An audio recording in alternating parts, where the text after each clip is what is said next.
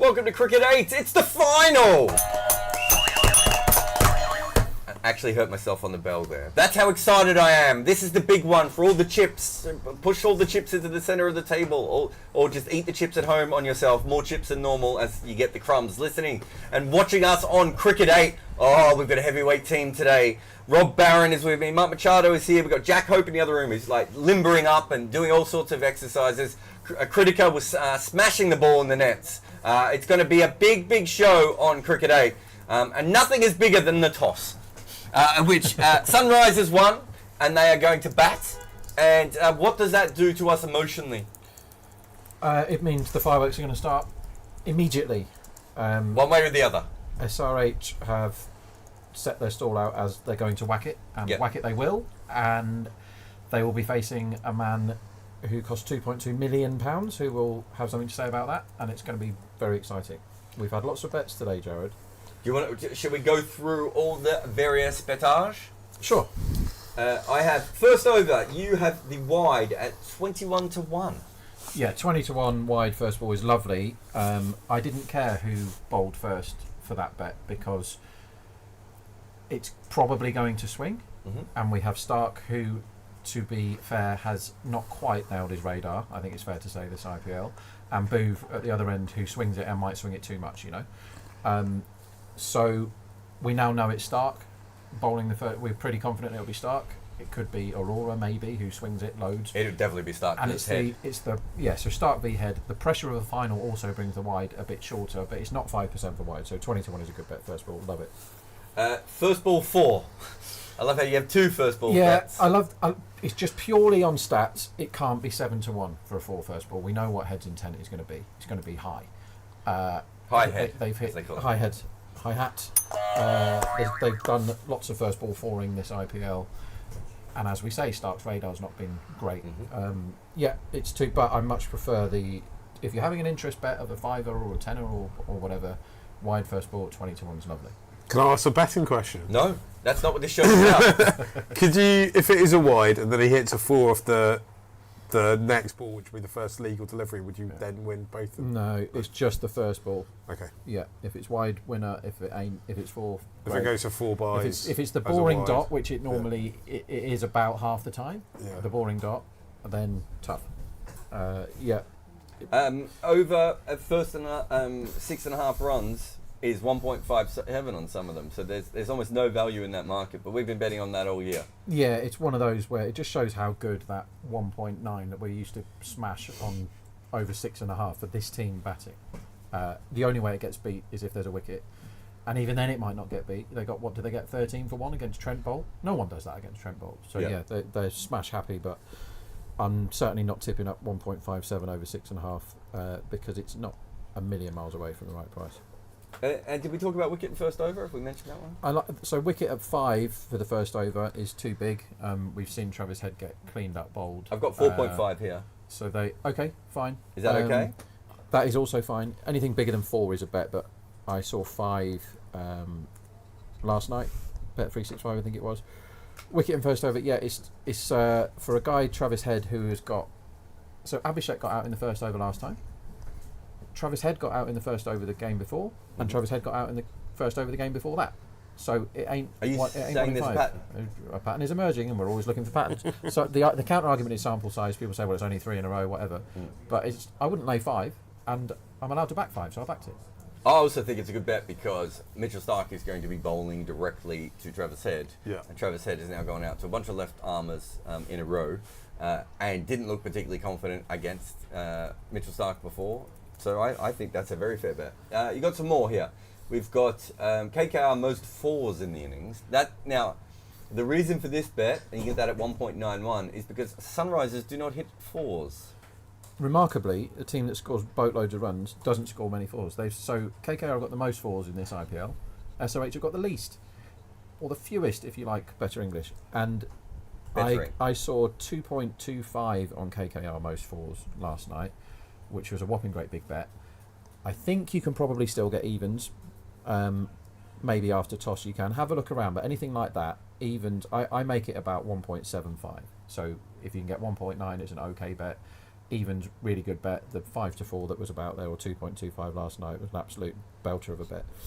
They go about it the SRH way, is try and clear the ropes. Mm-hmm. It's not hit the ball along the floor. And when you've got someone like Shreyas Iyer hitting everything along the floor, who knows where Narayan's going to... We'll come on to Narayan in a minute. Who knows where that man's going to hit the ball, because he certainly doesn't know. You then have under 30.5 fours at 1.83. Love that bet. 30.5 is too many. We saw one thing Chennai pitches almost always do is they die. Is they get worse and worse as we go on. With not on the same pitch as last time, which would have been an all-in under 30.5 fours, because Abhishek and your favourite Shabazz, Jarrod, was spinning it sideways. Mm-hmm. But it's Chennai. The line for sixes is 19.5. Under was 1.91. It's a really good bet at Chennai. Any deck they put at Chennai, it's a harder ground to hit sixes than a lot of these roadie ones that we've had in the IPL. The pitch is bang in the middle, which definitely helps. Last time it was way over to the side, and it was still unders for everything. But yeah, under 30.5 fours is a really good bet, 1.83, but under 19.5 sixes is equally good at 1.91. I'm just saying on Sky, you can get 7 to 2 for first wicket method of bowled. If you shop around, you will get bigger than that. Okay. It's one way you want to bet Travis Head specifically. Yeah. So Asia, that's harder to do. Asia are very good at that. Yeah. Asia, you can do it by batsman, and they're north of 5, which is a tremendous bet. And some of the bookies in England or Europe, they will do it by player, because Abhishek is much more of a court man than Travis Head is. Just while we've been discussing all this, by the way, the match odds have changed, and Sunrisers are now favourite at 199. Yeah, is that? They've won the toss, but it was slight favourites KKR before. I have no issue with coin flip at the moment. I think it's more likely to spin than not spin, which massively brings KKR into it for me, because Chakravarthi's been somehow got 20 wickets and been under the radar. We never talk about him. Another bet, 25 to 1 Chakravarthi man of the matches out there. Is he? Way too big. Way too big. He's got 2 of them already this season. He's just underrated. He's not a popular name. He doesn't do anything with the bat. He definitely doesn't do anything in the field. But he's a hell of a bowler. Very, very good. What else do we have? We have... we did under 30s. Sunrisers highest 6 over total at 1.83. Yeah, another one where the bookies think that the match winner is 50-50, therefore the highest first 6 overs has to be 50-50, and that just isn't the case. SRH definitely gun all the time in the first 6. Last time they lost 3 wickets early. They still got 68 in the first 6. Like, they can't help themselves but smash it. And another thing going for that is Salt doesn't play for KKR anymore, so all their numbers were very Phil Salt skewed. Yes. He did brilliantly well, and again, we'll come on to Narayan's run line in a minute, but Narayan is definitely getting somewhere back towards his mean, rather than scoring 100 every game at strike rate 190. That was just one of the world's great mysteries. And then they might go Shreyas number 3, which usually slows it down, whereas Sunrisers will definitely go Tripathi number 3, who speeds it up if anything. Yeah. If the bookies think that's a coin flip, and it ain't, so I'm on SRH highest first 6. Just on one of these bets too, you've got KKR most 4s.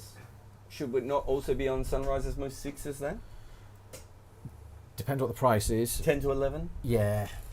Certainly now they're back. Not that I'm looking these things up live. If you can get that now, you should back it, because there's about 8 or 9% edge Yeah. for teams that bat first, because the team chasing, if they're chasing a low one, don't have to score any sixes. They can just make sure they chase it. And again, today when it comes to betting, no prizes for net run rate today.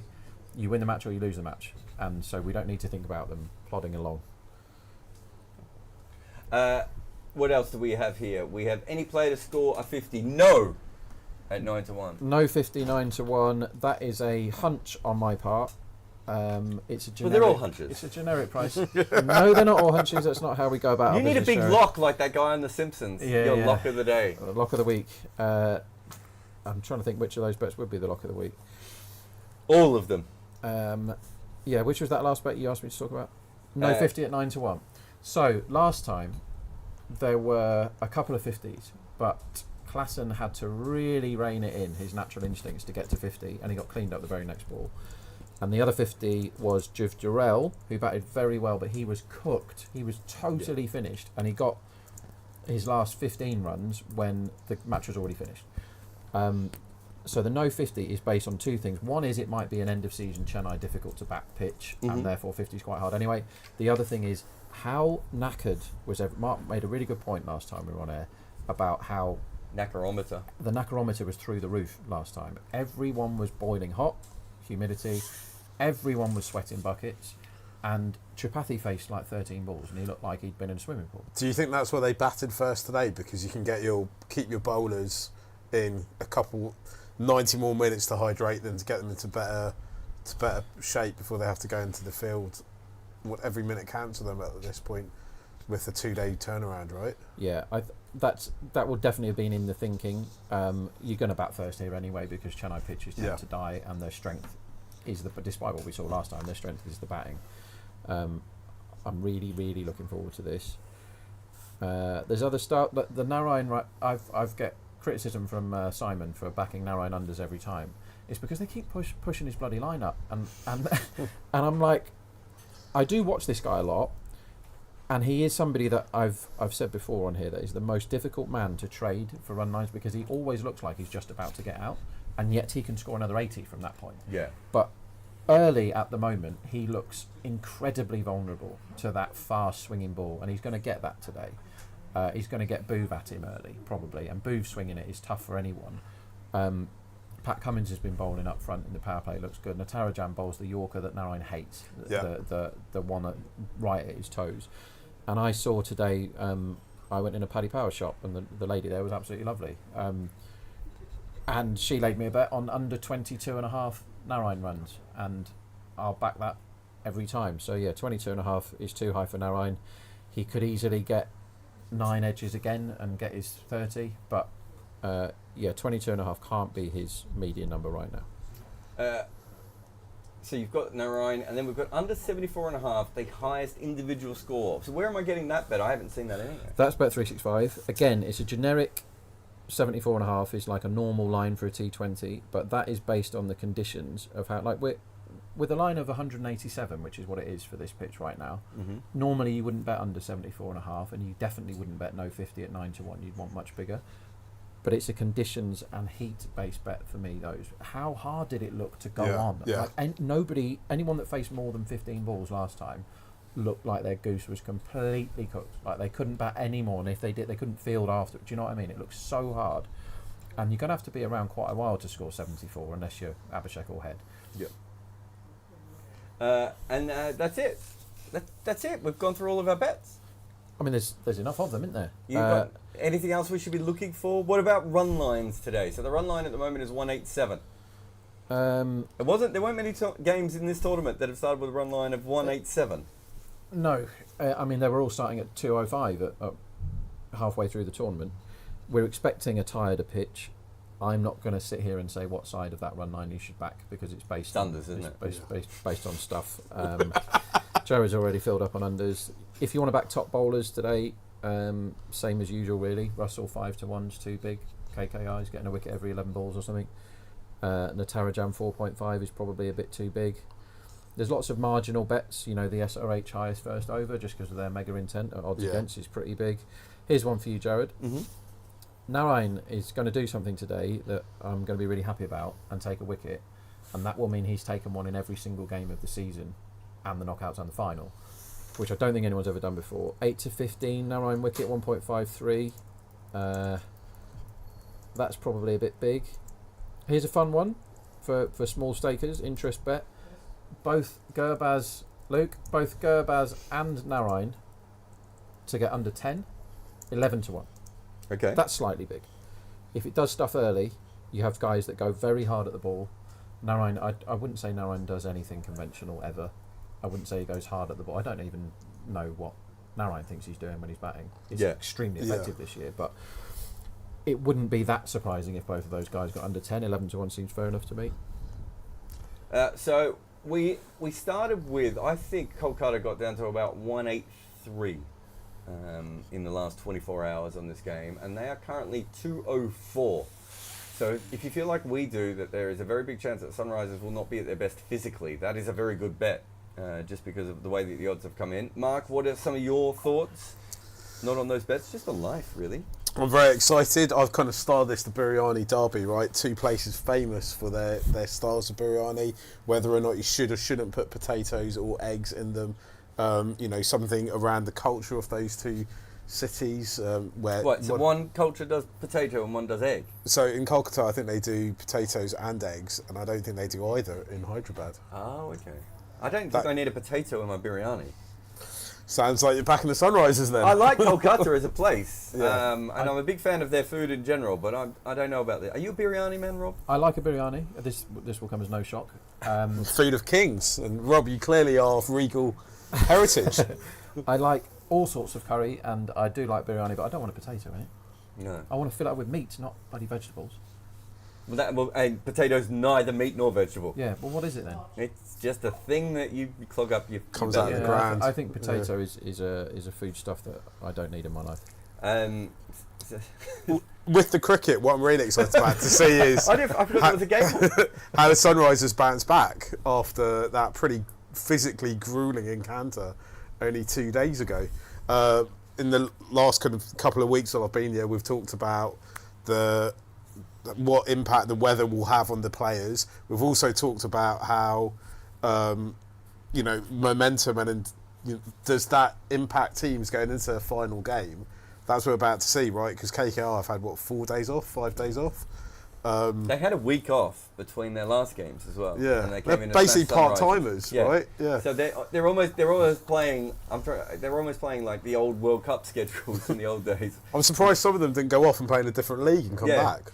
I've just got some messages on YouTube. Remember, you can email us live@cricket8.com as well.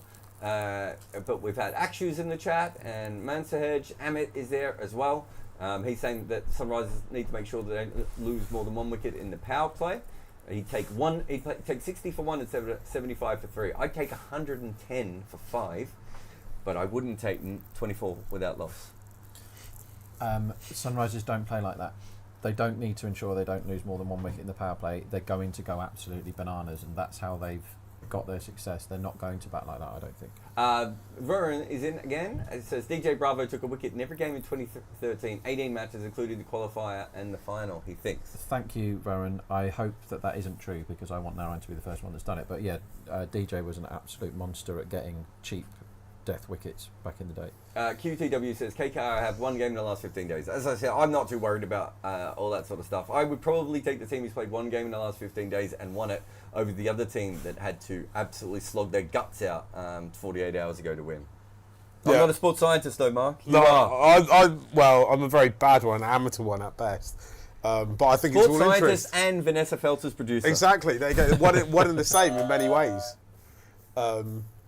I'm just interested to see what happens, right? Because I think it's actually at this point it's a psychological play. Like, what are the coaches in the dressing room saying to the players? How they motivated them? Do you need to motivate these players? So that, they're the best cricketers in the world, at the top of their game, in the biggest game that we played in the world this year. I did see something quite funny actually. I don't know how many of you have been following this at home, but Bangladesh have lost twice to the USA.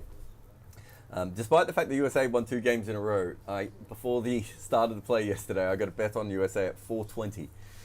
which is ridiculous odds for a team who's just beaten the other side 2 in a row. And then I cashed out very early on, and I cashed out at the exact right time because then Mustafiza took 6 for 10. But didn't USA drop a load of their star play, like their starting lineup? As They well still for had the it. game?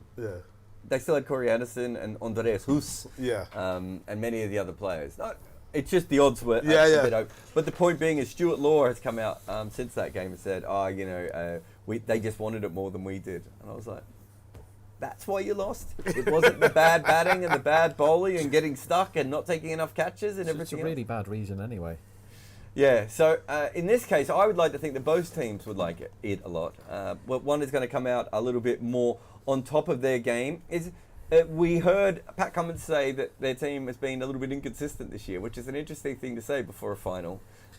He basically said at the toss, we sometimes lose cricket matches because of how we play, but we're going to play like this anyway. Yeah, and I love that. That's I think, exactly what we should be saying.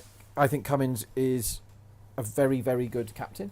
I don't say that often about teams in franchise cricket. He loves a final as well, doesn't he? He loves a final. I think it's a bit of a lame thing to say, but I think he's one of those natural winners, Pat Cummins. Like he's thinking in the last one, maybe it was a bit lucky that he was trying to burgle an over of spinning, and then it was like, oh, it's absolutely ragging. We'll just bowl loads of spin forever, and they won the match kind of from nowhere by doing that. You just couldn't possibly have thought that Shabazz and Abhishek with the ball is the answer for a crucial knockout game. But this is why you need flexible thinking in T20 tournaments if you're going to win it. The rigidity of Rajasthan is what ultimately cost them. Is like, we're going to do this, we're going to do this.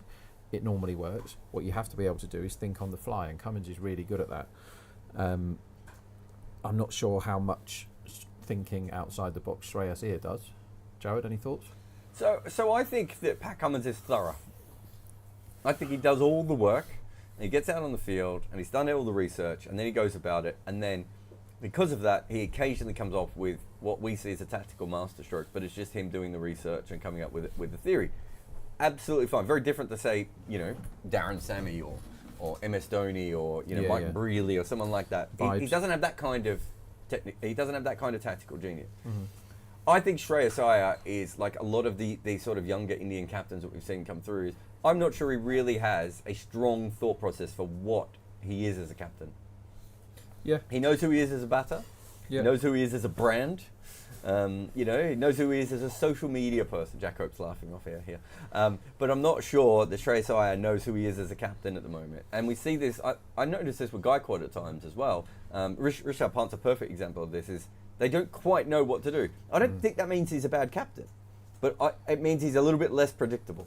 Limited. Is that in the preparation of the team, though? Is that what the coaches and stuff aren't feeding them enough data? They're not discussing it about, right, what happens if we get to the 14th over and we need to defend 60 So that's runs? different. Yeah. That's tactical, and that's in the game situation. And whether he gets that information or not, we hope he does, is completely different. What I'm talking about is, you're in the game. What is your ethos? Who are you as a captain? It's much easier to make... Shane Warne knew that in any situation, an extra 2 slips in would be handy here. Yeah. Right? Yeah. Alistair Cook knew that in any situation, having a ring field was what he wanted to do. Having that as a basis, I think, is a lot better. And I think there's a lot of captains who don't know who they are as captains. And so they don't even know which buttons to push and when to push them. I don't have any problems with the way he thinks about the game. I think when he first started as a captain, he came out reasonably. But I've never really looked at his captaincy and thought he has a clear through line of what he's doing. And when you don't have that, and I've worked with coaches who have that and with coaches who don't. The ones who do, even when they're wrong, there's something to fall back on. Right? And that would be the difference. Pat Cummins has something to fall back on. Pat Cummins is, I'm going to be safe, I'm going to be safe, I'm going to be safe. I'm going to try this little twist here. If that doesn't work, I'll go back to being safe again. Yeah. What's Shreyas Iyer's main skill as a captain at the moment? I don't think it's as clear to him. And he's young. Not everyone's He's just like a bloke that, that's called Iyer and has played for India, so therefore he's captain. Can I answer Kartik's question there on our YouTube channel? It's a very important question. American singer and rapper Drake made a big bet on KKR. What do I think about it? I'll tell you exactly what I think about it. He got the wrong odds. So this is why... It was a terrible bet by Drake. Correct. Terrible. He's getting absolutely owned by Kendrick Lamar at the moment, which is probably because why... of that bet? Before that bet. And Kendrick is probably penning a smackdown answer back to that bet because he backed 1.7 and they're odds against at the moment. He had $250,000. So I'm sure Drake is watching, whatever you call yourself, Champagne Pappy. If you want someone to lay you your bets, come to me. You will be accommodated, no problem. If you want to have $250,000 at 1.7 when you can get 1.98 for as much as you want. Because you would just take his bet. Smash into Betfair, thanks very much. Yeah. 30 grand for me. I would say you're good at rapping, but Kendrick has exposed you. You're not very good at that. You're not very good at singing either. Possibly slightly better in the bank account area than us, I think would be fair to say. But that is a horrible bet. If you want to bet cricket, please come to us. Now, in those sorts of situations, he's not betting his own money anyway, is he? No, he's been sponsored by somebody, and Yep. he tweets out betting like Mayweather does all the time in boxing. He's like, I've had this great bet. It's almost a terrible bet because you back 1.6 and it's evens. But it gets him, I guess, I don't understand how social media works, as you know, Jarrod, but I guess it gets him like more followers or something. Well, we're talking about it, right? So Yeah. that's like the most important thing for that bet. Okay, a couple of minutes to go. What are we expecting from the pitch, gentlemen? Pass. Well, I'm going to be doing some social media stuff now, so if you could talk about the pitch, that's how the program works. So You said you reckon the pitch is going to die, right? usually at Chennai, Yeah, the pitch gets worse as the day goes on. yeah. Sometimes, it's a red soil pitch today, Yeah. not a black soil. So black soil normally means raggy and sometimes crumbly and very spinny. The red soil pitches are generally better for batting. They will want a pitch. So the groundsman here will want a pitch that holds up for the 40 overs. Me as a punter and as someone that loves getting involved with matches when they get scrappy, I want this pitch to be dead from ball one, and it bounces twice before it gets to the keeper on this wide that's going to happen on the first ball, and then it rags, and then we'll have some of the best finals I've ever seen are these sort of 130 is an okay score. I don't think it's going to be that bad today. I think they'll have prepared a decent enough wicket, but the thing to look out for is the pitch getting worse and worse, and the other thing is what Shreyas is holding right there is the towel, because Dew didn't come in. It didn't affect the game last time. We kept looking at the camera, whatever it's called. We need to get a name for that because I get it wrong every time. But the camera that's got the massive wheels that we always look at for the Dew. Yeah. The what, Luke? Boundary camera. So the boundary camera didn't have wet wheels last time, and that's what you're looking for. Is one of the big signs for the Dew. So Dew could be a massive player in this game. It's 34 degrees with 61% humidity out there. I mean, do you fancy having a couple? Yeah. So that's why I like the no 50. And it's dangerous when you've got so much batting, like so many batting heroes. Yeah. To be tipping up no 50 at 9-1. But look at they just showed Dre Russ there. He's absolutely drenched in sweat, and he hasn't done anything yet. Here we go. We're getting pretty close, Jarrod. Yeah. We're getting very, very close. About to start. What do you think of the two kits before we? I know where you are. You're a Sunrisers kit guy. I mean, what I really like about this is KKR dressed like a Cadbury's Dairy Milk, and the Sunrisers are dressed like a toffee crisp. I don't even know what a toffee crisp is. Oh, it sounds like you made that up. No, they're still around, and you get them in like Poundland and maybe Lidl, which I'm not sure how easy they are to get outside the UK, but they are a confectionery which I kind of occasionally indulge in. They're pretty good. Yeah. We are about to see Mitchell Starc going up against Travis Head. One man who was paid the most ever in the IPL, and the other man who probably should have been. Yeah. £2.2 million. Travis Head It's not averages... £2.2 million, is it? You just make up the number every time. $1 trillion. You always say 2.2 million, and you always say $1 trillion, and I think the answer is somewhere in the middle. Right? I think it might be. Travis Head averages 78 against blue teams in this IPL, and he averages 20 against non-blue teams. There's a stat for you. If you like nonsensical stats, there's one for you. I can't wait for Sri Lanka to play Australia. Travis Head, drop them dead, says a sign that someone has spent a lot of money on and didn't really think about the phrase that they were going to use. What phrase would you use, Jarrod? Let's get some head. Yep, okay, it's not even 3:01 Try yet. explaining that one to the kids. All right, it's even money. No one knows who's going to win this final outside Rob Barron. We haven't had a tie in this IPL yet. What's the odds on? It's about 40. 50. Is it 50? Yeah. You just laid in, didn't you? Yeah. I could see you, Mark, betting on Ty. I could see Ty being one of your... Yeah, that would be the kind of thing I would go for.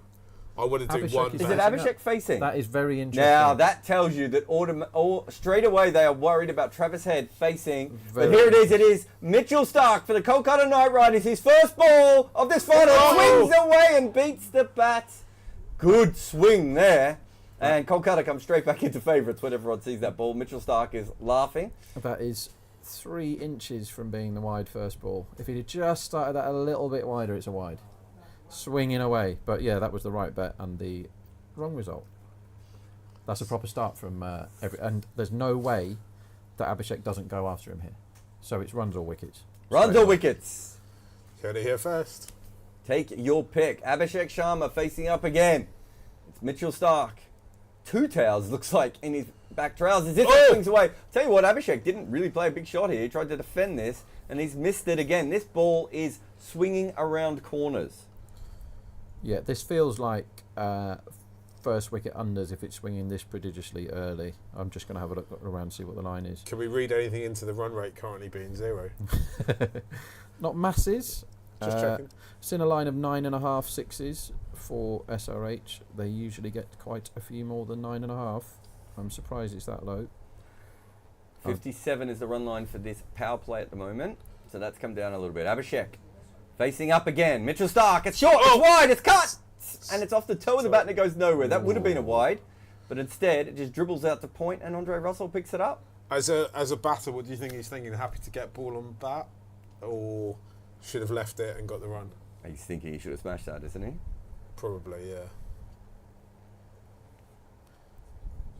The reason I couldn't possibly bet overs on the sixes and we advised everyone to bet under 19.5 pre is because it's Chennai and it's much harder to hit sixes here than it is in other grounds. Yeah. But this is a guy that doesn't mind hitting them, Abhishek.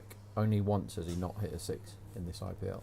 Here he is again. We've got a slip and almost like a second slip in place as well. Swings away and it's hit to deep backward point.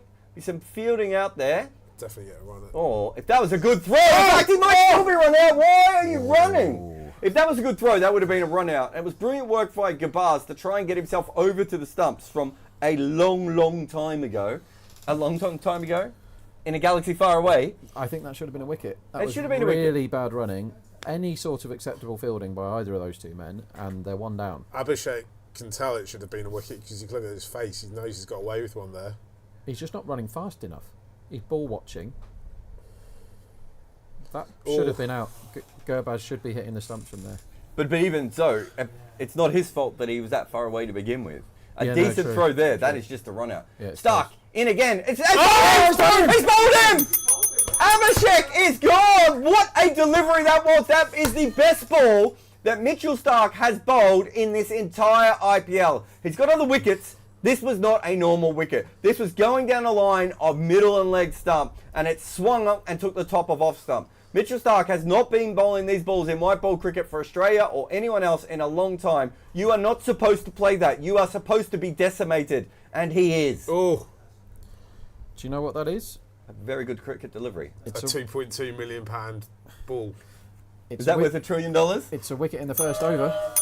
So it's our first winner of the day. Is 4-1 wicket in first over. Boom. You're welcome, everyone. Exactly. What a beauty that was. So bowled is something that, when Starc is bowling here early, is massively in the game. Like he ripped through Travis Head last time. So this time they go Abhishek because their Head, presumably Head makes that decision that I don't want to face the first ball because I'm vulnerable to the swinging ball from Starc early. Do you know what? It's a conversation, right? He's never faced him before in a T20 before this IPL. Abhishek. Head hadn't faced Starc before in a T20. No, but obviously faces him in the nets, and Yeah. so it is a bit different. I think it's a conversation you have. Who brings it up is the interesting one. Yeah. Yeah. As an analyst, it's the sort of thing I wouldn't probably bring up directly with the player. I would say to the coaches, "Are we sure?" And then we would find the most even Tactile way to do it. of coming up with it. Yeah.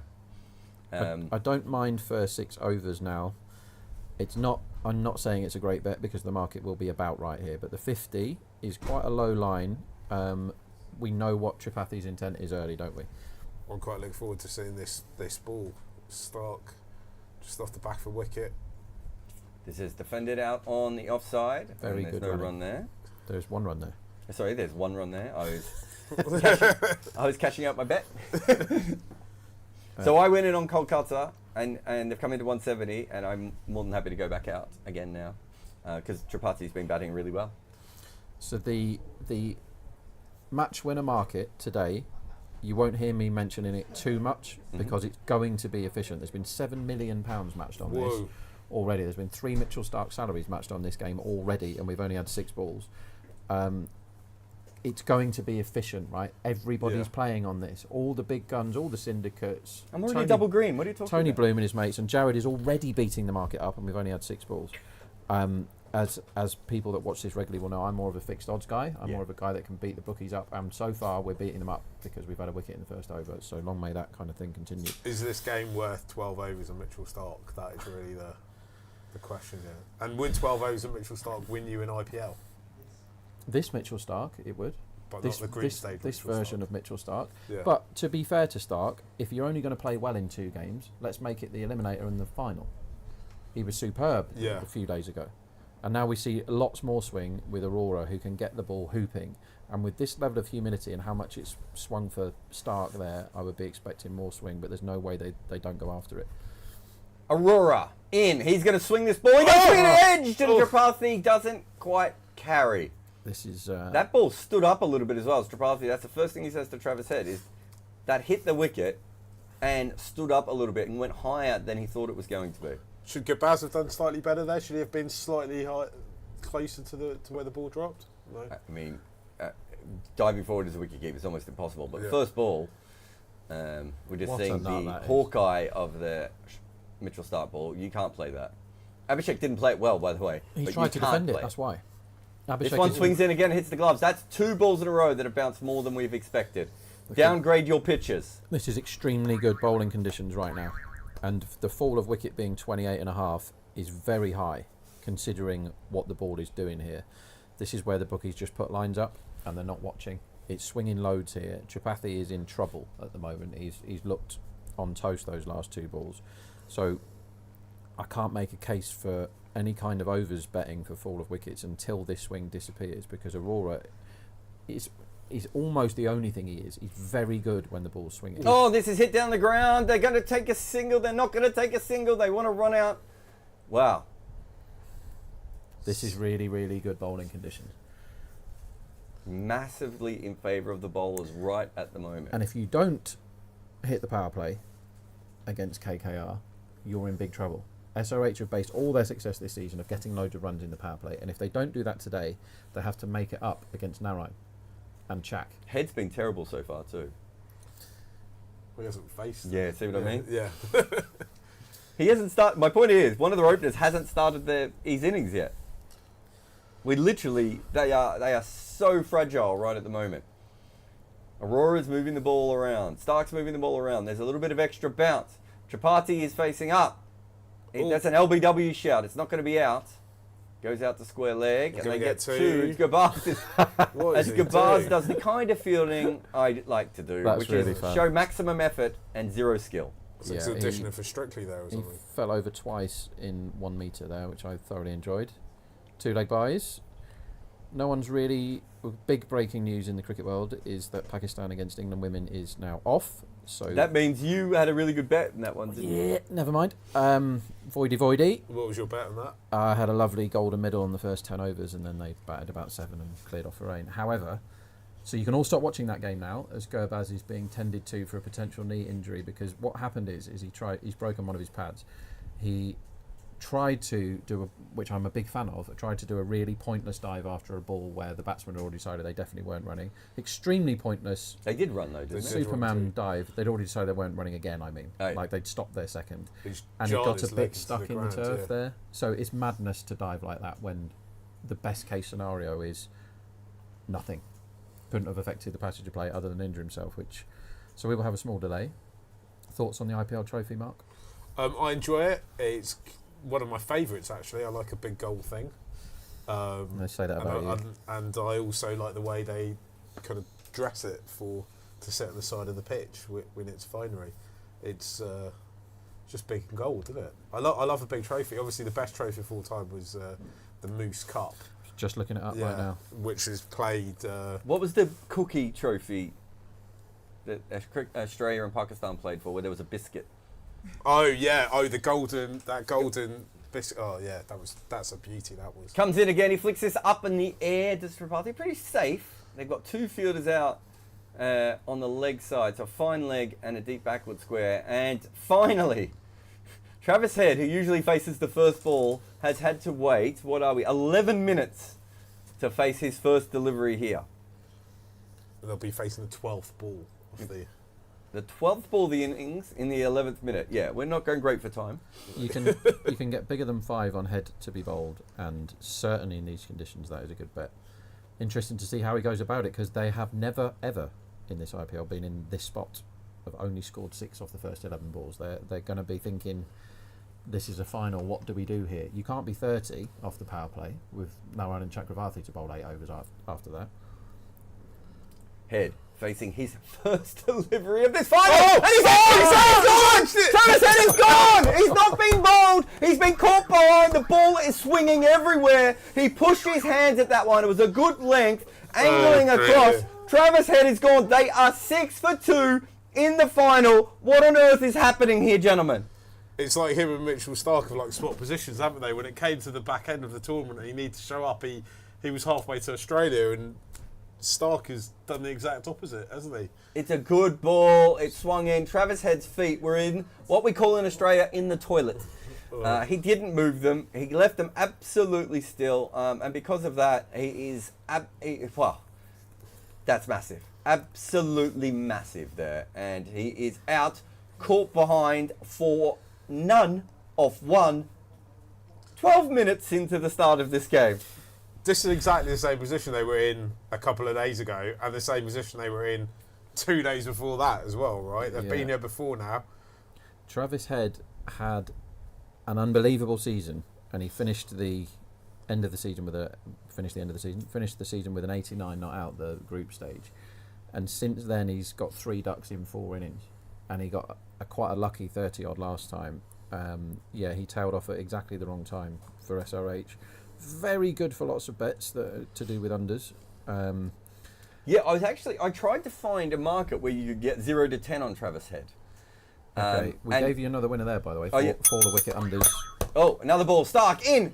It's a half volley on leg stump flick for 4. We have runs. I didn't know that you're allowed to score runs.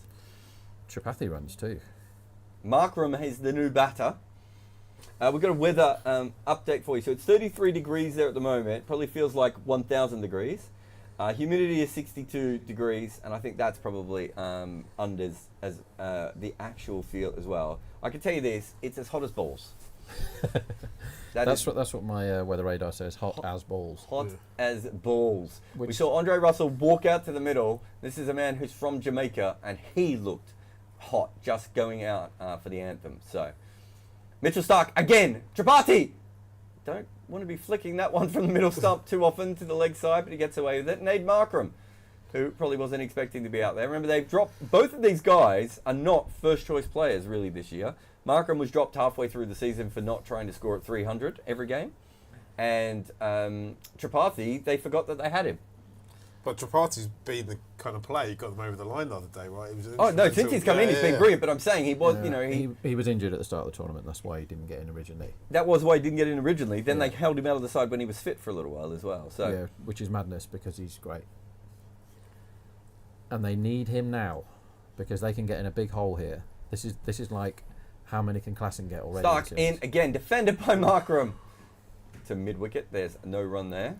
And Markram is going to, despite how experienced and how good Markram definitely is, he is in one of those situations now where it's like, now what do I do? Because he prodded at one last time and got out for nothing. He's not had a season to speak of because they've not picked him.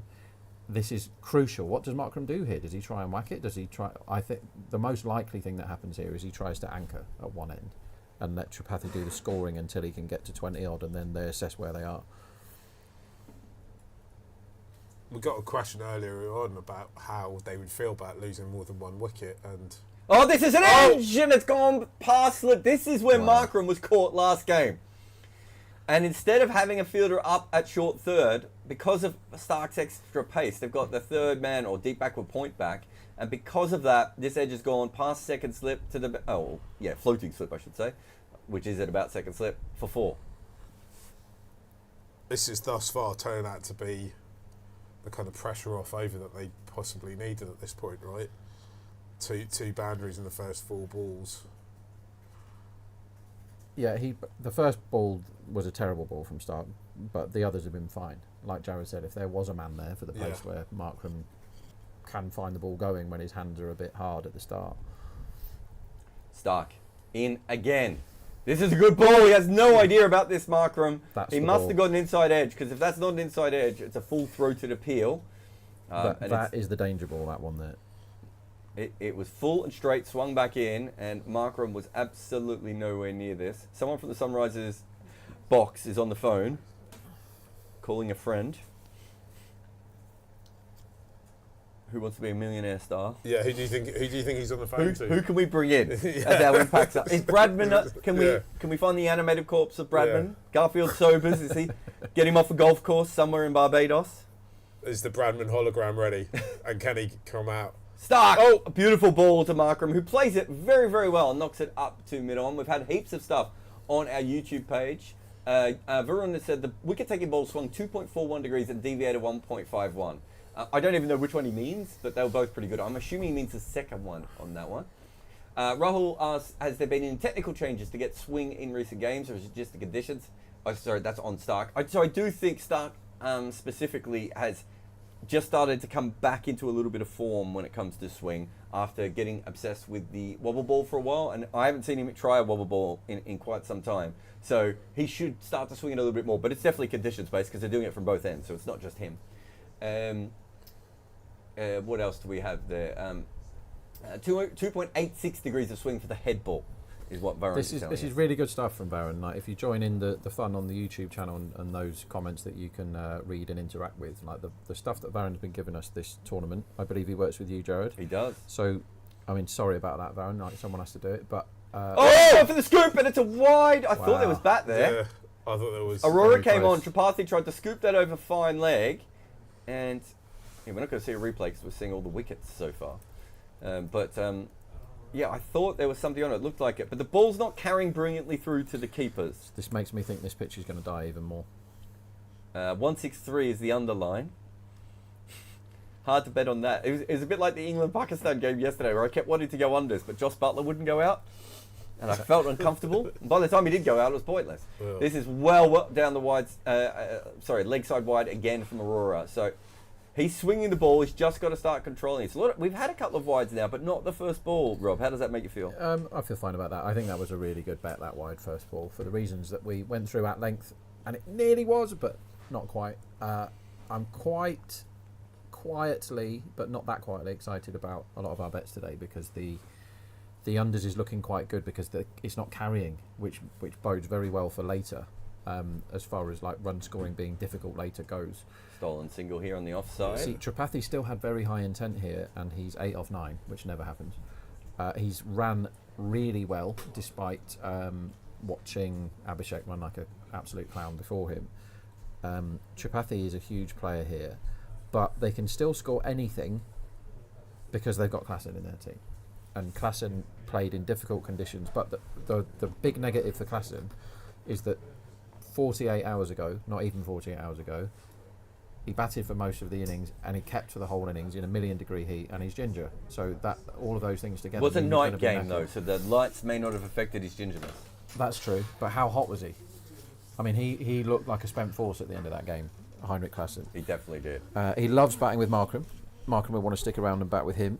I can see the next man out of 1.62 for Tripathi, which I definitely couldn't back.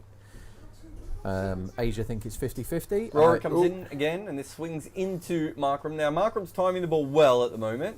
So we've seen a couple of balls go to mid-on and mid-off quite quick there, Mark. Yeah, I'm just interested to see what his intent's going to be in the next few balls, right? The next kind of over or two. Whether he's, Rob suggested he might play the anchor role. We kind of beforehand thought actually SRH are all about intent. So will he continue to be happy at a strike rate of about 90, or will he want to kind of accelerate through? Oh, again, this swings a long way. It's down the leg side. There's a fumble at short mid-wicket from Chakravarti. They take a single. I think there was always a single there, but yeah, that swung a long way. Aurora's actually having trouble controlling the ball here. It's swinging too much for him. Yeah, whether or not these guys bowl a third over, do you think they do? I think Stark might get a third over. I think optimum use of Aurora is as many overs as you can at the start and then don't bowl him again, basically. But is it to, like, Stark looks tired there, like it is hot out there. But how... Oh, Tripathi comes down, he swings at this and misses. The firms that think this is 50-50 next out are wrong, I would say. Because Tripathi is now got to the bit where he's 8 off 10, swinging like mad, as Jarrod picks his phone up. That shot there, that has moved loads off the straight. That shot there tells me that Tripathi has had quite enough of being under a runner ball, and he's going to do something daft quite soon. Just on the conditioning, because you were talking about Stark looking knackered. I mean, being in the field and fielding is still going to make you knackered. Oh, so, down the leg side again, another wide. Aurora's just got to get that wrong. Oh, right, sorry. Sorry, gentlemen. They will have, you'd imagine their sports science team would have information about how he deals with fatigue and how fatigue will impact him, right? So they would have figured out whether or not he should bowl at third over now, or if they should hold off doing it. It's a good point. Probably. You're probably right. It could be one where the captain goes, Mitchell, how do you feel? Yeah. Are you okay to bowl another one? I'd want him to bowl another one here. I definitely want Aurora to bowl another one because Aurora's had it on a string. Oh, this is a good ball, dropped at his feet, and that is still another ball to come in this over. Just having a look. So I'm on Betfred. They have a bet here, which is Sunrise's batter, and that's all it says. Match bet 3, and it's Markram 11-10 and Tripathi 8-11. Does that mean next? That's who's. If it's match bet, it's who scores the most runs. Okay. Next man out is not always that easy to find. It's under wickets on that particular website.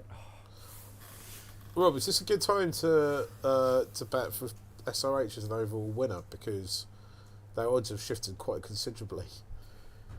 I think the 1.46 sounds fine to me. Markram looks to me very much like he's going to anchor. It must get easier as far as the pace goes. Yeah. A bold move now would be Narayan to give him an over. He likes bowling the fifth. Like I say, they haven't hit a boundary off Aurora 2 overs yet. I would definitely give Aurora another one. But to answer your question about the betting, I have to cede to the very clever people in the Betfair market and think that 1.44 must be about right here. If I had to, with Stark coming on for a third and being quite hot and it swinging slightly less, if I had to bet, I'd lay the short one. But they could win the game in the next 10 minutes if they go bang bang here. Yep. If you're a Brighton fan, do you think Mbappe's on the way off the back of this? I would like to see that, but it can't happen. Okay. It's a good question. Sunrise's highest first 6 overs is in trouble. It's in huge trouble. They need an over of 20 somewhere for that to win. And this could be their lowest. Or no, they had one terrible one earlier in the season. First 6 score. I can look that up while you two chat. So yeah, just on the match market, I don't think there's any real value going in either way here, because any bet you do now would be a micro bet, because you're betting until Narayan and Chakravarti bowl anyway. Yeah. Right. So if you did want to go in now, let's say you thought these guys are getting tired and the ball's not swinging as much, although it certainly swung last over. As Stark is bowling to Tripathi here. This doesn't swing, and because it doesn't swing, he always gets a caught behind. It was a pretty ordinary ball, wide, and fished at by Tripathi, but he didn't get anything on it. So you have to bet on what's going to happen in the next couple of overs here. Yeah. Because any bet you make, you're going to have to quickly take out again. The reason I brought the question up, though, is because I could just see the odds shifting out. So I wondered if there might be some value in it for people, but I defer to your greater knowledge. Stark, 1 for 12 after 2.1. 1 for 12 after 2.1. It's 21 for 2 as well. It's a Richie Beno orgasmic dream at the moment. How's your Richie Beno impression, Jarrod? I don't really have anything special. I think the whole of Cricket 8 wants you to have a go. Yeah. The whole of Cricket 8 online panel. Yeah, they're asking in the comments. Morning, everyone. I think that's the greatest phrase in cricket, by the way. Me too. It just made me feel happy. It's just like whenever he said that to everyone. It's massive! This should be out! This should be out! We're waiting for it to come down, and then it's caught. Oh my! Wow, Tripathi went for one. It was a length ball. He tries to whip it away, and he's hit that straight up in the air. Now there's some value in the Sunrisers, Mark, as they crashed to 21 for 3. Kolkata coming to 127. It really wasn't a special ball. Stark's bowled some incredible deliveries, as has Aurora. This looked like, to me, just a half volley, and Tripathi's tried to go with it, but it's that weird bounce, I think. It bounced a little bit higher than he wanted, and he hit it straight up in the air. And I tell you what, it's very rare you have to see a fielder stand that long under the ball and take that catch. That was good effort, considering in this tournament, taking catches has been voluntary coming in. It was almost so high, you thought, coming down, you were like, oh, this is exactly the kind of ball that gets dropped to this edition of the IPL. Yes. Ring the bell for the next man out, please. Oh yeah, I just got that. That's myself, actually. Thank you. Lovely job. Lovely job. I've got head on unders as well, but I'm still annoyed I couldn't find anywhere from a 0 to 10 for head, because I thought that was my best bet for head. SRH fans looking dejected in the stadium, don't they? Was that the same fellow who was on the phone a couple of overs ago? Well, he's just trying to call someone. Yeah, no one's picking up his calls anymore. Nitesh Reddy is come out to bat. I just hope he's not on the phone to a betting exchange. If he's in the SRH dugout, they look like Murray wouldn't have minded a bowl at Chennai. Yeah, he loved the bowl there, didn't he? And now we see Reddy, and we were talking about Reddy last time. He's had a really good season, but he is a kid, and coming out into the cauldron here, where it's super hot, when you are young, relatively unexposed, and don't have baggage and stuff, you think, express yourself. If he tries to do that here, he's going to get out straight away. So what does he do? Last time he got stuck, Reddy, he didn't, in between the do I play with high intent that's got me all my runs, or do I calm down because we're 3 down? He's got to do that again now. He's coming in the 5th over as the number 5. This will tell us a lot about him. He's 21, also, just 21 today, by the way. Was he? Is he? 21 today. Also, just a small one. He came out and instantly had a problem with his helmet, and he looks nervous. And he also talked. He's already had a quick chat with the umpire. I think the umpire was saying, "Hurry up." Has any cricketer ever walked out with being a Sri Lanka fan with helmet trouble ever in World Cups or anything? Called Angelo Matthews. Yeah, there was an incident where obviously spirit of cricket does not engulf Bangladesh as a team, and since then Bangladesh have had a horrid time. They've lost lost a whole series to associate teams. Do you think that is karmic retribution? Yeah. At its best. Yeah, yeah, it is.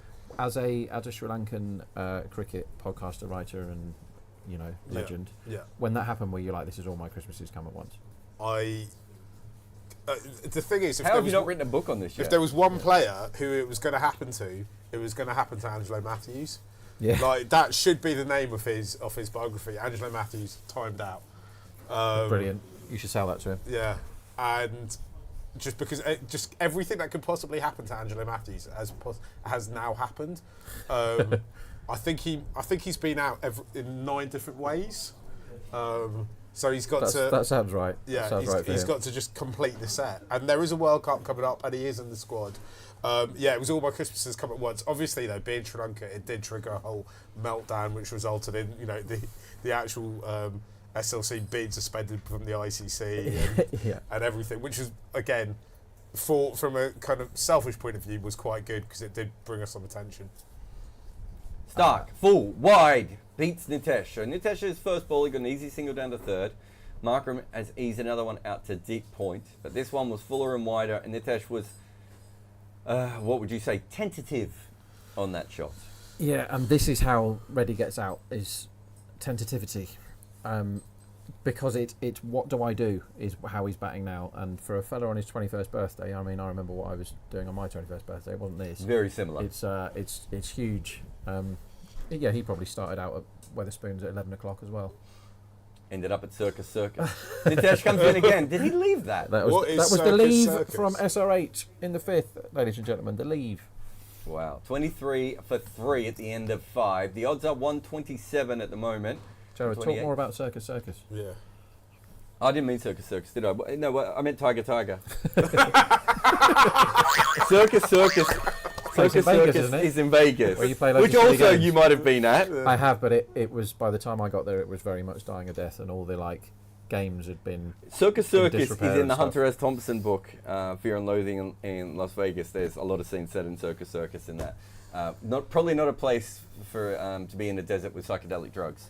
That particular casino, but Tiger Tiger was the one I meant. I assumed you started at Wetherspoons and ended at Tiger Tiger. It was a classic 21st. Somewhere similar. It was probably in Aurora. In again. This swings the other way. This is absolutely correct. So if he gets through this over, even if it's 8 for none, it's the perfect start. Stark has bowled 3, Aurora's bowled 3. They haven't had an over of spin yet, and almost all their success this season has come down from Narayan being at one end and Chakravarti getting wickets at the other. They haven't bowled at all yet, and they are miles in front of the game. Short, wide, cut over the top. There's no fielder back there. One bounce fall from Aiden Marker, maybe a couple of bounces actually just before the rope. It's not a bad time. I mean, I would never tell anyone to back 130 because it's quite short, but it's not a bad time to put money on here because they can't have a massive over here. Sunrisers.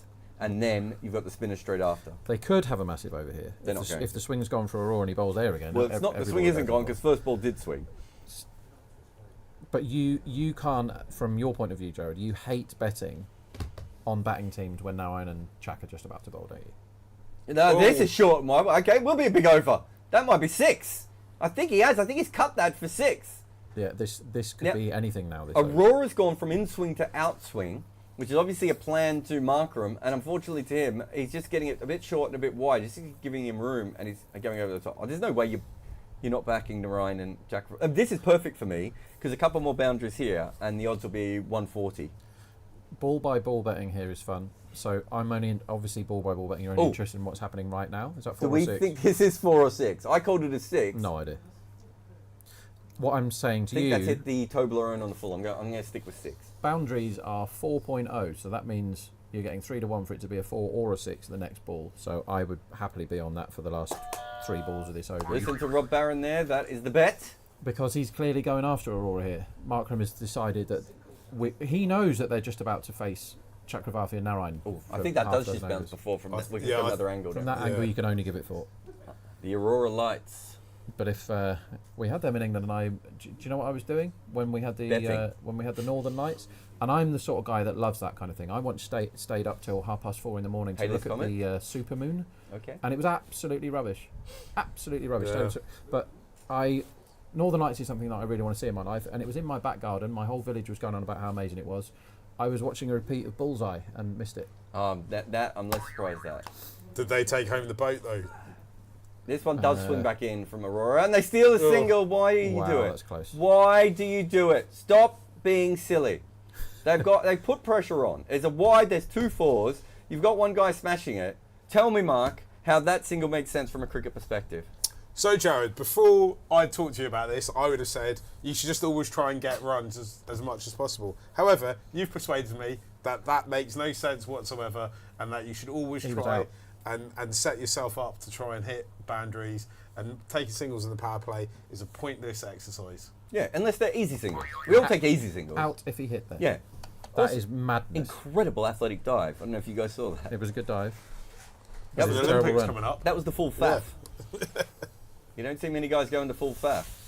They're in a run a ball. Is it possible the Kolkata will have a worse top 6 than this? Their worst this season was 37. So they had one real stinker. That was against Rajasthan. They got Trent bolted. But as we said very early, it's been really hard batting conditions. Swinging loads for 2 very good swing bowlers. When Stark can get it moving, and Aurora is just a swing bowler, so when conditions suit him, he's lethal. This is a big 3 balls for him personally, though, because his figures could actually look quite bad after these 3 balls if he gets hit for a couple of boundaries. Do you think Nitesh will keep going here? Start going, I guess. Yeah. I think they know how important these 3 balls are for their score, because they know who's coming in the 7th. I want to see this ball before I make any decisions. Wow. That was short and swung away, and Nitesh has now left 2 balls. Now, to be fair to him, it was just because it was nowhere near where he wanted it, that one. 23.5 looks a fair way off for Reddy, because look who he's going to have to face in a minute if he's not scoring right now. Let's see what lines we can get on him.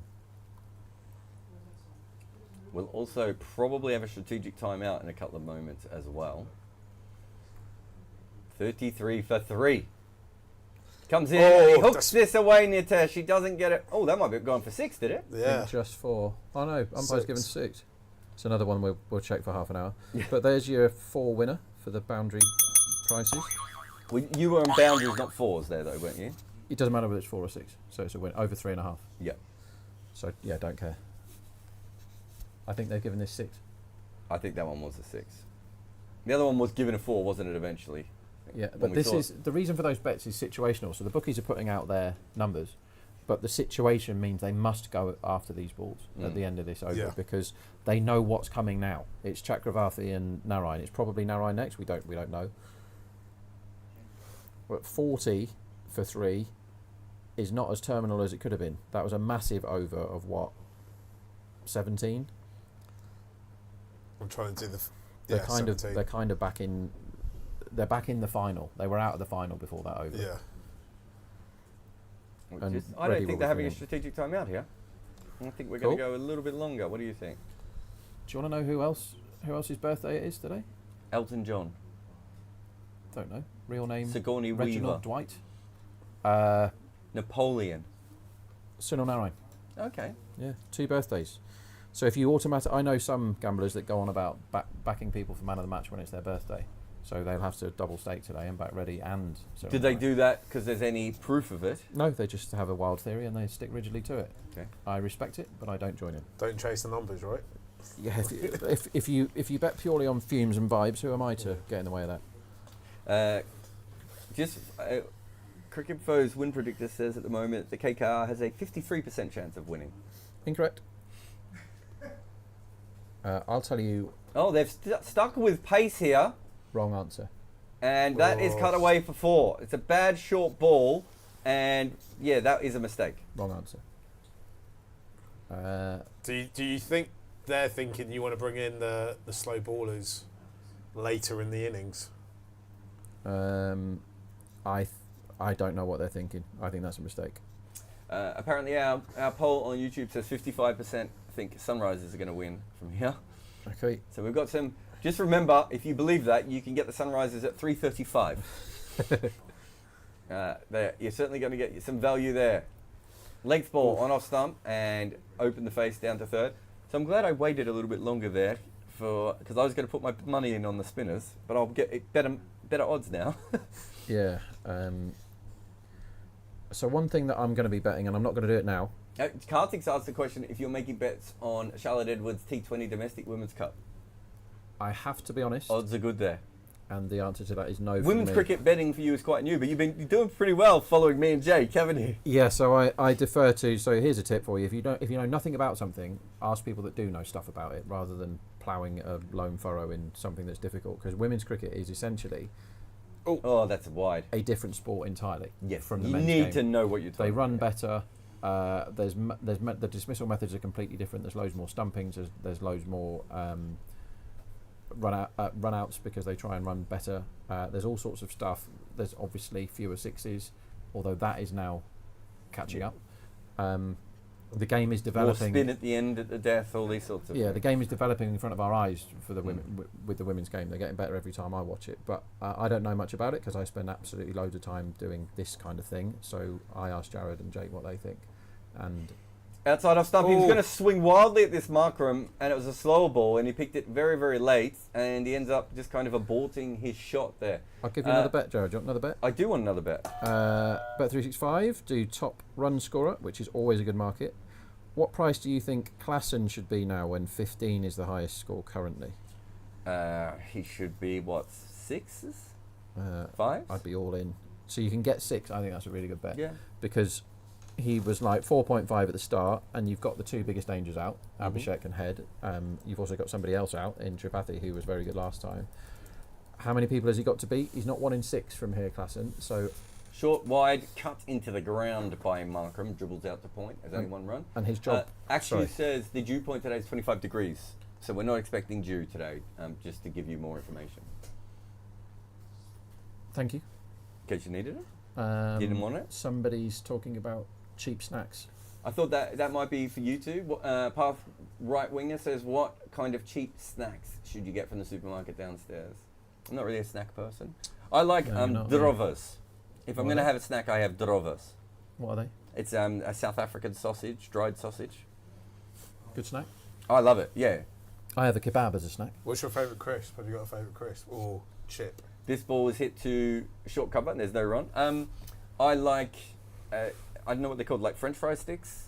I think they're called French fries. Is that what they're called? Yeah. The super salt and vinegar ones. It's about the only crisp I eat. Oh.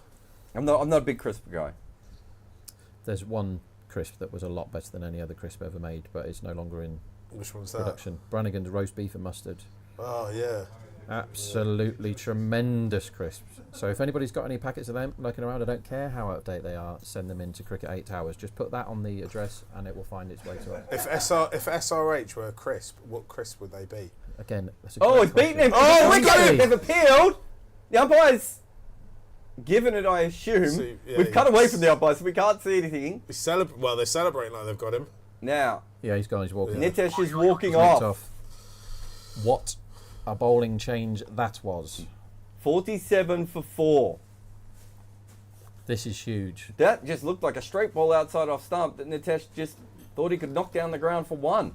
They've got to this Have a- final on the back of the performance of 2 bowlers. It's a wobble ball. Oh no, nipped away. That's a better ball Lovely. than I thought. Yeah. That's a good Lovely. delivery. This pitch is doing stuff. We might get Varun to have a look at this in a little while. But this pitch is doing something off the surface as much as it is in the air.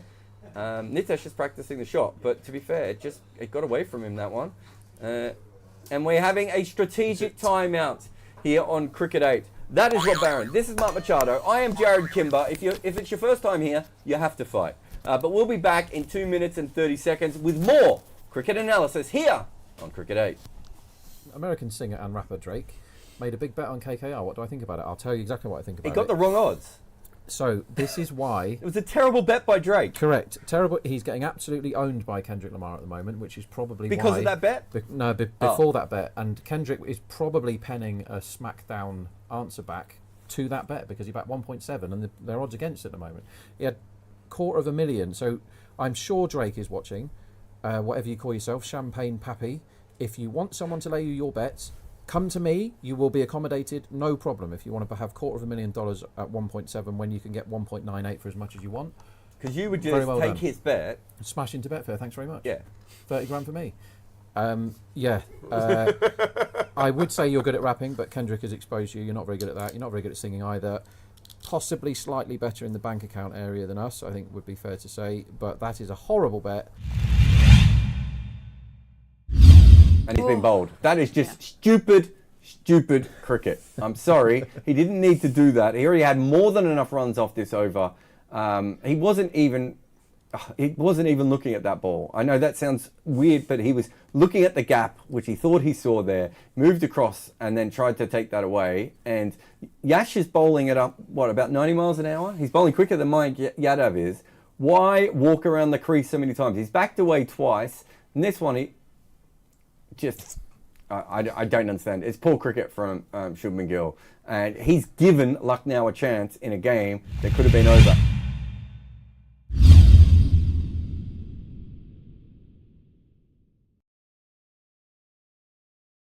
I have lost more than I've won. So I've got a 66% win percentage, but I've won far more than that. And that I've actually lost because I put the wrong bets on. But it gets better. I mean, this is very much like my girlfriend's at a different school, isn't it? But he's seen them though. I sent him he's aware of all that thing. But he also I've actually been right all the time. It's just I kept pressing the wrong button. But no, I'm going to tell you why it gets better, because the other day I did manage to pull it back. The other day Sudarshan came through, and I've never done a bet on Sudarshan being overs, but you know that he's the most consistent player, so you should bet Sudarshan overs every single time. He has something like 60% of his innings between 20 and 45 runs. No one else is close, right? So I went for the overs, and I was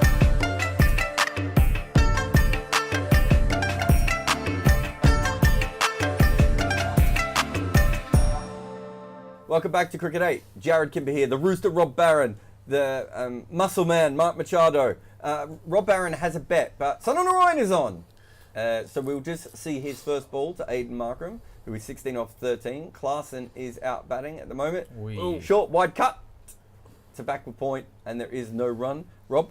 So this is a bet that I might have mentioned once in the whole of this IPL. Oh. It's not something that you get rich backing. You have to pick your spots. This is the spot. LBW is 11 to 1 or 12 in decimal odds. That is too big, and I will tell you for why. Narayan is on. Chakravarti will be on at the other end pretty soon, we assume. both of these men aim at the stumps, and intent has to be lower than normal for SRH because they're in huge trouble 4 down. Klassen, we saw that Klassen batted within himself for his 33 ball 50. That's how good Klassen is. When he bats within himself, he gets that kind of innings. So I'm not expecting them to get bowled by playing expansive shots. Their caught is always the most likely form of dismissal for top level T20 players. But if he gets caught on the rope now, you'd think that is a dismissal that's out of the reckoning for this stage of the game. So low intent and bowlers that aim at the stumps, quite often, that ball, for example, right on the middle stump that ball is aimed. I'm on LBW for now. And if they were whacking it everywhere, there's no way I'd consider being on at 11s. But yeah, that's a good price. And Klassen is not 5-1 top bat anymore, which is what we backed 10 minutes ago or whatever it was. I never got that one on. I couldn't find a market. 2 South Africans at the crease here. Do you think that makes much of a difference? Do you think they like batting with each other? They definitely like batting with each other. Done it a lot, haven't they, in nil overs of games. So I think that will help. I think 440 at the moment's an interesting bet with these two in. I wouldn't put a lot on it, but this is the game, though, right? If one of these two kicks on and makes a big score, then they could have a serious impact on the outcome, right? So Orville Tutenbacher says, how can Sunrisers come back into this game? Look, if they knock around the next 4 overs here, or 3 overs probably, and then both of these guys have faced 10 balls, one of them can press the button, and we know which one's more likely to, but Markram could press the button as well. Yeah, you get these two guys set is the answer to that.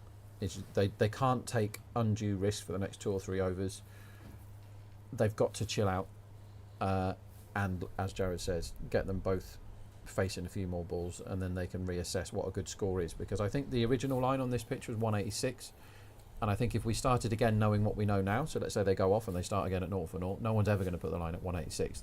That's a kind of 230 on some of the other pitches, that kind of number, because it did absolutely loads early. It's not spun much there, but Narine wasn't trying to rip it, was he? He was just trying to get through a cheap over, which is what he's done.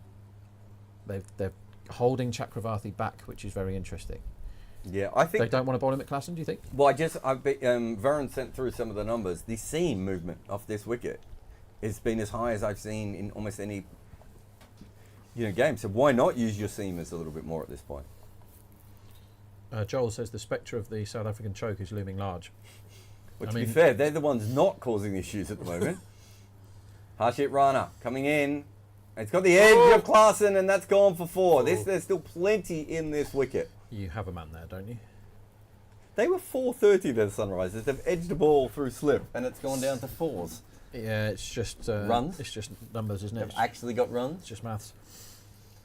It's just maths. I'm baffled of whether I should be betting here. Well, it's how quickly it moves that surprises me, right? It's like 1-4 that actually could have not. It wasn't a particularly great strike of the ball or anything like that. It wasn't even intentional. Yeah. And he was trying to just push that for 1. Klassen, full. Gets on top of this one and finds a single on the offside. Easy enough. He's got 261 runs in the middle overs in this tournament, a strike rate of 156, which seems low for him, if we're being honest. Yeah, that's him poodling around. I mean, there will be people out there, if you're on the under 19.5 sixes hard, which I am, you can bet over 5.5 sixes in this innings at 1.72 now, which seems a little bit on the low side when you consider who they've got here. They've still got Shabazz, haven't they? And the potential of subbing somebody in. Cummins can get you the odd one, but Set Markram is very good at hitting 60. But so to answer your question from a minute ago, Mark, the 2 South Africans batting together, they love batting together. Yeah. Like they did some wondrous things in the 50 over World Cup, these two. Yeah. When Markram basically is slightly more aggressive in terms of the intent because he's trying to run the 1s and 2s, and what that allows Klassen to do is get in, and I think he's a more comfortable player, Klassen, when he's got Markram at the other end to sort of, they're a very good partnership. And then I don't know if you remember in the World Cup there was a drinks break in one of the games after 30 overs or something, and they both clearly had a chat with each other. So, right, we're both going right now. Yeah. And they suddenly scored 15 and over. And dots for some teams here, you'd be questioning, is he going to do something silly now? He's just played a forward defence, it's gone for none. No chance for Klassen. Like, there are certain bats that ready a dot is a big deal because he's thinking, I've got to catch up. Whereas Klassen's thinking, I just need to be around in 5 overs time and we'll probably get a score that we can defend. So this is huge. This is a huge part of the game. They've done really well to bowl Harshit 2 overs here. They haven't, but Chakravarti's got 20 wickets in this IPL and he's not bowled a ball yet. They're in great shape here. But nobody's in great shape until they've got Klassen out. Harshit, 18 wickets in this IPL, is bowling to Klassen. Ooh. Who gets the inside part of his bat back to the bowler. There's no run there. Bit acrobatic there from Harshit, wasn't it? Yeah, he almost did a cartwheel. Yeah. Same. Jarrod, what set of circumstances must arise in this game for you to do a cartwheel? I don't think I can do a cartwheel. I don't know if I have the requisite. We believe you can. There's only one way of finding out, I'm isn't it? pretty sure I can. Don't let cricket 8 down, Jarrod. So can you message in if you want to see Jarrod do a cartwheel on this table at the end of the game? Yeah. It's funny how many. So Joel Edwards has said the spectre of a South African choke is looming large. It's funny how that's become the narrative. With these are the two. Everyone else has choked already, and no one from any other ethnicity or background or national identity is being accused of a choke. The 2 guys that are out there are actually not out. Markram's on 19. What's the second top scorer of this game? It looks like he could choke in the next 12 overs, though, doesn't he? I don't know how that actually looks beyond giving a wicket away, but Yeah, this score is certainly not the fault of anybody who's South African. I think it's fair to say. Yes. So and also the whole idea of a choke, of course, is usually doing it from a position of strength. yeah. So we're not having it just now, Joel, but we might come back to you later. Yes to Jarrod cartwheeling. Give the people what they want, Jarrod. I don't think I can literally give them a cartwheel. I know I couldn't. Sunil Narayan went for 4 in his first over. It'd be interesting to see what they do here. One thing that I would look out for, to be fair to Decimal, they're onto it, but sometimes in this phase, the bookies put their odds out as if it's not possible for the batting team to score a 6 because they press all the buttons that say low intent, this over's going for 5 or 6, and it's going to be singles. But if you bowl a ball that Klassen likes, his muscle memory kicks in. He's going to accidentally he just goes spank 6. Oh yeah, I am. But the low intent Klassen, this is a thing that some people find hard to get into their psyche or their training or whatever. The low intent Klassen scores at a much slower rate than the high intent Klassen, obviously, but he still scores 6s because he's that good at hitting 6s. So if you bowl a bad ball to him on his pads, his muscle memory kicks in and he's like, that's a ball that I know how to hit for 6 every time, and it's not risky for him to hit that ball for 6. Markram gives himself some room there and plays a good shot, but can't get it away. Jarrod, Rob quite frequently says that Klassen is the best white ball batter in the world right now. Mm-hmm. Do you agree with that theory? I mean, in this tournament, he slowed down a little bit. Yeah. So, you might. Would you not want Travis Head up until about a week ago? No. Up until a week ago, you would have wanted. Travis Head was a more important player than Klassen because of where he batted. I think that's fair, but I still want Klassen. But yeah, over the last, what is it, 2.5 years, no one. I don't think anyone's ever had a run like Klassen, even Andre Russell.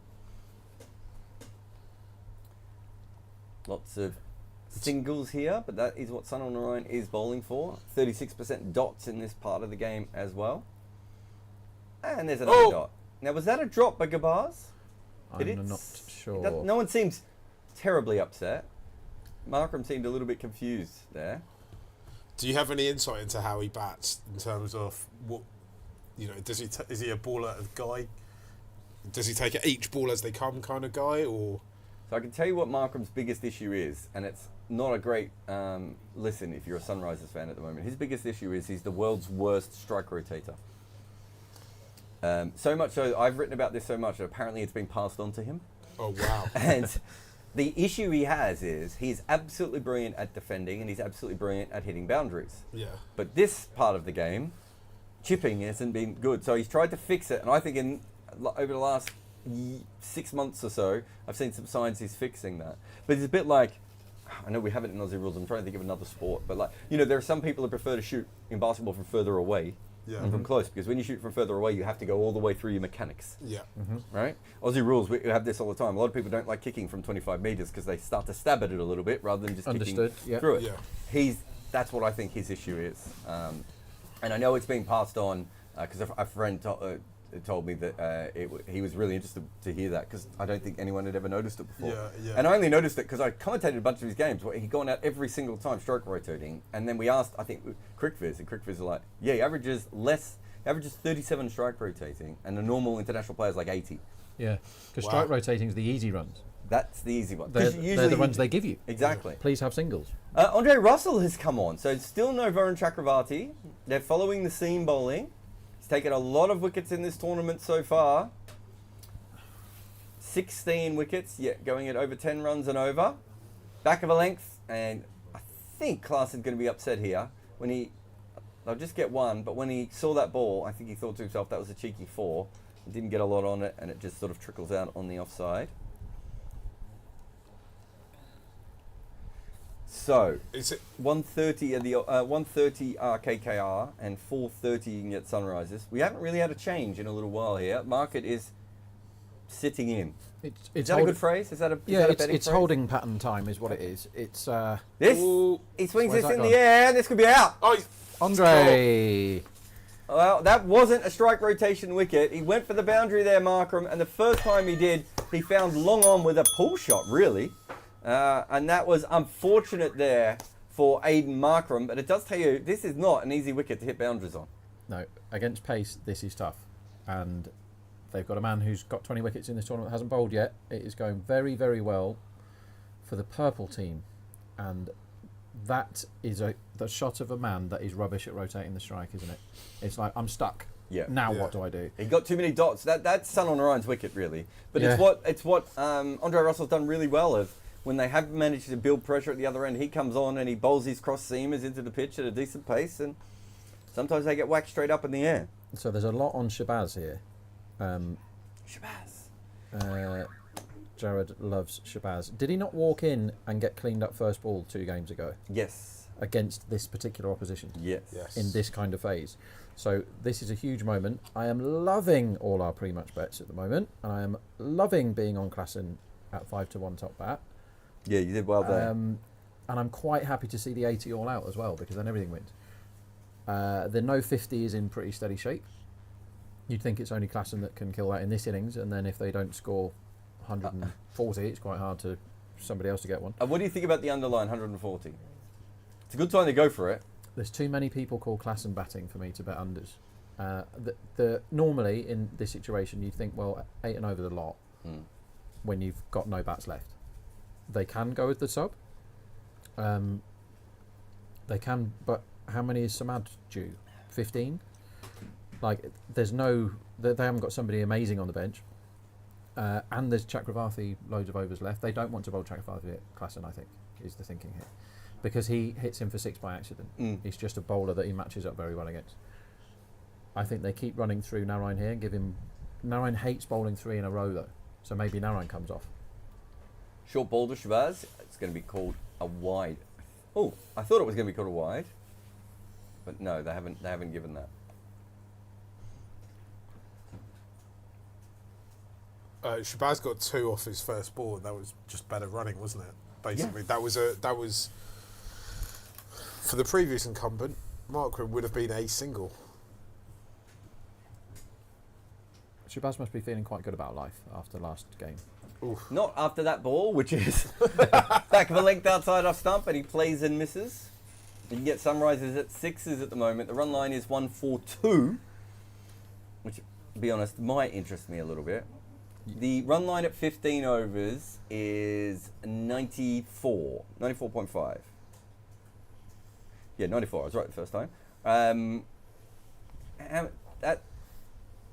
that's 30 runs in the next 4 overs if this is a dot ball. It's not a dot ball to 6. That would have been a terrible bet. Wowie. Yeah. Top edge, over the top. He wasn't in control of that at all. That moves the run line out to 150, which is now a better bet. It's good intent. I don't know who's going to bowl the next over, because Wisdom would point to Narayan, but Narayan would point to someone else because he doesn't like bowling 3 in a row. It could be Chakravarti time, because if you don't bowl Chakravarti soon, you don't have the option of bowling him. Yeah. Because you don't really want him bowling 18 and 20, do you? So I don't mind bowling him now and just giving him 1 over. One thing I'd be looking out for, if you have access to betting accounts that you can bet ball by ball, is the 6 price if it is Chakravarti to Klassen, because as we saw in the last time these two played, even the low intent Klassen cannot help himself but score sixes against Chakravarti. He got 3 against him last time, Jarrod, did he? Yeah, I think so. And it is Chakravarti. Here he is. So look out for your 6 price, everyone. It's been so long since we've seen him. I feel his beard has got longer. He fielded a ball earlier. Yeah. I remember that. He's only half as bearded as then as he is now.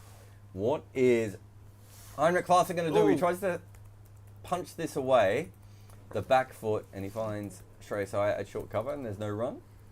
70 for 5. Klaassen is 11 off 11. Yeah. You're not far off your top score. So Decimal have, and I rarely argue with Decimal, but Decimal have a price for a 4 at 6.8 here, and a price for a 6 at 9. And Klassen against Chakravarti is more likely to hit him for 6 than he is to hit him for 4. That's a fact, in my opinion. That's a fact, in my opinion. It's a fact because he's hit 6s against Chakravarti, specifically. What balls do you bet on here? You have to get. You hope this is a 1, and then you bet on 5 and 6, basically. So you not bet on 4, 5, and 6? Yeah.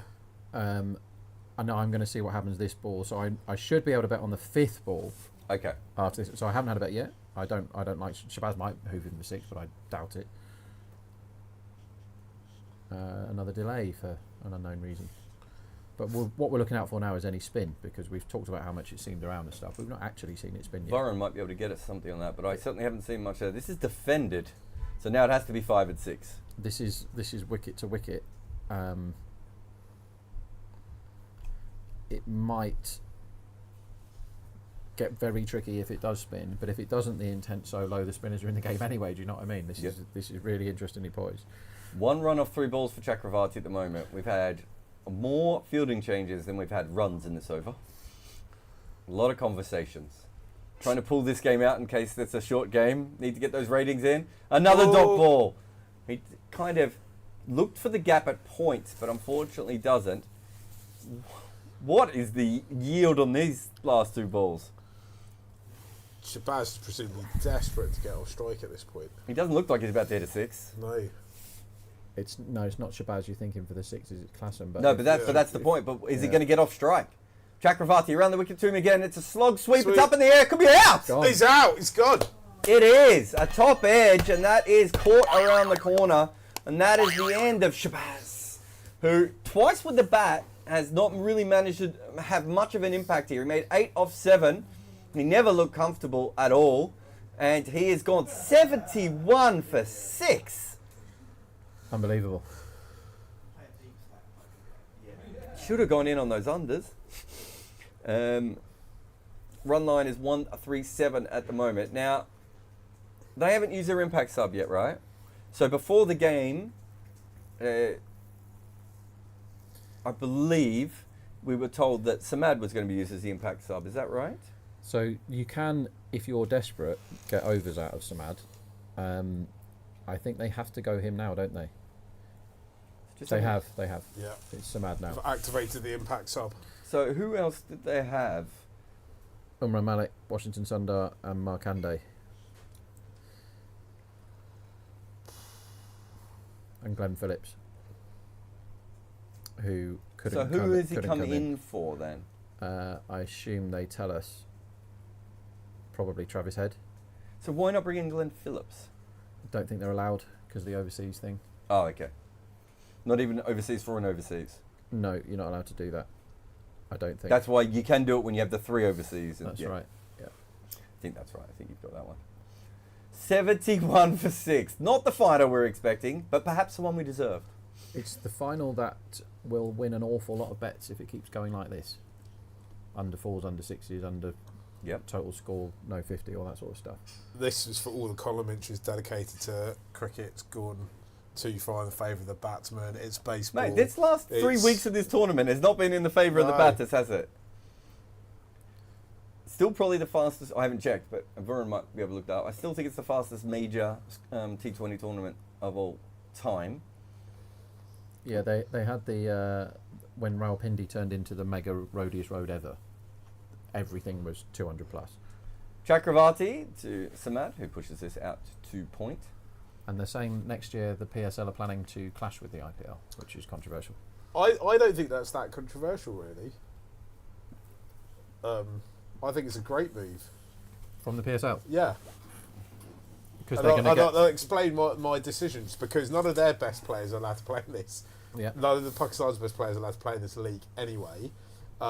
It's a time of year where more and more people are starting to realise this is when you watch franchise cricket. And there's also a load of, if they can align it with the IPL, they're kind of sending the message out to other international sides. Don't organise series at this time, international series at this time, because the players who don't make it into the IPL, the foreigners who don't make it in there, have a shot at getting into the PSL. I also think the PSL is a domestic league, and shouldn't matter if they worry about the IPL. The only problem they would ever have is if Pakistani fans started going, the IPL is more interesting. But they kind of, I mean, On the legs and turn away for one?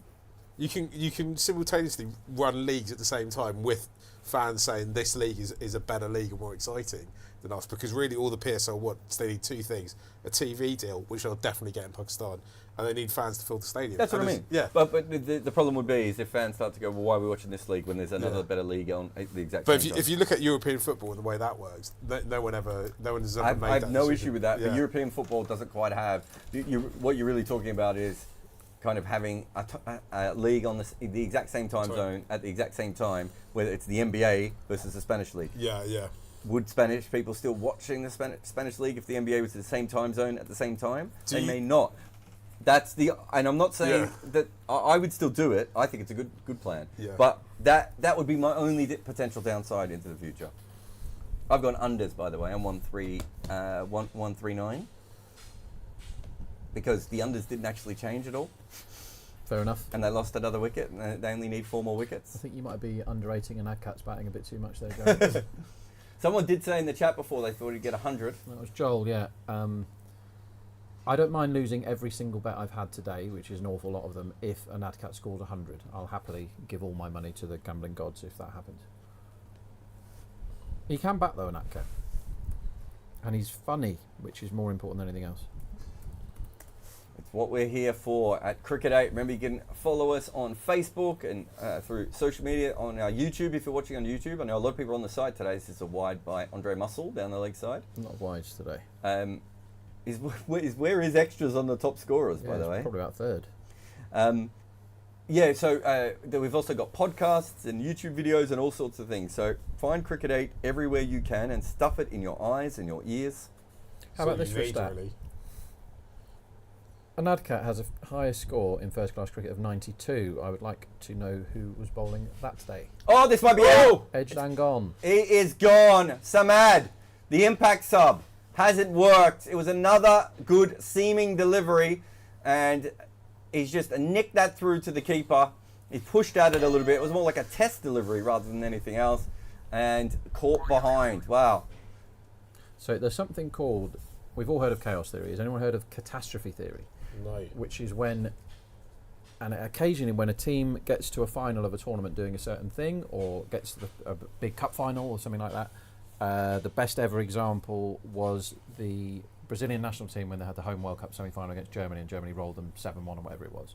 It's when you are so confident in your abilities and you are so pumped up and over-prepared and everything's gone really well for you and you've got set plans and they're really working, and our plan for SRH is everyone smacks it at the top. Yep. And then we keep going and we've always got class and everything's fine, and you get so hyped up here and then it just all falls to crap because everything goes wrong, the wheels fall off, nobody knows what they're meant to do, and this could be a high-profile example of the catastrophe theory. Can I give you a swing. potential bet? Yes! They are 10s, and Klaasen is still out there and set.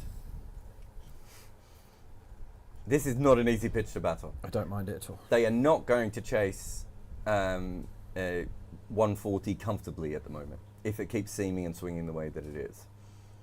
They're a long way from 140, but they're Heinrich Klaasen. They are Heinrich Klaasen, and they literally are Heinrich Klaasen now. That's it. So Bet365 are doing a thing where they're worried that bettors like backing overs because that's what bettors like to do, and they're now sat there at 133.5 is their run line, which is bonkers high when the line is 5 higher than Betfair, which is mental. So what they're saying is the only way this gets interesting is if Klassen does something, as Cummins plays a beautiful shot. Squeeze that away from a 4, yeah. He looked so uncomfortable hitting that as well. I don't know if you saw crouched over. He looked. Hopefully you all got your bet on very quickly then, because they're already into 8s after that. Which seems like a bit of an overreaction from the market. I mean, I know T20 cricket is the shortest form of cricket, but the market moves so quick, doesn't it? It's ridiculous, isn't it? It really does, yeah. A boundary really does change a lot here when you got the numbers right in front of you like we do. It does in a low-scoring game like this. What an incredible game this is for the final. And we've got 38 special guests lined up. Oh yeah, we might have to change our entire system. Mark might need to leave early so we can get Jack and Critica in. I think I'm leaving at the next break, am I? Let's just do everyone at once.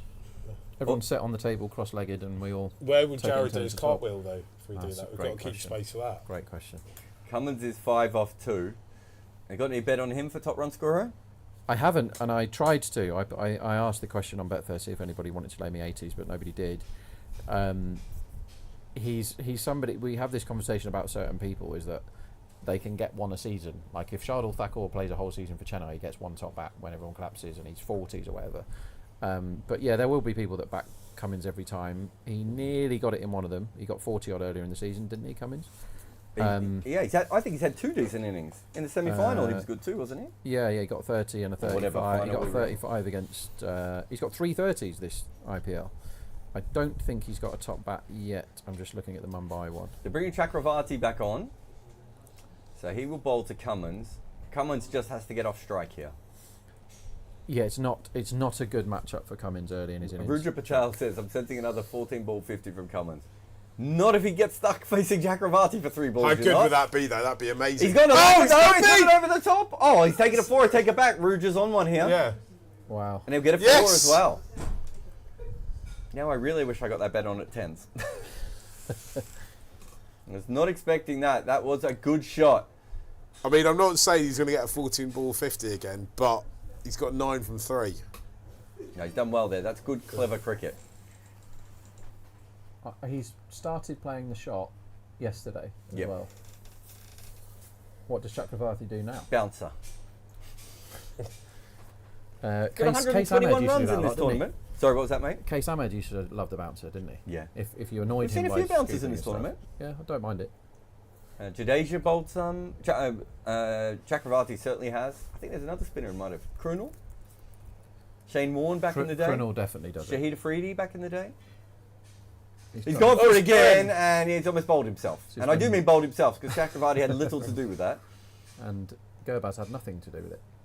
Now, was that a bye? So we're up to our 9th bye. 9th extra. Yeah, Extra's playing pretty well here. So he's gone right across to do the lap sweep again, and that should have bowled him, and it should have been wicket kept.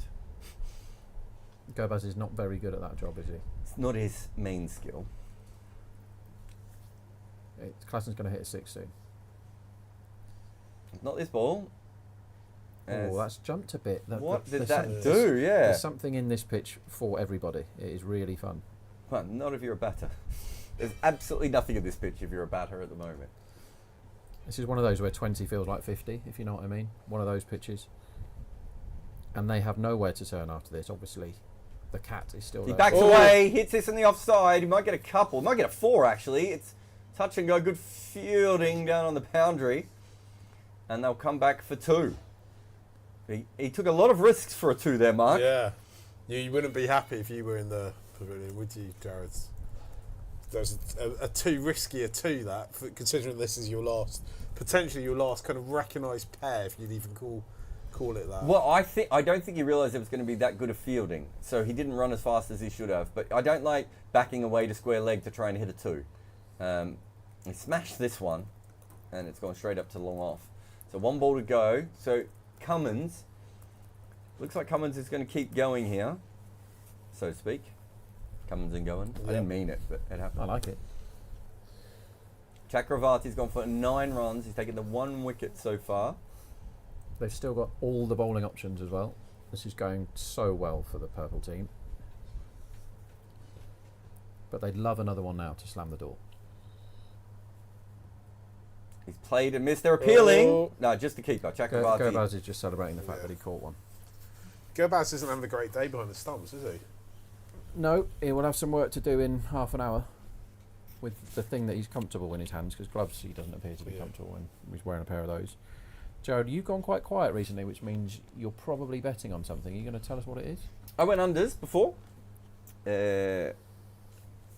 My run line was 138, I think, so I'm still under there. Nice. I wanted to go on in at 10s, but I didn't quite. I was too busy telling everyone about it, and by the time I got on it had gone. So they're at 7.6, which I don't feel is as good a bet. I'm just thinking about the game. It. 1 for 14 off his 2.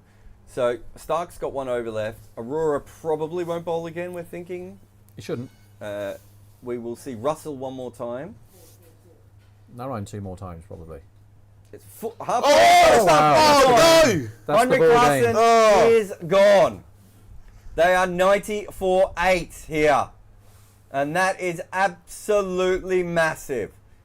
Well, if you went in on those 10s, you've just donated your money to some other person out there. It was a full ball outside off stump, and he tried to whack it, and almost every second aggressive shot in this wicket seems on this pitch seems to have gone out. Look at the celebration. They're all on the pitch together, hustled together. Like Well, they think that's the game, don't they? They think that's Kind of it. is, isn't it? off cutter off the bottom of the bat, almost a tone. Oh. Huge. It's absolutely huge. Even 130 on this wicket would have been interesting for Sunrisers to defend, but I can't see they get anywhere near that anymore. 2 words: catastrophe theory.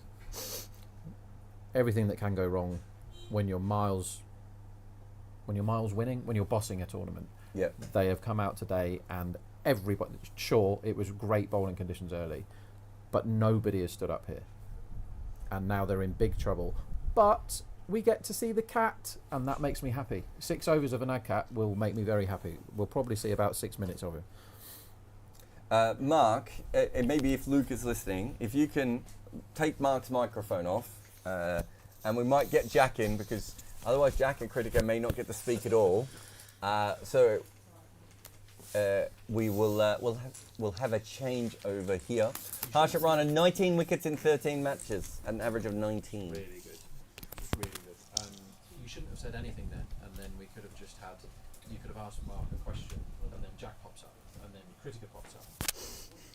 We could have confused some people. I see where you're going with this. I'm going to go under the 115 line here. Okay, but you really don't rate Cummins that highly, do you? No, it's not about Cummins, it's about the wicket. It's a personal thing with you. Heinrich Klaassen and Markram have just gone out. I just don't think the wicket's all that good. I agree. Here's an interesting price. Highest opening partnership. So you come out on highest opening partnership after the first wicket is gone. And they got 2.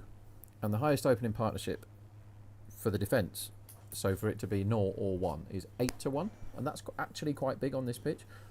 Oh, and that is... They're reviewing I that think straight that's away. close. I agree with Harchett. I think that's close. I would review that. I think that is a very, very good one. Hello, Jack. Good afternoon. How Hi, you doing? Jack. Yeah. Yeah, this is good, isn't it? It's good Were for you, us. were you sitting there terrified you may not get in? I was enjoying a good bowling display by the Kolkata Knight Riders. They deserve to. What are your thoughts? Give me all your thoughts. Well, I'd say, like, look, Great season for Sunrisers. They've more than played their part in the IPL. They're not as good as Kolkata Knight Riders. If Kolkata Knight Riders don't do something abysmal, they deserve to be the champions. The best team will have won the IPL. Oh, That's this is my going call. massively down the leg side. Me and Yes. me and Rob thought this was out. This is a horrendous call from us and Hartford there. I would like to say that I was very wrong there to Yep. say that they should have reviewed that, because that wouldn't have hit another set. Yeah. Apologies. But it might mess with a Nagcat's brain, and if you don't mess with a Nagcat's brain, he's going to score 80 off you. Just look, Jack, yeah. and this man has a first-class 90, a Nagcat. I want to know who the bowlers were, and I want them to explain themselves. Well, if you get into Indian domestic cricket and some of the teams in that competition or those competitions, I think if you play Ranji Trophy or county cricket long enough, you're bound to make 60. Sharp than accurate. This is short and wide. I will one day tell the entire Major Bennett story of the cricketer who accidentally became captain of Surrey because they confused him with another Major Bennett. But even he made runs, and he was not supposed to be in any of the cricket teams he was playing in. There was a team in the Syed Mushtaq Ali Trophy last year, Rob, who lost all their games and finished with a net run rate of -7. Who was that? That is very special. Was it Baro? No, was it? Arunachal Pradesh. Okay. And I've seen some of the highlights. I was just like, how can a team be this bad? And I'm pretty sure they wouldn't be ECB Premier League club cricket standard, those players. They were awful. He's outside off stump, Wow. and a play in the miss again. Unakat is all over the shop at the moment. We are being treated to a lovely exhibition of batting by the cat. I could watch the cat bat all day, and maybe I will. Amit Mishra's got an unbeaten double century in Indian domestic. Yeah. Like, how does this start? Double century? Unbeaten double, yeah. I In mean, an actual cricket match. the Arunachal Pradesh, there's been like a spate over the last few years of like, oh, this guy got 300 in 100 balls in the Ranji. Yeah. And you're like, that sounds pretty good. It's always against this team, every single time. Who was the guy, Jagadeesan? Yeah. He got 300 in a 50 over match. In that an it? afternoon. Or is it 200? The quickest 200 ever. Harsh it in again. The Unakat who swings wildly. Gurbaz again. Every time the ball's hit his gloves, he's been very, very excited. So the run line is 115 at the moment. You don't have to be as punchy as I am at 113. We Wicket just had maiden. a wicket maiden in the final of the IPL. A wicket maiden in the 15th over against SRH, if you don't mind. He's had a good season, Harshit Rana as well. Like, 19 poles. yeah, really good year. Not sure I'd be bowling back of a length to the tail here. I think I just bowled the top of off stump and allow myself a bowled caught behind. How often are you going to get the chance to bowl a wicket maiden in an IPL final? That's fair. Sunil Narayan is coming on. Yeah. What does Cummins do to Sunil Narayan? He's got to try and smack him, hasn't he? Do you think he tries? If he tries to see the over out, he could easily get LBW or bowled. The scoring at a runner ball is probably not enough.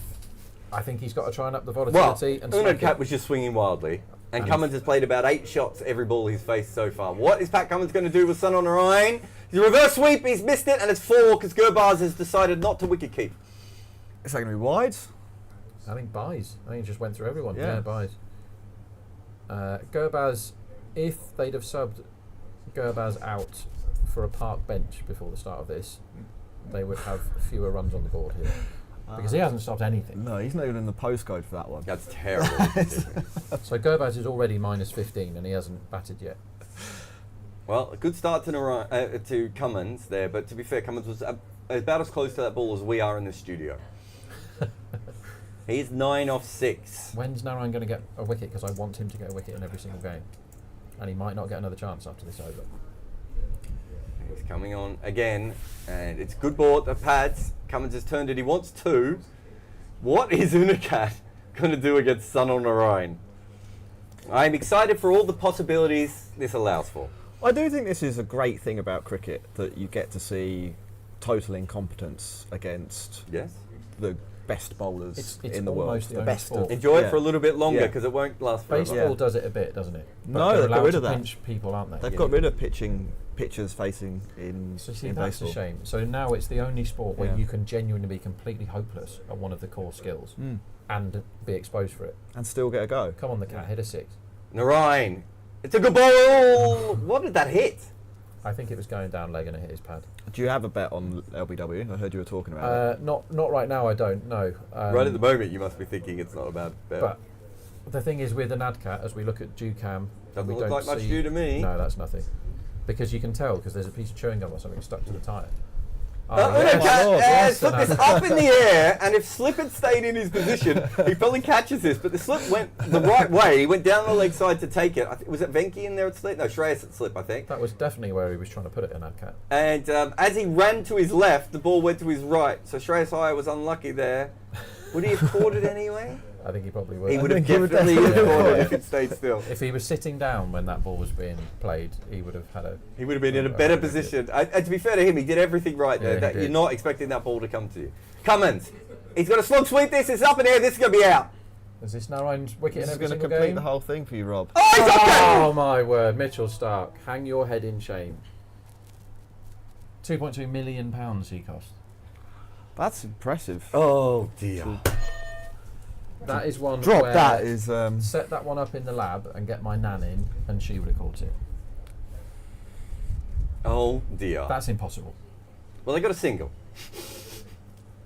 How has he dropped that? The conspiracy theorists will point out that that's the international captain there. It's Narayan's birthday as well. How can And you this do that one to is him? hit up, and this is drop 2. That's 2 drops in 2 balls. So if you're on the unders, like me, you're starting to get a bit annoyed now. If you really want Narayan to get, I'm on the unders for every possible thing ever. Just all out would be great. We've got a timeout. We've got a strategic timeout. I don't think there's any reason to take a timeout for us here because Jack's just come on. Yeah. And we're not going to have a long game. Am I wrong? I think you're probably right. So let's stay on for the next 2.5 minutes. Thank you for everyone for joining us, especially if this is your first time to Cricket 8. There's so much content on the main channel that you can find. Go over to cricket8.com and you'll find lots of different stuff there. We've got a Facebook channel as well that you can have a look at. I'd love to know what the tactics of the Sunrisers are now. Try and get runs is probably what they're saying at the moment. We do podcasts and videos and all sorts of things. We've got Jack here from the Cricket Podcast. Yep. You've got 2 minutes now Well, you want to to sum up Sunrisers' entire season. Well, it started, I think, against KKR, didn't it? We were here, us three, in the Yes. studio, and it was a great game. Klaassen. This is a slightly different kind of game. Yeah, nearly soloed them to victory, and then I don't know if he bottled it. It just didn't quite make it right at the end. Then things went pretty wild in the middle bit for Sunrisers. At home, I don't know what they did to the pitch. Laid some kind of motorway through the middle of the strip. And we're scoring 270 for fun. There was another pretty good match between them and Mumbai. Do you remember that one? Yes. Mumbai got 250 odd, chasing 278 to win, and That was when the Sunrisers were saying they were chasing 300 every game. yeah. I don't think they're saying that this game. No, they're not. They're not. They've scored a third of the runs that they scored in that match today. Anyway, yeah, they managed to burgle their way in as the second place team, which meant they got that second chance against Rajasthan on Friday, and they used that to their advantage. I mean, I thought it was a little bit of a dumpster fire of a wicket. Yep. I'm not sure that this one's much better for a final of your competition, but we are where we are, and they are 98 for 8 after 16 overs. So hopefully I've got the high points of the season for them. I would say, other than the wicket, which I think is important, and that they thought that they could score 300, they got a couple of very good batting wickets, home and away. Yeah. They did very well tactically towards the end of the season with limited resources, especially when it comes to bowling. Yep. But essentially, what happened is what we all probably thought would happen. There was a regression to the mean, and they all stopped averaging ridiculous amounts, and they all started averaging normal amounts, and that means that occasionally you're going to lose wickets. Yeah, that's all true. I think One of the other things I if would this was say. 12 games in this season, no one's ever had a better season than Travis Head had. Yeah, that is true. Travis Head, realistically, is kind of in your MVP conversation if you take Sunil Narayan out of it. Yeah. He's been fantastic, but Narayan's been a bit better. But you are right. Like that level of hitting is unsustainable, even on flat decks. Yep. To be honest, like it takes a little bit of luck to pull off what they have. I would say one other thing I'd say about them. I think their bowling's been a little bit better than just the raw numbers. I think you've got to remember they've had to bowl on the same wickets that they've benefited from a batting point of view, and often those bowlers have been bowling to teams chasing high scores who are going to be really going for it. We're back. This ball's outside our stump, and a cut finally gets near a ball from Harshit Rana, pushes this to cover. This is a good matchup for Cummins. I mean, if he tries to hit a 4, he'll probably hit it straight up in the air, but that's how this wicket has been going. Arun says, absolutely loved all the watch-alongs. We'll be doing watch-alongs for the T20 World Cup. We'll be doing a few. We're still in beta mode, I think. I don't really understand how these things work, but we're not quite fully functioning as a company, but we'll certainly be doing some, so check your local guide. Follow us on Facebook and you'll be able to do it. Doc Alchemist says, Harshit Rana has pace. There was a ball that he bowled at just over 90 miles an hour. And thank you to everyone in the YouTube. We haven't had many emails today. Remember, live@cricket8.com. This is a potential run out. As Unokat takes off here, Cummins blocks this into point cover sort of region and doesn't take one. Do you know what? That drop that Stark did, he dropped it and then it hit the bottom of his fingers and went down. If it goes up even slightly, he would have taken that on the bobble. Yeah, I still can't believe he dropped that. No. What I'm saying is, it was one of those drops that sometimes you get away with. Yeah. And he still didn't manage to get away with Yeah, it. it's an appalling effort. Do you know how much he got paid for this? It was $1 trillion. 2.2 million pounds, and he can't catch. Harshit coming in again. Cummins is 11 off 9. Is he going to go or push? Oh, he's beaten by a slow one here. Again, Unadkat is halfway down the wicket. And Unadkat is getting some very good exercise here, as he's running 10 yards and 10 yards back every time. He's having the time of his life. I'm having the time of my life Yeah. watching the great man bat. Even when he's not facing, he's still box office. He's doing very well. There's something they say in basketball when you go out and you don't do anything in the box score, but you've played a lot of minutes. Good cardio. That's what Unadkat is doing at the moment. He's 3 off 9, but he's covered a lot of miles out there in between these wickets. He did have a strike rate of 600 at one point in the tournament, didn't he? He faced one ball, and that's why Rob loves yeah, it. He was. Yeah, I love it. What is Cummins going to do here?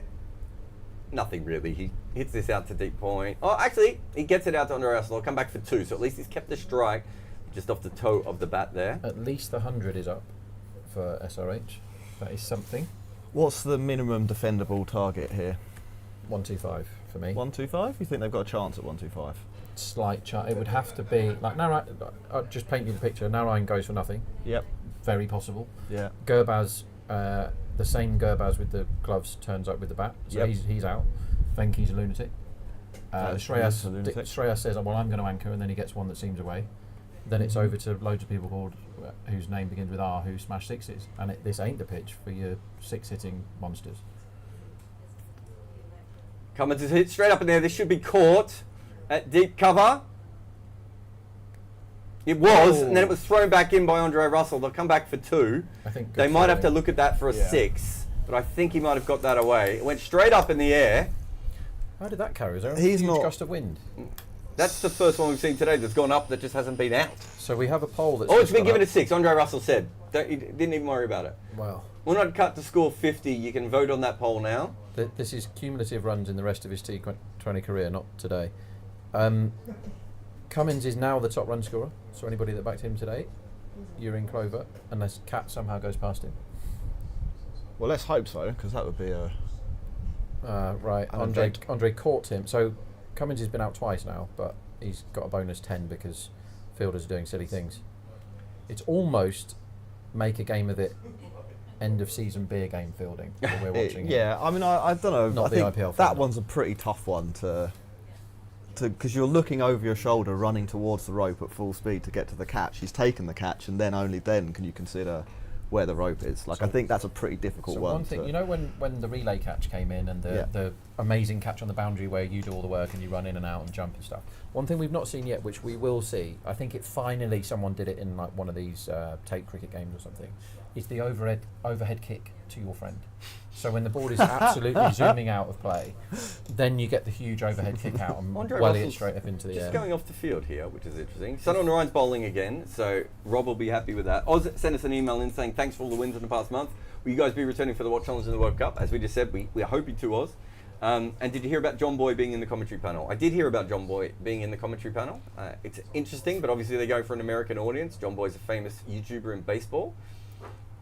They're going for a single here. I think they want 2. I don't think there is 2 there. Unadkat, unsurprisingly, does think there's 2. I think he lived in Australia for He a few did, years, so when he was actually, younger. he's got a little bit of cricket pedigree if you're, He if you're does, worried.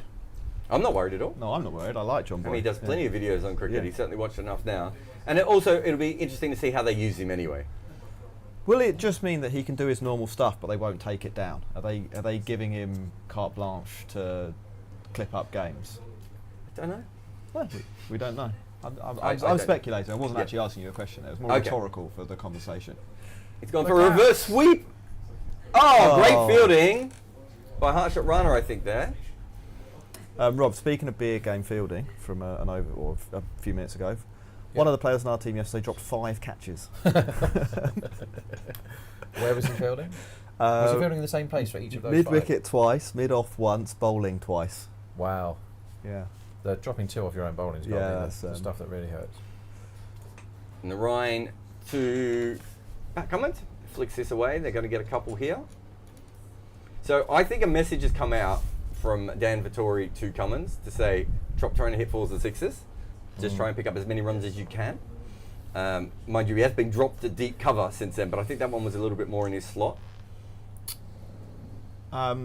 Strategically, how off have Sunrisers been, do you think? Like, what should they have done differently, and when should they have started doing it differently? Every time they tried to hit a boundary, they went out. I'm not sure what you're supposed to do. Let's look at Heinrich Klaassen and Aiden Markram. One got a short ball that he would usually pump for 6. Hit it down the throat long off. Yeah. Yep. The other one got a full ball outside off stump that he got off the bottom of his bat, towed back onto his stumps. Those are in their wheelhouses. What shots do you play at that point? Look at Shabazz was trying to get off strike, got a top edge, and if you want to go earlier, and this has been given out LBW, has it? No. Are they going to review this? Oh, Narayan thought it was out because I went on the Ryan. Yeah, Benke's still appealing. They're going to review it then, aren't they? Why is everyone shouting at the umpire? You've got to review that, Flash. Just review it. Do we know? Well, they've gone for the review. That's you're not allowed to shout at the umpire for 5 minutes anyway, but you can't shout at the umpire for 5 minutes and then not review it. Now they don't look very confident. Are they saying the bail, it hit the stumps and the bail didn't come off? Is it one of those? Could be right. Okay. I quite like the over 127.5 myself. I think Cummins could go bananas now, and we all know how good an Akat is. He's just fooling us with the 4 off 10. Who's batting 10, 11? That's what normally happens, isn't it? After the 9th wicket, Boothie, the 11th man comes Boothie in. Probably. Yeah, Boothie can nudge. So it didn't hit the bat. It's hit him pretty straight. I don't think it hit the bat anyway. We'll soon find out. Yeah, that's a pretty sizable gap. I don't think I've ever seen the frames move so slowly. They're really making sure that the pivotal wicket this feels like of Unakat is out. It feels like this smashes into leg stump, but you never know with Hawkeye these days. Yeah. Surely that's out. Stone dead. Yeah. Yeah. So there you go, Rob. Narayan does get his wicket, and he does get his LBW. And You can get over 122.5 now as well if you want. Yeah, I don't mind it. I don't mind it. It's a very standard. So it is Boothie next, isn't it? Yep, he can bat. They don't have to have. Yeah, I quite like it. Well done, Narayan, for getting his wicket. Got at least one in every single game of the competition. Sunil Narayan. And it's his birthday.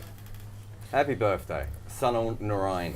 Well, I'm going to join you. I'm going to go on the over as well. I did have, much earlier in the game, a bet on the over when it was 160. Under it is what we say. Yeah. Well, You went over? I went over right after Abhishek was out. Okay. My thinking was, and the ball was moving around a bit, my thinking was they've still got Travis Head, they've still got Klaassen. I'd still think a team with Travis Head and Klaassen is worth 170 here. Yep. And the second I placed that bet, Travis Head was out. So, Yeah, then the break. I don't hate the bet. It's been a really, really hard pitch to bat on since then, and I didn't know that it wouldn't get any better at any point. And it's sort of done everything. Rob, you said it had something in it for everyone, and that is true. It's spun, it's seamed, it's swung. I love pitches like this in finals. Like people tend to want roads, viewers. Give me this all day, every day. The 135 is okay kind of pitch, as our stream is playing havoc. But I assume that last one was a dot where nothing happened. Yes, that's exactly the what most happened. likely outcome on that ball was a dot, and now it's over to Cummins to go absolutely bananas. Part of the reason why I've backed overs here, personally, I think 9's not quite enough when you've now definitely got Cummins on strike. So I'm on the over 1-2.5, but it's also a kind of hedge against all my massive positions on unders for everything. Like no 50. If they're out now, it's hard for anyone to get 50 because there's just not enough runs on the ball. But if they get another 20 odd, Cummins theoretically could score 50 here. I mean, I'd much rather he didn't. But no possible. 50 and highest score unders and all the unders we've done on the boundaries and stuff, we're in such amazing shape that I don't mind having a bet that's fine. It's not the best bet in the world that they get another 10 off these 2 overs. But if they bat normally, they'll get 12. Yeah. Because they'll give them 12. They'll be giving singles all over the place here. Booth can get singles. Booth can get 15 off Should be able to get a singular ball from here on in. It's just whether or not Cummins thinks that he needs to get 140, in which case he's got to try and have massive swings at Russell here. He's gone for a big swing and it's a dot ball. And if you were on Russell, top bowler, which we've told a few people, at the 5-1, you need a wicket this over. Maybe, yeah, you need the wicket this over. If Russell gets the wicket here, he wins top bowler. So they've just shown the replay for the LBW, and Gurbaz flicks the bail off with his glove. Does that not make it a no ball? Uh, Not that it matters at all in this a great situation, but if you Has oh, the is that ball when already you hit the take- pads? It's when is it when you take the ball? If you take the ball, The in front ball of already the hit his pads when he took the bail off. No, the ball was live. No, must have It hit his ha- pad. it- no, so the ball bounces, Yeah, bail is flicked, ball hits pad. that sounds like it should be not out to me. I think that should be a no ball. Or is it if you take the ball in front of the stumps, it's a no I ball? still so- thought if your Yeah. hands hit them, but I'm I mean, like it's a rules point. I'm not a big. Catch this it. could Oh, be out. Yay! Hey! And I managed to do very well at my unders bets, despite thinking 113 a while out was a long way away. So I'm happy. We're happy here Very much at so. Cricket 8. Ring the bell for the Russell top bowler there. 5-1. Ooh, 5-1, everyone. were we on that at the start? Yep. Nice. I went through it just before the start on air. Do you have? Yeah, I remember that. You went through so many things. Let's just anything for the second innings before Jack wraps up. So I've already said that I quite like the wicket with the score on 0-1 at 8-1. Yep. Let's have a look. So unfortunately, this is where the bookies are Asleep? kind of not asleep. They're going, this innings is finished. We need to put some prizes up for the other one quick. The people that have been the best at this are Sky Bet, to give them some props. Yep. So they've got KKR to hit a boundary in each of their first 3 overs, 10-11. That's an absolute no from me. To win the match, losing under 1.5 wickets, 3-1. That sounds like a huge, great big no from me. Top batsman. Here's the biggest no, I think, of all of these no's. Sunil Narine, 2-1 to be the top bat. I mean, that's a no. You've got to look at somebody down the order, because this, like Venki, there you go. I quite like that. Venki, 8.0 to be top bat, second innings. He could bat 3, couldn't he? Yeah. He could easily bat 3. Venki, 8, top bat for KKR. There's your bet. I like that. Anything else we need to look at? I mean, it's a final. They've got some runs. 20 for defence. I could see how 18s. the defence 18s, happens. 19s. I could see how it happens. But They need. It's 114. They need to chase. It is Yeah. a difficult pitch. there's no other markets available at the moment, so I can't give you anything else. But if you're on all the stuff, the many things we said at the start of this, we gave you a 4-1 winner in the first over. Yeah. 5-1 winner with Russell top bowler. If you're on no 50 at 9-1, you're in steady shape. If you're on highest individual score under 74.5, you're going to be bloody unlucky to lose that bet. Yeah. Under the 30.5 fours, under the 19.5 sixes, like it's all looking pretty good right now. Beautiful. Jack, thoughts? What percentage chance would you give Sunrisers of winning this? 3 or 4. That's. So you're saying there's a chance? Yeah, well, look, it's a game of cricket, isn't it? It's a game Definitely. of cricket, It's definitely and there's a that. way to win even from here for Sunrisers, and that's to somehow bowl out Kolkata Knight Riders. We don't know how. We don't think it's going to happen, but there is a chance. We will be back in about 10 minutes with the completion of this game. This is Cricket 8. Go over to Facebook, find all the different things, and thank you very much for your support today. So many comments in the YouTube. Thanks to Barinda, Raul, Rudra, Joel, Rat. Don't think that's his real name, or if it is, good on him. Or her, or it. But we will be back in a little while. That is the Rooster, Rob Barron. This is the Jumping Jack Hope. I am Jarrod Kimber, and we'll be back in about 8 minutes with more cricket on Cricket 8.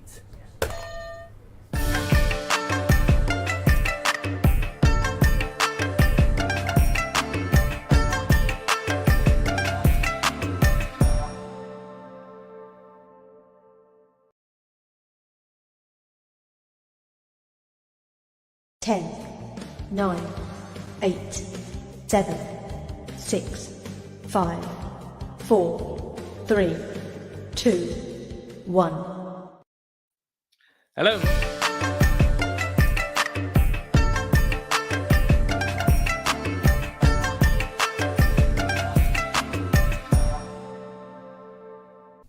India World Cup squad. So I'll read out the team. Rohit Sharma, Hardik Pandya, they've named their vice-captain. It's good to see that Mumbai Indians, that terrific side, are providing so many players for... In leadership as well. Yeah. And as you and I always love, Dan, the vice-captain being announced is one of our favourite things. Oh, for how few teams ever worry about it. Yeah, and who is the vice-captain? Hardik Pandya. Oh, hello. Yashvi Jaiswal, Virat Kohli, Surya Kumar Yadav, Rishabh Pant, Sanju Samson, Shivam Dubey, Ravindra Jadeja, Akshar Patel, Kuldeep Yadav, Yuzvendra Chahal, Arshdeep Singh, and Jasprit Bumrah. And Mohammad Siraj. So those are the players in the Indian World Cup squad. They have 3 spinners that all spin the ball away from right-hand batters that they cannot possibly all fit into the same. Yeah, so they've got Akshar, Ravindra Jadeja, and Chahal. So if you play Chahal, how do you play your left-arm finger spinners? So Kuldeep's not there? So Kuldeep is in the side. He'll be automatic. Yeah. But they've got 4 spinners, Yeah. of which three of which all do the same thing. I know they're different kinds of spinners. So are they thinking, I mean, what do they know about American pitches? Because It's not America they're worried about. It's It's the the West Caribbean. Indies. Right. So I understand the 4 spinners. I'm not against the 4 spinners. A couple of things on that Indian squad. Yeah, I One is, want all of your knowledge on it. well, so one is Avesh Khan is the standby quick, and Sandeep Sharma has been amazing in this IPL. They're meant to be doing it on IPL form. Sandeep Sharma is bowling in all the most difficult phases. He's bowling to set guns at the end. He's bowling to set guns in the middle, and he's bowling in the power play, and he's bossing it. Who would Avesh Khan replace in the side? He doesn't do what Mohammad Siraj does. He doesn't do what Jasprit Bumrah does. So who is he actually replacing if they have an injured team? He's just somebody that got some wickets in the IPL a couple of years ago. That's what he is. As you said, Sandeep Sharma is a better bowler than him. And should be in the side. all phases. And T Natarajan has been the best death bowler. Yeah, right. and they're both bowling great right now. So how is Avesh Khan ahead of them? What about Incorrect. Arshdeep? How do you feel about Arshdeep being in the lineup? No, because They're picking him on form from previous years. I love Arshdeep, and I thought he was quite good in the last T20 World Cup, but he's not bowled very well in this IPL, and he's not been trusted to bowl his death overs for Punjab. And if you're not getting your death overs for your franchise team, what are you doing starting for India? There's someone missing there in the Indian attack, which is why they look a bit short to me to win the World Cup. So they're 3s to win the World Cup at the moment. Yeah, you can't even get 3 to 1. They're 3.8 or something. Is it that's Skybet has too a bet short for me. boost on England? Is it 7s or 5s? Something like 11 to 2 England. Yeah. That's quite a good price, England to win the World Cup, because every team has got weaknesses. India's is their pace bowling that isn't Bumrah. We know that. We've watched this whole tournament. And they've not picked the 2 next best pace bowlers in this Indian pacers in this tournament. England have gone full sunrisers, haven't they? Which I love. Yeah. They've essentially gone. With Jofra. Our top 7 can all smash it everywhere. But with Jofra. So if Jofra's Jofra, fit, yeah. that's a big difference, isn't it? If the good Jofra Nice. plays for England, 11 to 2 is a mad price. Yeah. I have no idea how fit he is, and I'm not going to start about how they've bowled him into the ground in losing Test matches to get him to this state. Another thing about India, Rinku Singh has not managed to make the squad. He averages 89 in his T20 international career at a strike rate of 176. And his recent form is 69 not out off 39 was his last game. 69 off 39 not out. 68 not out off 39 against South Africa. He's basically failed twice in 11 knocks. How on earth is he not in the side? He hasn't had many goes in this IPL because he's playing for a crazy team that are only giving him 5 balls at the end, because Narine keeps scoring 100 every time. And literally impossible. Where would he bat for India? Finish. Yeah. Okay. So here's the big. So the spin is the first question, right? You've got 2 left-arm finger spinners. You can only play one of them in the side, and then if you want to play Chahar, you're hoping you're going up against a lot of right-handers to begin with. Then you get to the point of their finishers at the moment are Hardik Pandya, Ravi Jadeja, or Akshar Patel, right? None of those guys are smacking the ball at the end, right? Shivam Dubey, maybe they can try him at 5 or 6, which will make that a little bit better. But that causes other issues when it comes to bowling and everything else. Because they don't have an impact substitute yet. Yes. Sanju Samson is, again, not someone who can do that job. So the Is he in the player who squad? can... He's in the squad. Oh, he made the squad, did he, in the end? Yeah. So he's the backup anchor in a team that has 2 anchors in the starting 11. You see where I'm going with this? Yeah. I mean, look, I was absolutely horrified by the way they played in Australia, and I think the semi-final against England was one of the most remarkable displays I've ever seen of India being happy with 169, 170 at Adelaide. This was a team playing T20 from 6 years ago. It was also a team of players who'd never played T20 cricket outside India. So they had no real appreciation for what the conditions were like. Yeah. They were playing against a bunch of guys who play all around the world. And England knocked off that 170 odd. You should have seen the Indian press pack was absolutely over the moon at halfway stage, because India had scored 60 odd in the first 10. And then I think it was Hardik got some runs at the back end. And so they'd got something like 60 odd off the last 4.5 overs. Yeah, it was Hardik, Indian press pack, delighted. We've got way too many for the milk toast, lickspittle, imperialist, colonialist swine that are the English. They stand no chance. Unfortunately, the lickspittle, milk toast, imperialist swine won with 4 overs to spare and 10 wickets. I mean, it was just indicative of the way India hadn't read the memo. Yeah. And do you know what's really interesting? And this squad, by the way, just reminds me of the same mistake being made. Yeah. You know? And they don't need to make a mistake because they've got so many brilliant players that could push the boundaries of T20. But what's really interesting is, so we've just done a big piece up on cricket8.com, so you can find it up there, which is about the different leagues, right? So the IPL is the best batting league, right? And since the PSL went to Pakistan, it has become one of the best batting leagues, right? Good pitches. The Blast has always been a pretty strong batting league, right?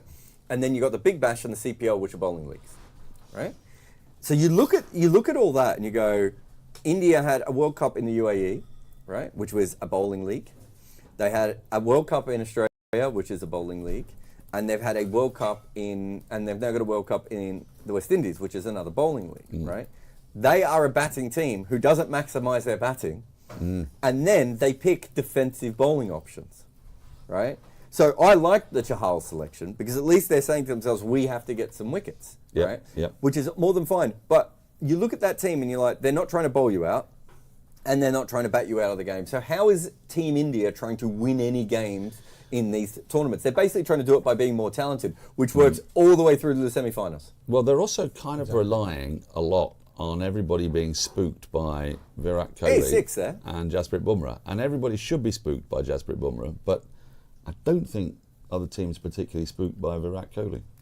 Not anymore, no. Well, that Adelaide one was a perfect example of England. We've got a strategic time out here, but England essentially said, if that's the way they're going to bat, we will chase this, which is, you should never be in a position like that. Remember, you can email us live at cricket8.com. I'm Jarrod Kimber. He's Daniel Norcross. He's still Rob Barron, and we'll be back in a few moments.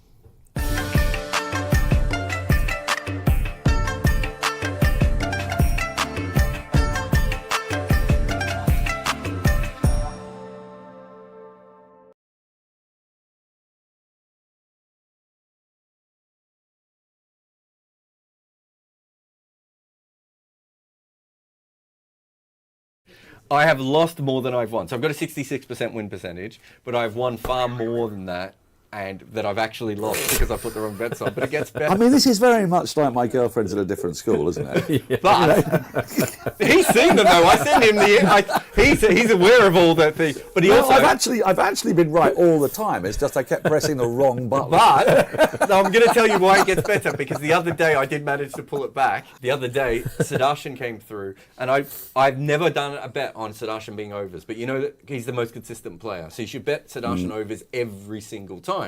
He has something like 60% of his innings between 20 and 45 runs. No one else is close, right? So I went for the overs, and I was so confident, and I got it on. But I've never bet overs before on that particular market. And the app I was on, I hadn't used, so I went the wrong way. Sudarshan comes out, and he smashes 2 cover drives for 4. And I'm sitting there going, he's going to go past 20 in about a minute and a half here. And just as I tell him I've made the mistake, Sudarshan hits the ball the mid-on, runs, and gets run out for 12. Oh, joy. So it's the only time he's got.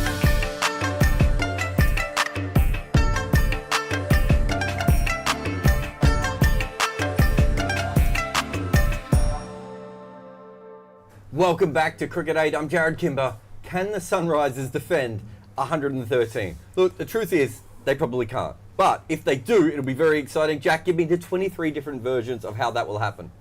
Comedy run out, which is a possibility with Narayan knocking about. Let's face it.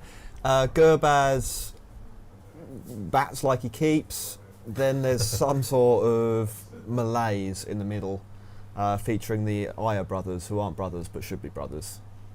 Brothers from other mothers.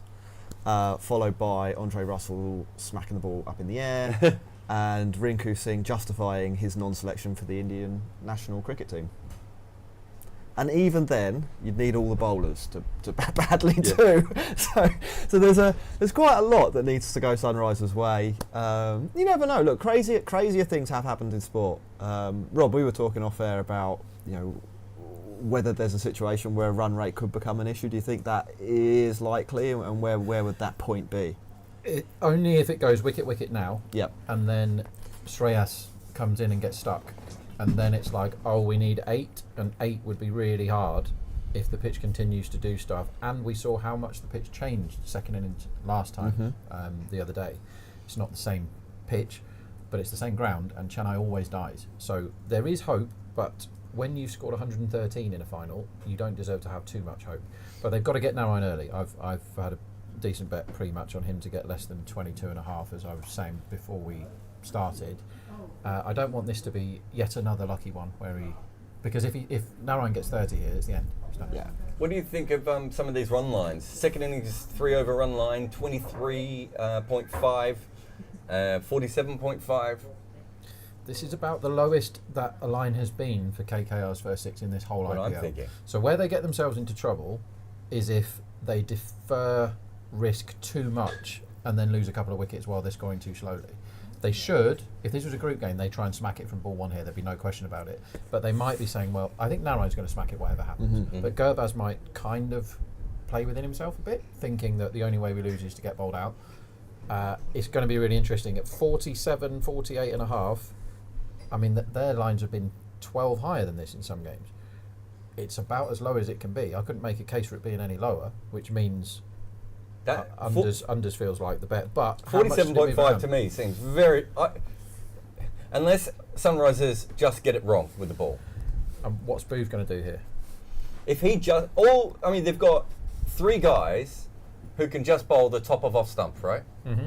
And if you have all 3 of those guys bowling top of off stump, how are you going to score more than 47.5 here? Unless the pressure. Yeah. Do you remember the game where Surya Kumar Yadav got that brilliant 100? Yes. Do you remember the spell of bowling that he had to withstand from Boothie and Cummins just before that? I think a similar kind of pitch, and for me that was actually the best spell of more kind of test match bowling, but the best spell of bowling in the IPL. It looked like there could be a wicket every ball, and there were quality players that really couldn't lay bat on it, and they were trying to defend. It obviously got a little bit easier, and they broke free. But if there is a little bit of movement, Boothie and Cummins are about as good as it gets in the IPL. That's Rajan as well. There is movement, and that was an absolutely beautiful ball. Beats the outside edge. The run line's already come into 45.5. So they're thinking, what's the intent going to be here? And Gurbaz has just blocked the hell out of that ball and got nowhere near it. So how do you score runs if that's your intent? So that's why it's shot. It wasn't that ball was due 3 or due 2. Yeah. It was that the intent was 0 on that, and he still nearly got out with the intent being 0. He broke out the doorstop, didn't I'm not he? sure he breaks it out again for that ball. Next ball. He swings this as an edge. He might get 4 here though. Well, that would change people's minds a little bit. That last one. That could have been a pole, that. But that was not a good shot. That could have been a pole. But if they get 20 minutes of being lucky, the game's done. So I would play... for these guys, Gurbaz and Narayan, they're only any good when they try and hit the ball, aren't they? Like, when have you seen Gurbaz put an innings together of blocking? Like maybe once in an ODI? Narayan can't do it. So don't let guys... If you want people to block, you can use Shreyas, can't you? Yeah. Pokes at this one, outside off stump. Kumar, it's a misfield. They think about taking a run. Narayan ain't running there. No. Narayan had already turned away, to be fair. When I say they, I really meant one man. It's one of those, you have to remember who you're batting with, if you're batting with Narayan. The least interested man in movement ever, I think. And I have time for that. Yeah, no, so do I. I mean, he's a sight if you've ever, I'm sure both of you have. But if you haven't seen him live, get it while you can. Yeah. It's incredible. Comes down the wicket. It's not a wide. He's given that a wide. No. This is going to be interesting for Cummins, because if I'm Cummins, I'd probably review that. And I'd never say review early wides. But just to go back to the top batsman that we told you to back at half time, the 8 on Venki. It just went. This is something you should always look out for when you're betting on top run scorer. The camera just cut to the dugout and Venki's got a helmet on, which tells me that the first 6 should be due more than if it was Shreyas, and also that 8 is a really good bet, top run scorer. This swings away and beats the bat. I tell you what, he's certainly got the ball humming around at the moment. Yeah, everything's an outswinger so far. I'm just going to question humming around as a phrase. You don't like humming? I mean, I like humming. If you listen to balls when they're bowled, they do hum a little bit. So when I faced a guy once who had me on absolute toast, and I could hear the ball hissing a lot. Yeah. He had it and the first time I'd ever heard, I was like, what the hell is going on? It was just that the scene was so... Usually happens with a new ball. Yeah, and you get it a little bit. Yeah. It whistles sometimes, and then if you do face someone like Shane Warne, you hear the actual revolutions of the ball as well. I think Warne did that murally a little bit as well. And what did that sound like? Whoosh. Whoosh? Yeah, I don't know. But have you ever heard your washing machine? I have heard my washing sounded machine. exactly like that with Shane Warne. It's one of the banes of my life, hearing the washing machine. That's how much he span it. It vibrated the air. Wow. Yeah. This is more or less true, though. Is it more or less true? This is defended on the offside. He wants a quick single, Gabars. Sun on the Rhine, it does not. Well, all things considered, they got the movement in that over and they got an edge. It just didn't go to hand. Yeah, it was it was well bowled. Kind of a suspicious wide in there, but that aside, it was all good. And I don't think it was a terrible wide call, by the way. Do you not? I wouldn't have given it, but it was probably borderline. They didn't review it though, so they had their own options there, and they didn't go for them. how many? So that's 1 over survived. How many overs do they? I know you're saying that the deferring risk is a problem, but also if they finish the power play no wickets down. Yeah, if they're 35 for none after the power play, they probably won. Yeah. If they're 60 for 3, they probably won. Yeah. Like, there's lots of ways they can win this game. The path to victory for the bowling team is extremely narrow here. Yeah. It's somehow choke the runs, but really it's just get loads of wickets. Yeah. And it's get them now. You have to get Narine out. But the perfect scenario for getting Narine out here is not necessarily the first ball duck. It's the 3 off 11 Narine that can't see it. Yeah. And that 3 off 11 Narine can sometimes score 75. We've seen that a few times this IPL. With the bounce in this wicket, I think we're a very big chance of just him trying to hit one over the offside and going straight up in the air. Yeah, I think that's a very, possibility. very big chance. Just get less than 22, please, Sunil. That's your job today. What's he going to do to Pat Cummins? He's hit a 6. He's just clubbed this away. He cares nothing about your opinions, your morals, your views on life. He is Sun on the Rhine, and he has hit a 6. That's incredible. That's just such a Sun on the Rhine thing to do, isn't it? So much That's changed some of the run lines. He's so much of a Narine, isn't he? He's the Narinest Narine ever. Peak Narine, I think that is. Magnificent. To be fair, he's timed the absolute pants off it. Yeah, perfect. It's not even really a bad ball. No, it's fine. like back of a length. I mean, I don't think that's the ball to be bowling. I'm bowling at the top of off stump. Totally agree. Swing and seam. But it's not a bad ball. This one is straight up in the air. Catch it, please. Well, that's what I said he would do first ball. He's done it second ball. There's men everywhere under it, and it is caught. There we go. So we had the unders. We said there was a chance. If you went in at 26s or whatever version you got of that before, you get a little bit there. That changes the first 6 over run line also. There is a lot to like there. There certainly is. And that has kept the game very slightly open. It's still got a pulse. It's got a pulse. Okay, let's go with that. Yeah, that's what I'd say. Here's a captaincy question. Give it to me. What are your first 6 overs bowling wise? I would use. Who's the other seamer that they have? Natarajan? I would Unadkat. Unadkat, yeah. I would have had Unadkat and bowling this over, not Cummins. Okay. Really? Only because it was swinging. I think the way they win this game is Unadkat doesn't bowl because they haven't had to use him. I'm on Team Rob. So this ball is swinging and seaming.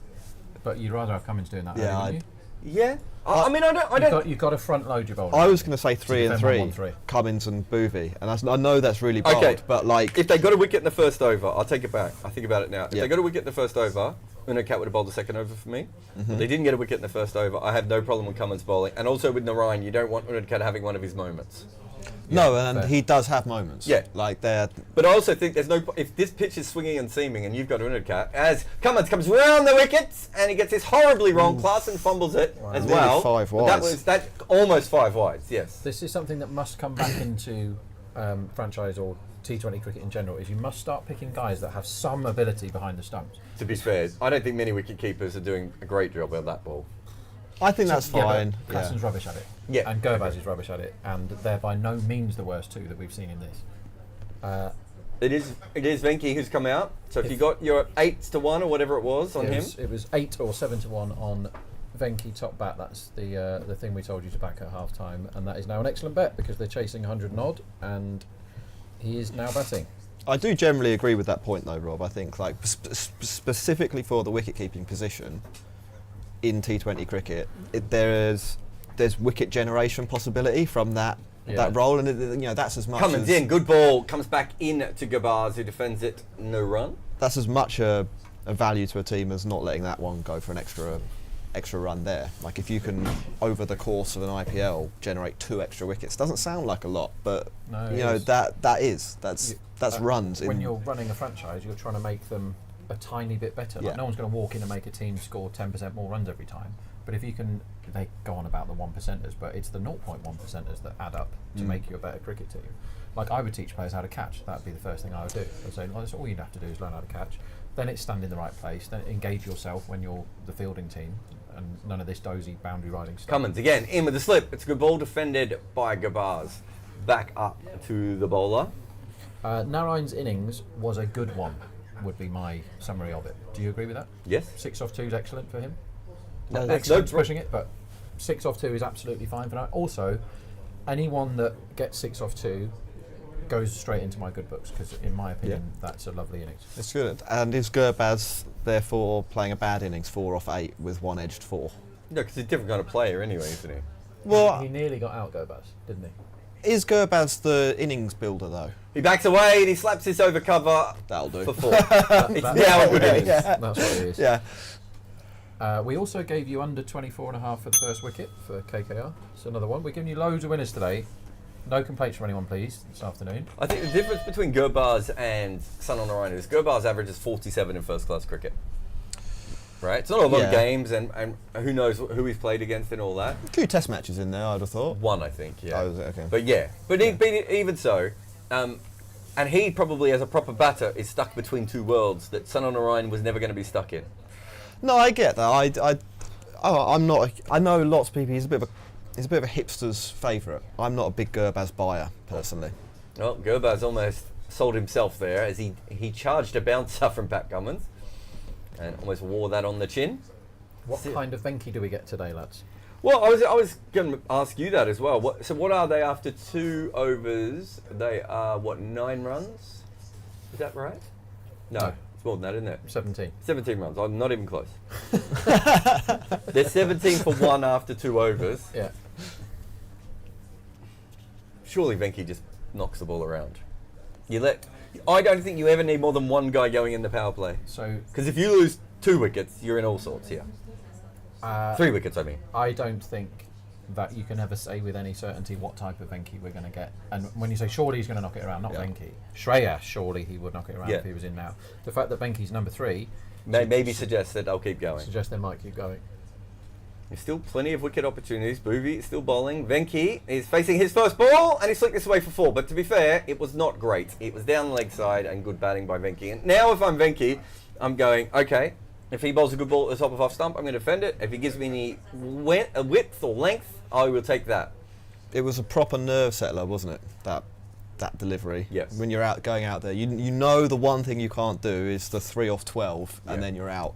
That's now impossible for Venki. Even if he only gets 3 off the next 11 balls, it's still 7 runs or whatever, and he won't have killed his team's chances. Coming around the wicket, he charges down, he slugs this over the top. Sharp. Didn't have that on my bingo card, but okay. That Venki. Yeah. That's the Venki we're getting. Remember, he's an incredible scorer of 50s once he gets started, Rob. He's got started, Jarrod. He's also a bloody good 7-1 shot to be top bat right now. Yeah, you've done well on that. It's a lovely shot, to be fair. Beautiful shot. Like when Venki gets it clicking, he looks brilliant. He could easily be out this ball with the way he's batting, but when he looks good, He's come down. That's another 6. That's a Wowzers, shot trousers. and a half. this game is almost done. Just from 3 balls, hitting Booth for 16. Yeah. Get your runners-up medals ready for SRH.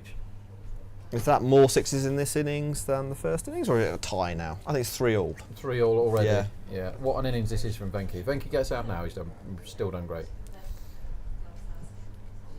Yeah, I think it's hope's fading. What did I say? There was a pulse. I think it's been a while since we've had a heartbeat. I would say it's flatlining, but that's Yes. also another thing made up for Hollywood that isn't a real thing. Is that not really? Is that true? Yeah. I'm massively Damn. cheering nobody to score 50 in this innings. That's my my nervy one. So I want Venki to get out for 40, and then no one else can get one. And do you kind of like the way he's batting with that in mind then? Yeah, of course. Yeah. I'd like him out kind of now, though, really. Oh, good ball here. He defends. This is good batting, because that was the first good ball. I put a bet on him to make it 50. Just to spite me. Yeah. Sort of, yes. The battle of the also, bets. it'd be funny if this game gets really boring. We'll have that little bit of stuff to talk about. Sure. But also, the amount of times once he gets to 10, he seems to get a 50. What price? That is a very good question. This is the sort of thing you should know, people at home. 23 to 10. What price you should get. So what's that? 330. Okay. Is that 330? Or? Yeah. Yeah. I'm happy with that Okay. because he's already got 17. So it's just if you are interested in hedging, then if you're on the no 50, it's kind Oh, go Barnes almost drags this back on. They're going to go for a quick run. Don't run him out. It's I don't mind if he goes out slogging. But don't run out. Sorry, what's my hedge? so if you're hedging, if you back no 50 at 9 to 1, Yeah. which is what I have, and Yes. hopefully many of our viewers have. If it looks like Venki's the only one that can get it when he's got about 22, and you can get a price like that, then fine, back that, and you'll probably find like Venki's batting like this, he's going to do well to get 50 on this deck. Yeah. But if he gets another one away, it's almost like with 70 odd required, no one else can get 50. You know what I mean? That's what I'm balancing on that. I'm also balancing on once he gets ahead of the game here, he might just go, well, I'm done. Yeah, fair. Kartik says, as an SRH fan, I have to admit this is painful to watch. It's like watching a slasher movie. It's not a slasher movie. It's more like pornography at this point. He gets another one on his pads and he works it away for 4 again. This is poor bowling. Wait, wow. will it be 4? Will it Wow. be 4? It might be a 3. Because Sun on Orion's Is not that out Nitish there. ready? That's great fielding down Yeah. on the boundary. If they do that level of fielding for every single ball from here on in, they will still lose. Yeah, but they'll have a great highlights Yeah. reel for the end of season party, and that's worth it. I'd say a body horror. This film, like The Fly, that kind of vibe. Oh, okay. That's what I'm getting from this. 114 is the total. Tell us what kind of horror movie this is. Very much, I would say, early on in this in this game, Sunrisers certainly ran up the stairs. You never run up the stairs. We all know that. Who do you think should be favourite to be the next man out, guys? Ooh, I mean, Gurbaz hasn't looked good yet, has he? yeah, that's what I was going to say. I mean, like, obviously the way Venki's batting, your head says that, but Gurbaz looks like he's bad at cricket. But Venki's going nuts. Yeah. Which is it, Rob? Help us. So I think it should be Venki because of the extreme intent. There's not masses in it because like you Gurbaz correctly on say, strike. Gurbaz doesn't look great. You can't bet Venki now because he's not a strike. But if Gurbaz was to nudge Venki on strike here, I'd want to be on the 1.91, which is available now. But if Gurbaz is mowing everything, then it probably is about 50-50, even with Venki's high intent, because the high intent Venki is a better player than the low intent Venki. Bowling Gurbaz. change. Hey? Bowling change. Yeah, Natarajan, not Unadkat, and it starts with a wide. Well, this is what I was talking about before. If they bowled the right line, I mean, it doesn't matter now, the game's over, but if they bowled the right line and length on this wicket, they could have caused some issues. We've seen wides outside off stump, we've seen wides down the leg side, we've seen 2 balls on the pads that have been flicked away easily. I think KKR have played some good cricket, but we've got to be honest here, it's been pretty poor so far. Yeah, it certainly has. I've got a question though. I've been on here a couple of times, and you two don't mind a long-range punt. 110. Is that As he edges this one past slip and short third. 140? 140 for Sunrisers Hyderabad to pull it off. Okay, so if it gets to 200s, 200. I might put one on just for fun. It's 150 now. It's going up every second. Yeah. Rob? Nine for I mean- we need 9 for 60 to happen from here. It's hard to make the case for it now. It Yeah. really is. But it would be funny. I mean, I took the 22s or 26s, whatever I got earlier, and I was reasonably happy with that bet. A couple of early wickets. We got one of them. We've seen high-profile finals Oh, Gapars. where mad stuff has happened. Yes. We've seen capitulations in the Blast final before. We saw a great one in the Big Bash ones. Do you remember that one? Where I think it was sixes came from. You said it was the absolutely sixes, nowhere. Yeah, they So- needed like 6 and over off 10 overs or something Yeah, like that. yeah. Was that right? Yeah. Just totally blew up. So I think Perth won one of them by winning from a unwinnable position. So it can happen, but they're 42 for 1 off 3. But, you know, they're going at 2 a ball, and they now need to go at what, 4 and over or something. They're not struggling here. 4.5 and over required. Someone's saying it was Stars versus Renegades. Oh, I was the analyst for the Stars in that one. This one is short down the leg side. That's not the one he means. That one was where they were none for chasing 160 in their 12th over and managed to lose the Stars. I'm thinking of that one, I think, yeah. Yeah, that was the day I thought I was going to win the Big Bash, and I still haven't won the Big Bash, Jack. All these years later. I'm sorry to. Sorry for you. We went from last to the finals, good but we should have won that final. That was a little bit disappointing. Someone has said, "What kind of horror movie is this to you?" So, I think Joel said Downfall before. I'm not sure Downfall's a horror movie. It's more cheery, depending on which side you're on. I don't know anything about horror films. Downfall is the one about Hitler's bunker. I don't know anything about horror films. It's not really a It's horror. not really a horror film. It's like a historical drama. If Joel says it's a horror Biopic. film, it's Okay. a horror film. All right. You're arguing with Joel here, It's horrifying. is it? Well, it's got Hitler in it. Yeah, I've heard He kills his dog in it. quite a horrifying man by all accounts. I bet more people were angry at him killing the dog than they were other people. Tends to be how That people react happens to- a lot, to yeah. Stuff. Yeah. Hitler and dogs. Didn't expect that to be a conversation That's why topic. it comes to cricket, eh? Yeah. Insight analysis, Hitler and dogs. I went unders before. My unders is almost already done. After 3.3. Yeah. But I'm not disappointed with that because I went on the basis I thought they'd lose 2 wickets early on. There should be a run out. Oh. Great effort. Was that Cummins? I can't. No, it wasn't I'm not Cummins. sure. Was it Markram? No. That was Reddy. Nitish Reddy. Reddy. Great. It's all over the place. They are fielding Yeah. brilliantly. Let's give them some credit. It means nothing, but yeah, I was backing on 2 wickets early on for my under bet. Yeah, me too. I went unders. You went unders as well. Yeah, I thought there was a good chance for wicket, and we saw it, and I didn't see Venki doing what Venki has done. Which No, is the I other thought he element might of this. attack, Yeah. but he might hit one straight up in the air against one, or not maybe straight one up in the air, but just missed time one. 15 off 12. I thought that was on the cards. Yeah. I didn't see what's he on, like 20 already, something like that. It's He's 19 off 5. That's what we're saying. We didn't have the 19 on 5 for him. Gobals is 14 off 15, so he's played his role in our unders, Jack. We're happy with him. Yeah. Gurbaz, but we've got the Gurbaz part spot on. Now, has Gurbaz broken? Oh no, he might be asking for another bat, but that'll be the end of this ball. Maybe he's just confirming that that's the thing he's supposed to be using. So there's a bet here. Go on. Boundary 4 in the next over. Everyone is now thinking that is extremely likely. But they've got boundary 4 at 1.2 that there will be a boundary. And that's quite a lot too... Sorry, it's just a 4, specifically a 4. 1.2 is very, very short.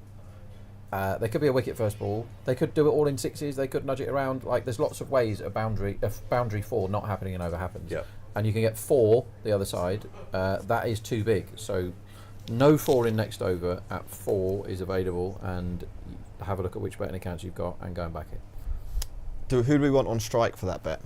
You probably want Gurbaz, which you do have. This one is pulled around the corner for 1. Jack, I'm going to say, why don't you have a moment here? If you want to hear Jack more, he won't be on any of our podcasts today, but he will be on the Cricket Podcast, which is his podcast. He might be on his one with Dan Weston as well. He might just be in Brooke's bedroom recording until Brooke goes to sleep tonight, from what I can tell. Just going to be me monologuing. Yeah. So, Luke, if you could turn Jack's microphone off. And Kritika, if we might get her in, because if she doesn't come in now, we won't get her in ever. But we will continue to talk about the cricket until the changeovers happen. Orville Tutenbacher says 10 wides in this game so far. How many in total? Over and under 14. Is he running his own book in our YouTube comments? If he is, I respect it. And would you go over or under 14? I got under. It's a good line. I'll go exactly.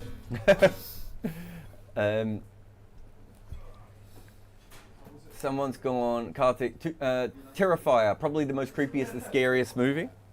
I'm a big fan of the Spanish zombie movie Wreck. You're quite well placed to answer stuff about horror films, aren't you? I do like horror films, yeah. Session 9 is one of my favourite ones, which is, it's about someone attacking a bunch of people who are going through an old mental hospital and with hazmat suits. So it's Nice. like, there's so many layers of the horror in that movie all the way through. Pat Cummins has brought himself back on. It's a good premise. There's a computer game called Manhunt, which was superb for the PlayStation back in the day. And that started in a mental asylum. A very, very good game. Don't play it if you're underage kids. Cummins comes in, it's short, it's wide, it's down the leg side, and Gurbaz has punched this for 4. And I do mean punched it, as in, he's punched it off his glove and it hit the punch Toblerone thing down on the boundary as well. That was not a cricket shot in any normal sense of the word. But I've never seen a literal punch for 4. But that was. He has punched it for 4. Oh, God. I want to check his fingers after that. I think that's a good advert for his glove manufacturer if he's fine after that. Kritika, I forget, what's your team in the IPL? Sunrisers. Cool! Well, they're in the final. They are currently 300 to 1. What does that make them? 0.3% chance of winning? Yeah, Is it less than that? They're not going to win, mate. Yeah. Well, no, I guess that. Cummins in again to Gabaz, who swings this! And he's completely clocked it nowhere to long on for 1. He forgot to run there as well. What are your thoughts on the game so far? No comments. That's how we like to do this show. Can you do it in mime? Interpretive dance. Can you do a cartwheel? No, I can't. Okay. Thanks for coming on. Mark, if you could... they're now 500 to 1, by the way. Yeah, it's so we managed to make the case for it at half time, but the path was very narrow. Now the path is closed. The path is there's closed. no 63 off 94 they require. Venky's off 20 off 60. We've still got bets though. You need no one to make a 50. Yeah. I need Venky to make a 50. As this is on the pads, and Venky looks like he's in accumulation mode to me. I'm also on most 4s for KKR, so I'd like to see the 60s stop and the 4s start. They've got 5. How many did they get? 3, 4, 5, 6, 7, 8. So they need another 4. I'm no mathematician, but they need another 4. The under 30.5 4s is completely and utterly safe. So well done everyone that backed that. Can I just go through the betting market here? On the match total, only 58 million was bet. Is that because it's been so one-sided? Yeah, and it didn't last long enough. So basically the prices have done this and never flick back. Yeah. And so from a trading point of view, it's no fun. Yeah. When I was a trader, I used to like games that swung both ways. Gobars almost gets caught behind here. He does some dancing, goes outside off stump, plays the big pull shot, no run. But Rob, I have a question for you. So Sure. She's been waiting 2 hours to ask you this question, Rob.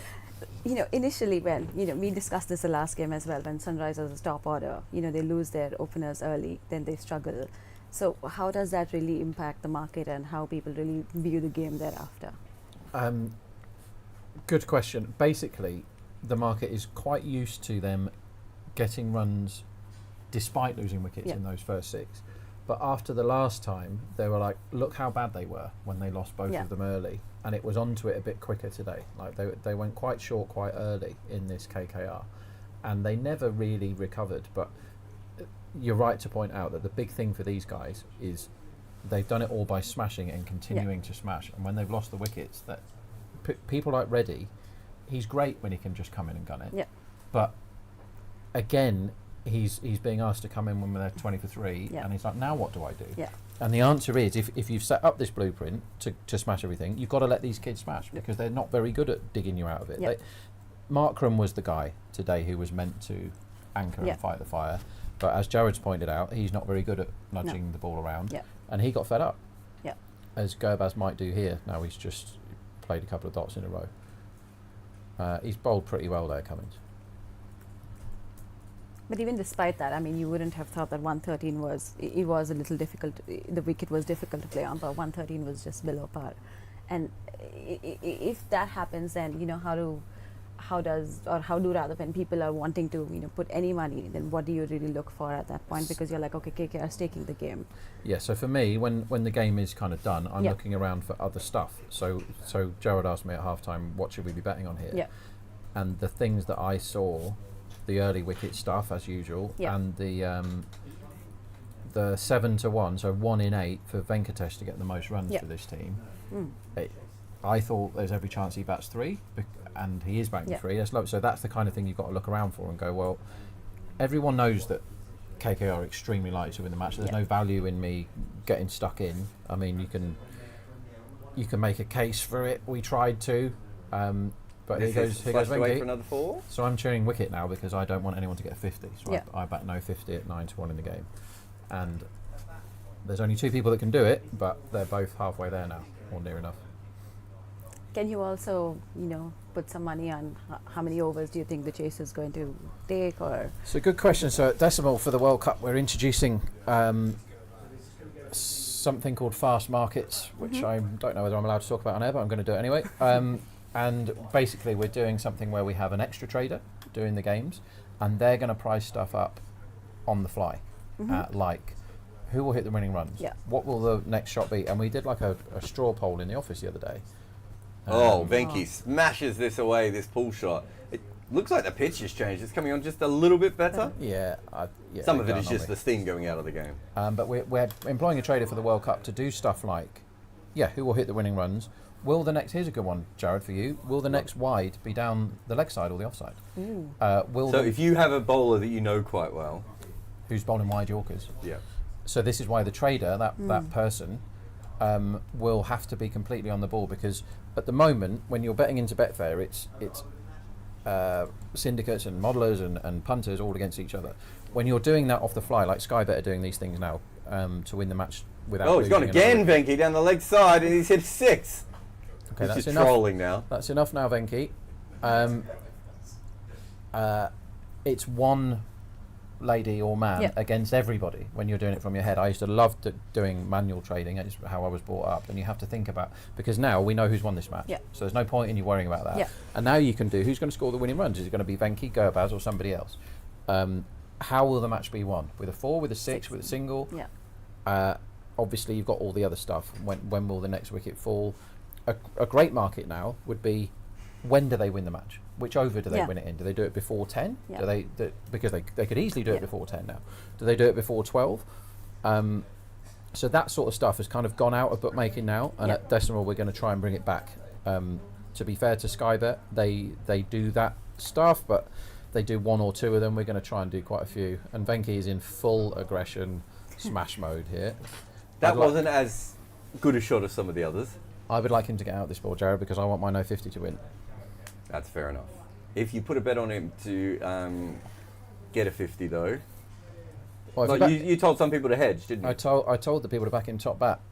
But you've got 3 bets on him, right? Because you've got, but you put money on him to get a 50 as well as a hedge, didn't you? Or No, did you not hedge? no, I didn't. You did tell people to hedge. So there are people out there that might have 3 different Venki bets. So Top he- bat, so he could get 50, and also hoping he doesn't get a 50. he could get top bat and no 50, and that's double jackpot. That's 7-1 winner and 9-1 winner. Yeah. But he'd have to get out kind of in the next 3 balls he faces. He's 39 off 11. He's 39 off 11. I forget, Critica, did the Sunrisers bat like this? no. No, okay. More as we have it on that situation of the Sunrisers innings from Sunrisers fan, Critica Naidu. 71 for 1 here, as Venki has just gone to the other end. Is this the last ball of the power play? Yeah. Remember the line was 48 for this power play. The lowest they have ever been in this competition, 48.5. And so the market, it's rare we say this, but the market got that completely wrong, because they've gone high intent Venki at 3 rather than Shreyas at 3, nudge it about. And when you saw Venki with the helmet on, that you know he's going to bat number 3, that's when that line should have pushed up, because obviously the high intent man has come in. Gurbaz just pushes this on the leg side. They look for a quick single. Just no need for that single there. So they beat the first 6 line by 24.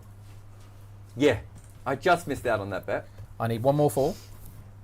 It's currently 8-all for the 4s. And then KKR have the most. So the 10 over line is 107. Feels like overs. Who are they going to bowl? The thing is with SRH, they've played their hand already when it comes to the seamers, and the spin covered is bare. And it looks to me like this pitch has changed. Yeah. It's not the same pitch we were watching the first innings on. They were lucky to get 40 in the first 6 in the first innings.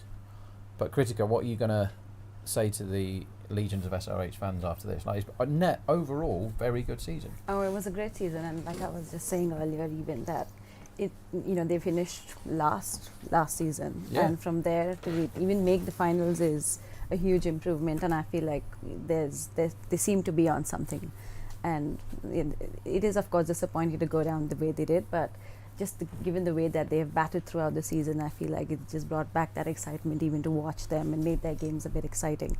So no, definitely, I feel like KKR, even I think both teams that really reinvented or redefined batting this season, and they deserve to be in the finals. Isn't it great they've ended up in this game of all things at the final though? It's become a bowling game. We've got some good messages as well. Sherrod says Critica sounds sad. So if we can pin that to the top of the group. Actually says he's now watching the tennis but listening to us. That is probably the best option if you are a tennis fan as well. We're being asked on who should come in next. Joel Edwards has said Dre Russell, Rinku. It'll terrible line here if you're quick. Over 7.5 in the 7th over at 1.8. That's wrong. They're not going to slow down now. They're not going to suddenly start nudging it around, are they? I don't care who bowls it. It seems unlikely that they're going. I mean, Gobars looks like because he's facing. I don't think 7.5 is a terrible line.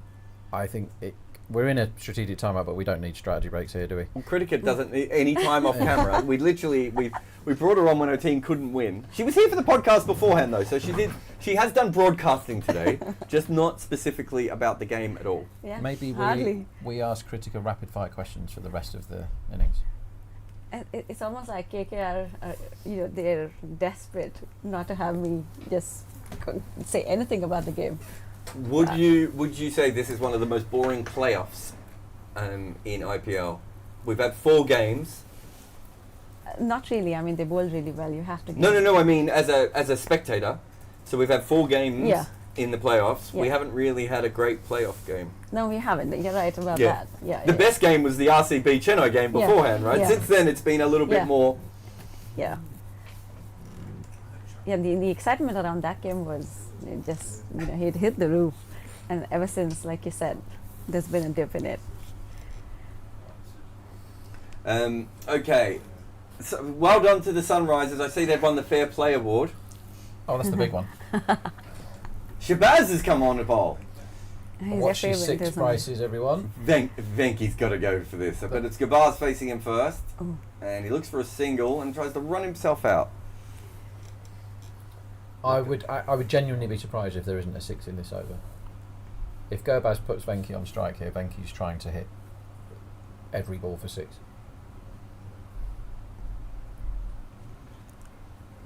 So Gabaz, 42 off 83, backs away. Oh, he's got an inside edge through the legs. Well, there was, what was it? 7.5 was your... Yeah. Bad line, that. Is that 4 runs off the bat, or is that 4 byes? I think it was byes. I think he's missed everything. I thought he got an inside edge, but geez, we've seen some wicket keeping. Class and not in the same postcode once again. When I'm building my franchise for next season, I am having a wicket keeper that can keep wicket. I'm just having a look. There's some places where you can also get over 7.5 for the 8th over as well. Yeah, it's wrong. Well, this one's already gone. So if you got in on that bet, there you go. Barron has got you that one straight away. As he swept this, so we're just going to have a bit of a delay, I think, while we check if that is 4 or 6. So there's still money to be won. There's still money to be lost. There's still money. If people think that the next over's worth 7.5 now, this is where traders have had a long tournament, a lot of them, and they know who's won the game, and they're not concentrating, because 7.5 is incorrect. We told you before this over started, 7.5 can't be the line. The intent isn't going to suddenly drop to 0. The only way 7.5 gets beat is if they go wicket, because now they know they've won the IPL and it's time to start the party here. It really is. And they're not going to win this in singles. They're going to try and smack boundaries. Is that Oh, it's a 4. Is it a 6 or a 4, Kritika? Let's bet on this. 6 or 4? 4. 4? 6! Kritika's having a smashing day, isn't she? Shaz is bowling though, so we've got something. 32 off 81. As Gobaz flicks this. Also told you that there would be a 6 in the over, just so that we don't stop giving you winners right to the very end of this IPL. I could really do with Venki getting out now, if you don't mind, Venki. Done a lovely job, but now's the time to go away. 83 for 1. Venkatesh is 40 off 12. Wow. Of course he is.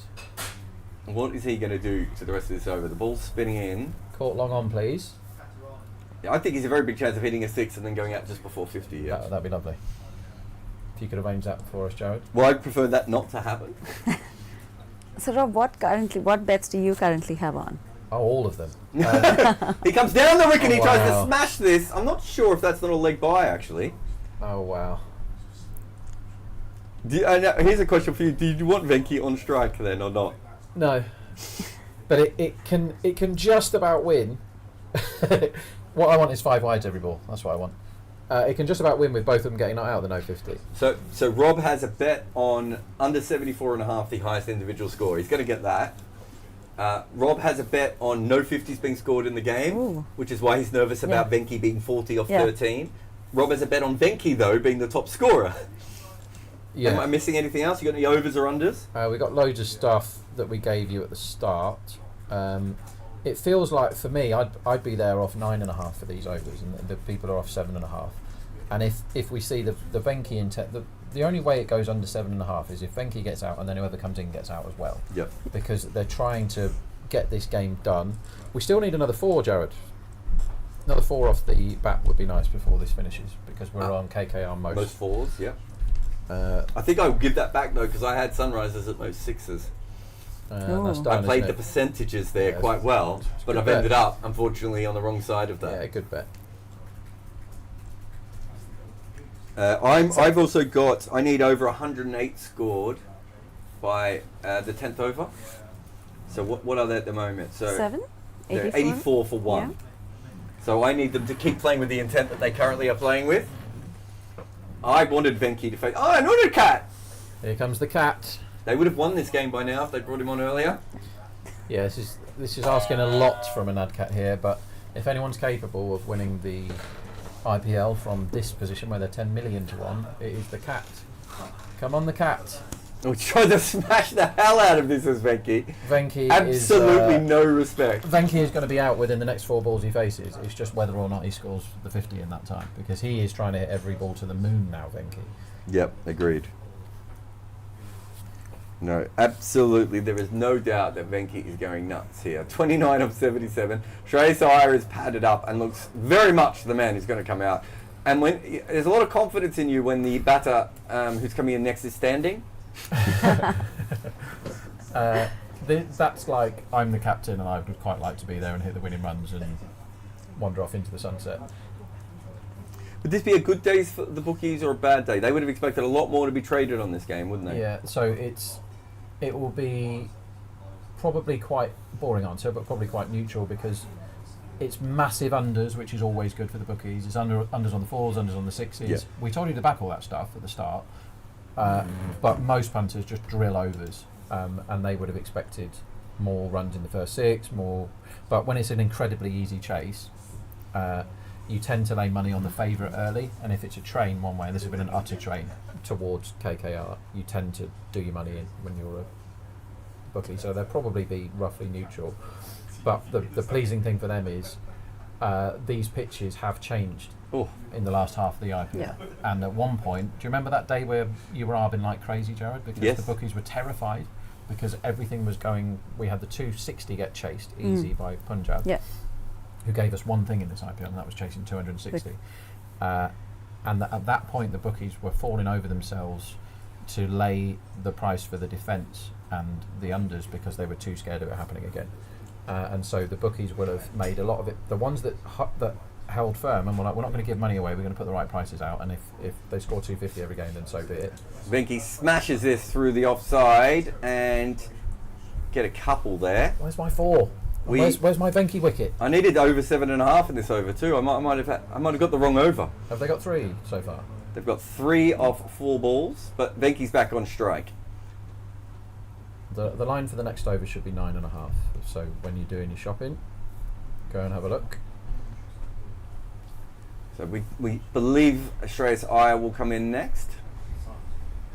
So Rob, during SRH's innings when they were around 60-ish in the 10th over. Oh, he smashed this down the ground, and they're just going to get 1 though.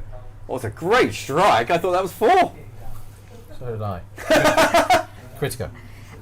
So when they were just around 60 in the 10th over or the midway stage, right? Was there a possibility then of people to have say bet on no batsman reaching like 30 even, because that apparently this is the first time in the playoff that no batsman in an innings has reached 30. Wow. Things like that. So this is the sort of market that we need to come up with when we do the stuff for the World Cup, because those markets don't exist right now. Right. Like most of them are quite. We're going to get our overs. We might still get our overs as he smashes this across the line.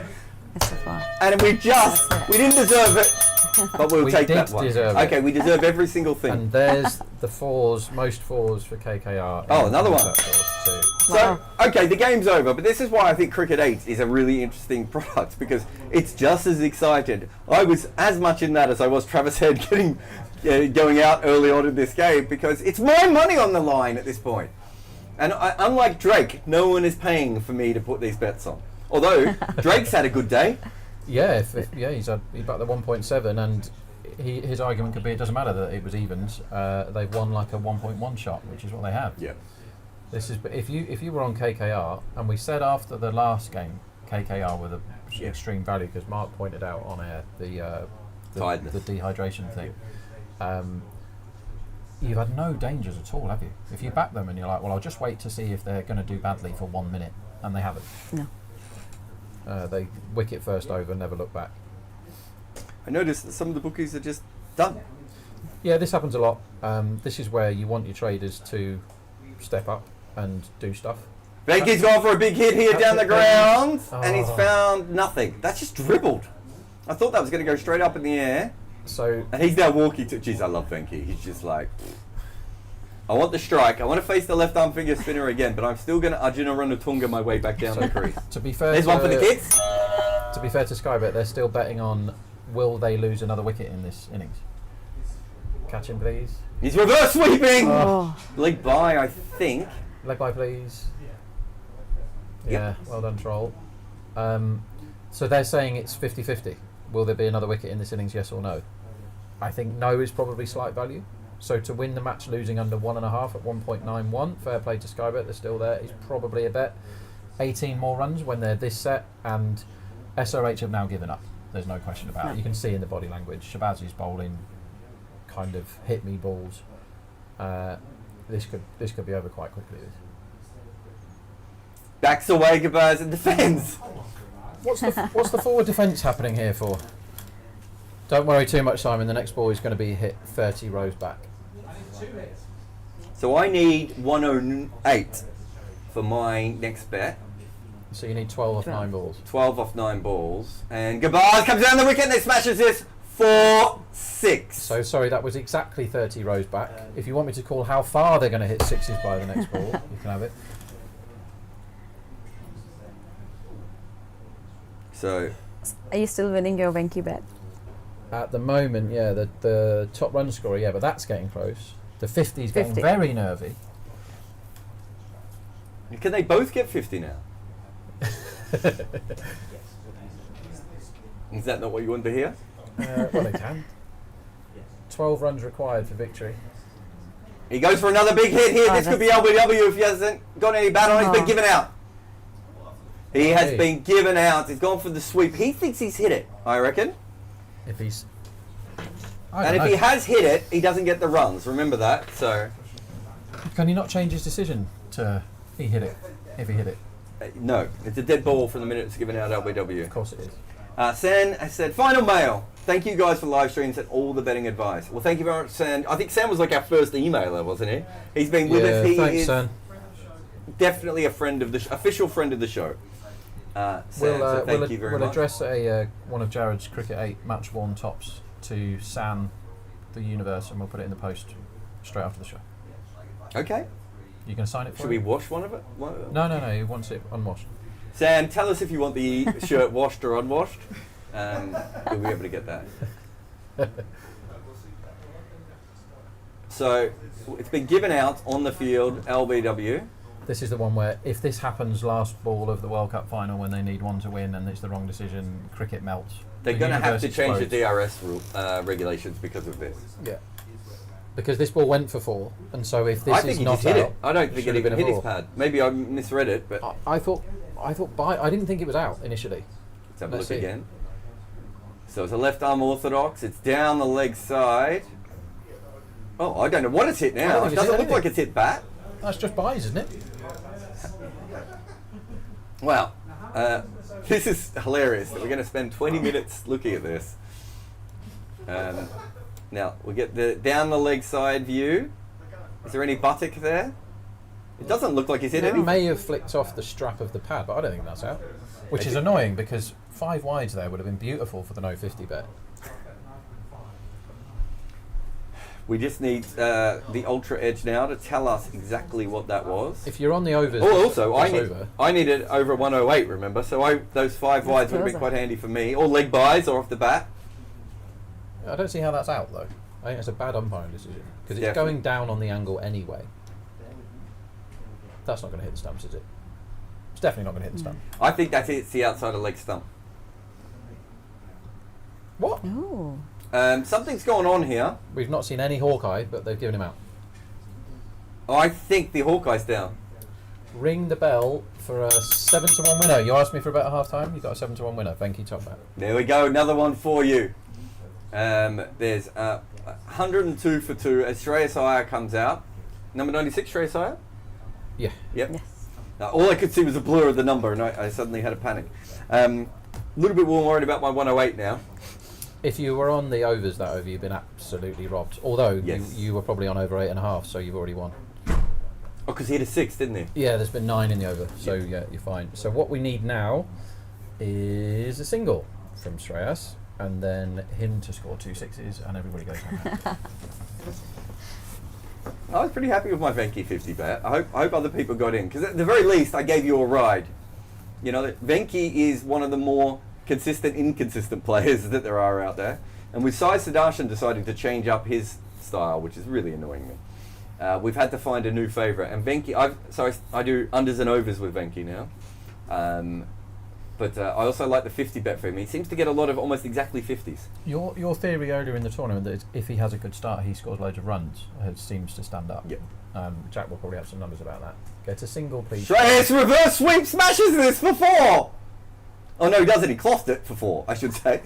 Looked like he certainly put a lot into it. So there's another overs for you. Another overs for you in the back in every. So this is the bookies dropped the ball there because they thought that they would slow down after the power play, and they've gone overs, overs, overs, and Yeah. they've lost the wicket. So that is where any other people that watch cricket now have already given up for the day, and we're like, well, we've just given you a load more money, and now we really want, if you're me, and you really don't want if you're Jarrod, a single.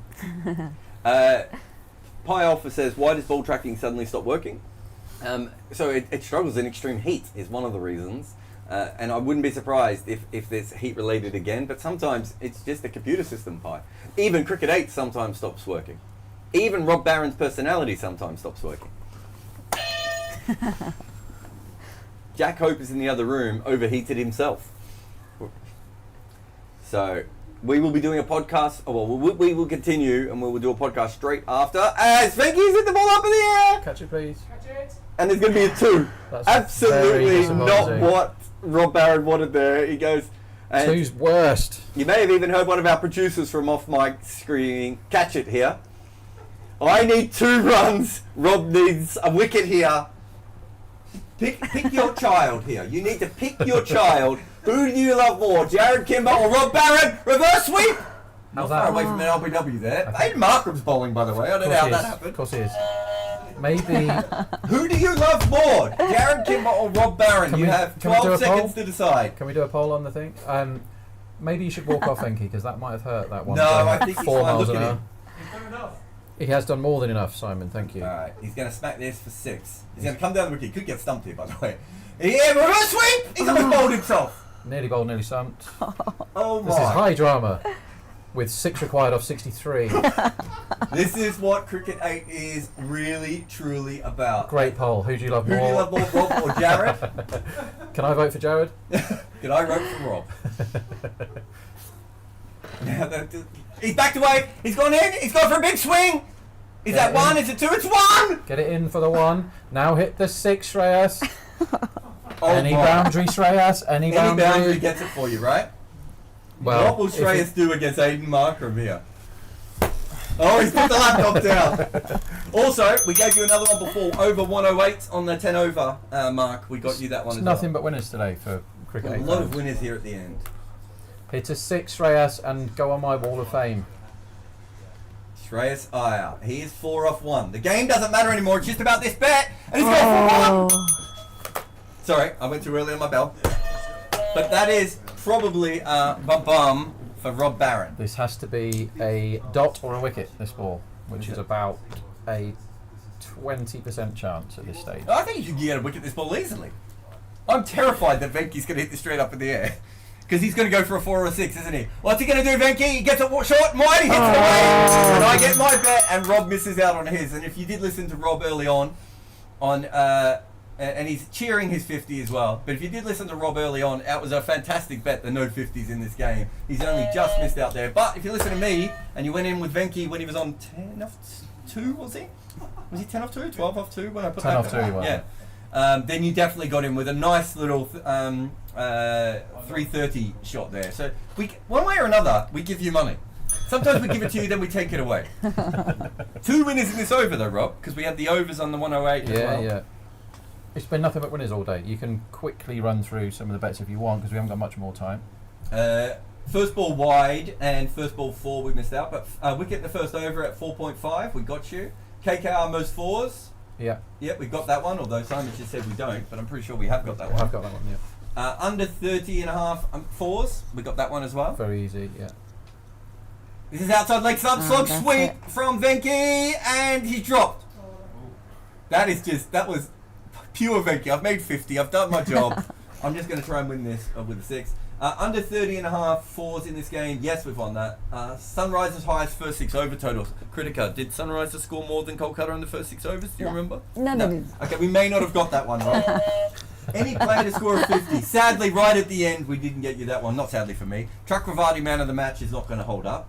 Under 21 and a half Sun on Orion runs. Under 74 and a half highest individual score. Yes and yes. You also had one for Russell most wickets. Oh, yeah, 5-1, yeah, that one, yeah. Another one as well. Just ring the bell loads of times. Thanks for coming, everybody. So lots of winners there. This game is now a tie. If we get 58 consecutive dot balls, it will be a super over. You backed tie earlier. That's another loser. We still haven't seen a tie this IPL. We have no not. tie, We no haven't had a hat trick. super over. Yet. No tie, no hat trick. Yet. 58 dot balls will get the tie. It's Venky. We know he's going to try and hit a 6 here. This would be a good bet on this last ball, wouldn't it? Yeah, it could be 6, could be wicket. Come on, Easy. Venky. Venky doesn't Don't let care. me down. Go for the 6. I think caught on the rope is how this. I think he's a how this huge should happen. chance of being caught on the rope here. Venkatesh Iyer. Venky. He's hit this onto his own toe. It goes up over Carson. Doesn't know what's happening, and he's got the signal. He laughs. He giggles. He giggles like a victorious man. Because KKR have won this trophy. Remind me after the first week of the IPL, Rob Barron, what you said about KKR's chances of winning this trophy were. I feel less confident about it now, but they cannot win the IPL. Remember that, kids. Remember that. Wow. We will tell you our winners and we will celebrate our losers. Critica, in 38 seconds or less, tell me what your thoughts are on KKR winning this trophy. To be fair, like I think if you see how they went the entire season, you won't find a team that had all bases covered. And I feel like KKR deserve winners because they literally, I mean, even if their top order is functioning, their middle order is, they have backups in terms of bowlers. They're just the all-round team, and yeah, they deserve to win it. I mean, it's nor Sunrisers or KKR, you would have thought at the start of the season that they'll make it through to the final. But yeah, great. I mean, yeah, it's now they're on a 6-match winning streak, which is incredible, which right? is a pretty good effort as well. Yeah, good on Rob, them. they score quickly and they Yeah. take wickets. Yeah. Yeah. They're kind of your and my ideal T20 side from that point of view. Two right? proper spinners as well. Yeah. Two proper spinners. Eventually a gun overseas bowler, and they discovered $1 trillion. they discovered Harshit Rana this year Yeah. as well. He turned up and got 19 Yeah. wickets in this IPL. So well done to KKR. They thoroughly deserved to win that. And they lost the guy that got them most of the way there, Phil Salt, and managed to cover up for him. Yeah. They also lost Narayan the batsman about 4 games ago, and they still got there. So thoroughly well deserved. We will take a 2-minute break on this live stream and we'll come straight back with a podcast where we might even, I don't know if Mark wants to come in. Mark might be asleep. But there'll be people on the podcast anyway, and we'll just go through a little bit of this. Let's talk about this game because it was absolutely horrendous, especially if you're Critica. But it was absolutely horrendous game. But a little bit on why Kolkata have won this tournament, a little bit on why Sunrisers had a great season and it didn't quite work for them in the end. But I'd just like to say a big thanks to Luke, Simon, Protoy, Monica, Brooke, all the people that you don't see in front of camera just because they're not as attractive as us three are. And so we put them off in another room and we put cloaks over their heads so we don't get disgusted by them when they walk through as well. But they have done incredible jobs. You know, without them, we wouldn't be able to sit here and make money for you. And a big thanks to all the guests that we've had. I won't name them all, but, you know, Mika, Norcross, Munners, is there any, am I missing any? Michelle, Sir Patrick Hewer, everyone that we've had, plus all the people who've been here today. You know, Cricket 8 is not just a couple of people. It is so many different people working together. And I'm glad that you all like. And I'll just have a look. You won the poll. People like you more. 55% of people like Rob and 44% like me. And 1% will either like both or neither. But we'll have a couple of minutes break here and we'll be back with a live podcast on the season of KKR in a few moments. But thank you for the live show for Rob Barron, Critica Naidu, Jarrod Kimber, Cricket 8.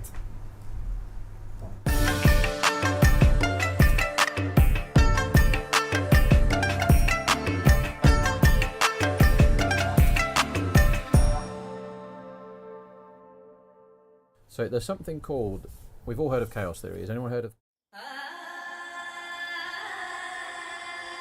So there's something called, we've all heard of chaos theory. Has anyone heard of catastrophe theory?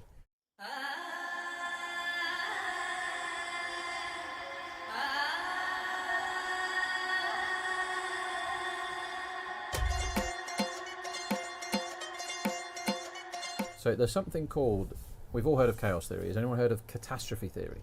No. Which is when, and occasionally when a team gets to a final of a tournament doing a certain thing, or gets to a big cup final or something like that. The best ever example was the Brazilian national team when they had the home World Cup semi-final against Germany, and Germany rolled them 7-1 or whatever it was.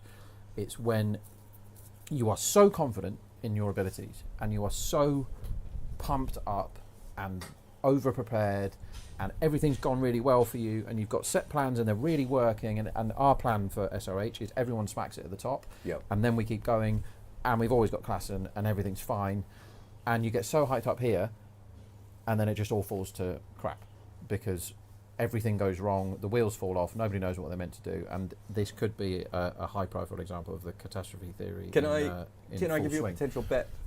Yes.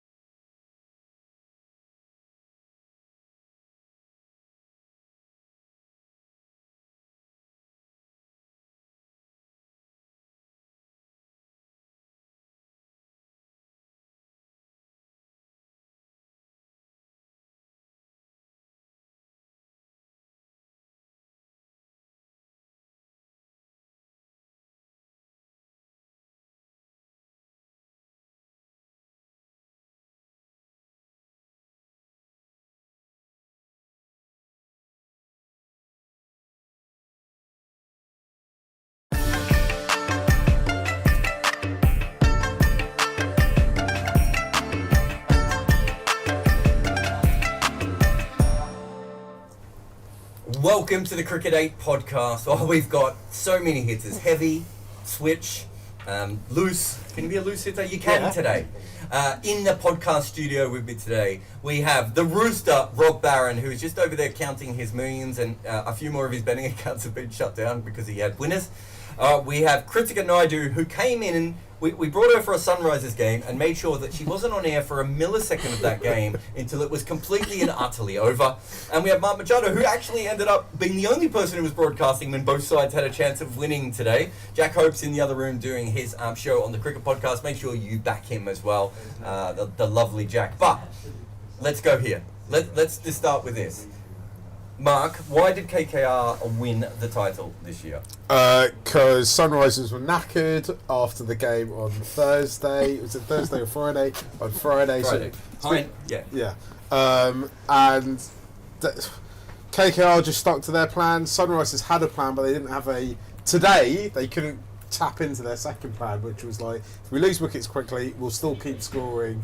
And maybe they kind of stuck to it too much, and actually that's what got them into quicksand, which I know Jarrod's about to tell me isn't a real thing, but they were in the proverbial quicksand today and got skittled at, and the KKR were quite clinical in the way they went about it. Gobaz and I got them over the line. They'd played 2 games in 15 days, Kolkata, hadn't they? They'd won both of them. The last week, and I know none of us are over in Chennai, but Andre Russell walked out on the field today and was sweating crazy. We know how hot it has been. I remember one time talking to the Australian team about the Indians and saying it'd be harder for you guys to play them because they're more used to playing in this kind of weather that you are in Australia. And the Australian team going, at this temperature, no one's used to it. It was a very grueling 3 games for the Sunrisers, wasn't it? We're not giving them excuses, but physically, that was hard to come back from Friday's game.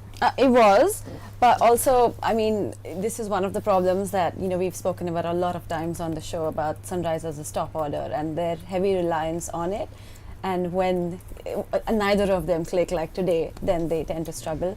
I mean, we did speak of Klassen coming into form and all of that, but it was just one of those days where nothing really worked out for them. Plus, you know, like Rob mentioned earlier, it's just that you didn't have that anchor role.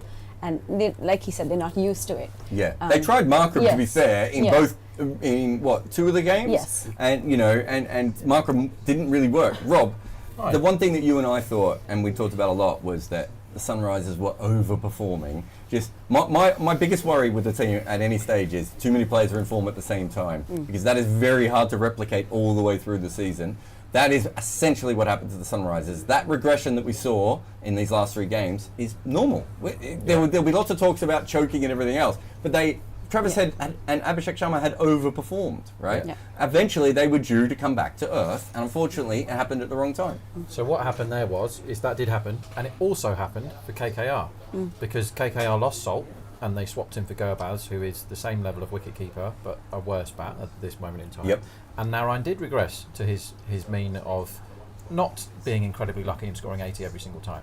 But KKR have people that could cover for that because they've got 2 of the absolute best spinners. Chakravarti got 20 wickets in the IPL, and Narayan was the best containing spinner in the tournament. They had them all the way through, and they both performed really well all the way through with the ball. And Stark turned up at the end, and that was huge for them. So basically, they had a strategy. Did SRH of let's whack it all the time and see how we get on, because we finished last year, so why the hell not? And it was great, and they did really well, and one of Head or Abhishek, or sometimes both, went bananas, and when both of them went bananas, they obliterated teams. But they can't turn to any spinners because they haven't got any. And when the pitch was ragging sideways, which it did last game, part-timers, anyone could have bowled on it. Shabazz went for no runs and got loads of wickets, and so did Abhishek, who doesn't really bowl. But when there was a pitch, I think they got the worst of the conditions in the final, to be fair. It did hoop around corners early, but that is not what you want when you're loaded with whackers, and then Reddy comes in when they're 20 for 3 and doesn't know what to do because it's his 21st birthday. So how is he supposed to be mature enough to work out how to play the innings there? Klassen couldn't do it today, with however many he got, 12 or 15 or whatever. I think what we have seen in this IPL is a bit of a changing of the guard from the classical planning and Chennai and Rajasthan of the bright cricket, and there's a time and a place for that, usually when the pitches are tricky, but they've not gone hard enough. and that's why they didn't end up in the final, and why Chennai finished 6th or whatever, is because the other teams had leapt miles ahead with the mega intent early, and with the impact sub, you get the one extra bat. You know, KKR had Ramandeep at number 9 in some matches, who's hitting a 6 every 5 balls. Right? He's a complete gun, and he faced he only played about half a game. He barely batted. Yeah, he's a total gun. And you're allowed to have him at 9, which gives you the license to chuck Narine up at the top and hope he comes off. And he came off for 2/3 of a season. Yeah. Scored 400 and something, 500 odd runs at 170. It gives you all those options, and Chennai got left behind. Rajasthan were nearly clever enough to get themselves into the final. But I think what we've seen is something that probably should have happened a few years back in T20. The fact that the power play is finished doesn't mean you have to stop trying to score quickly. And the teams that carried on whacking both ended up in the final.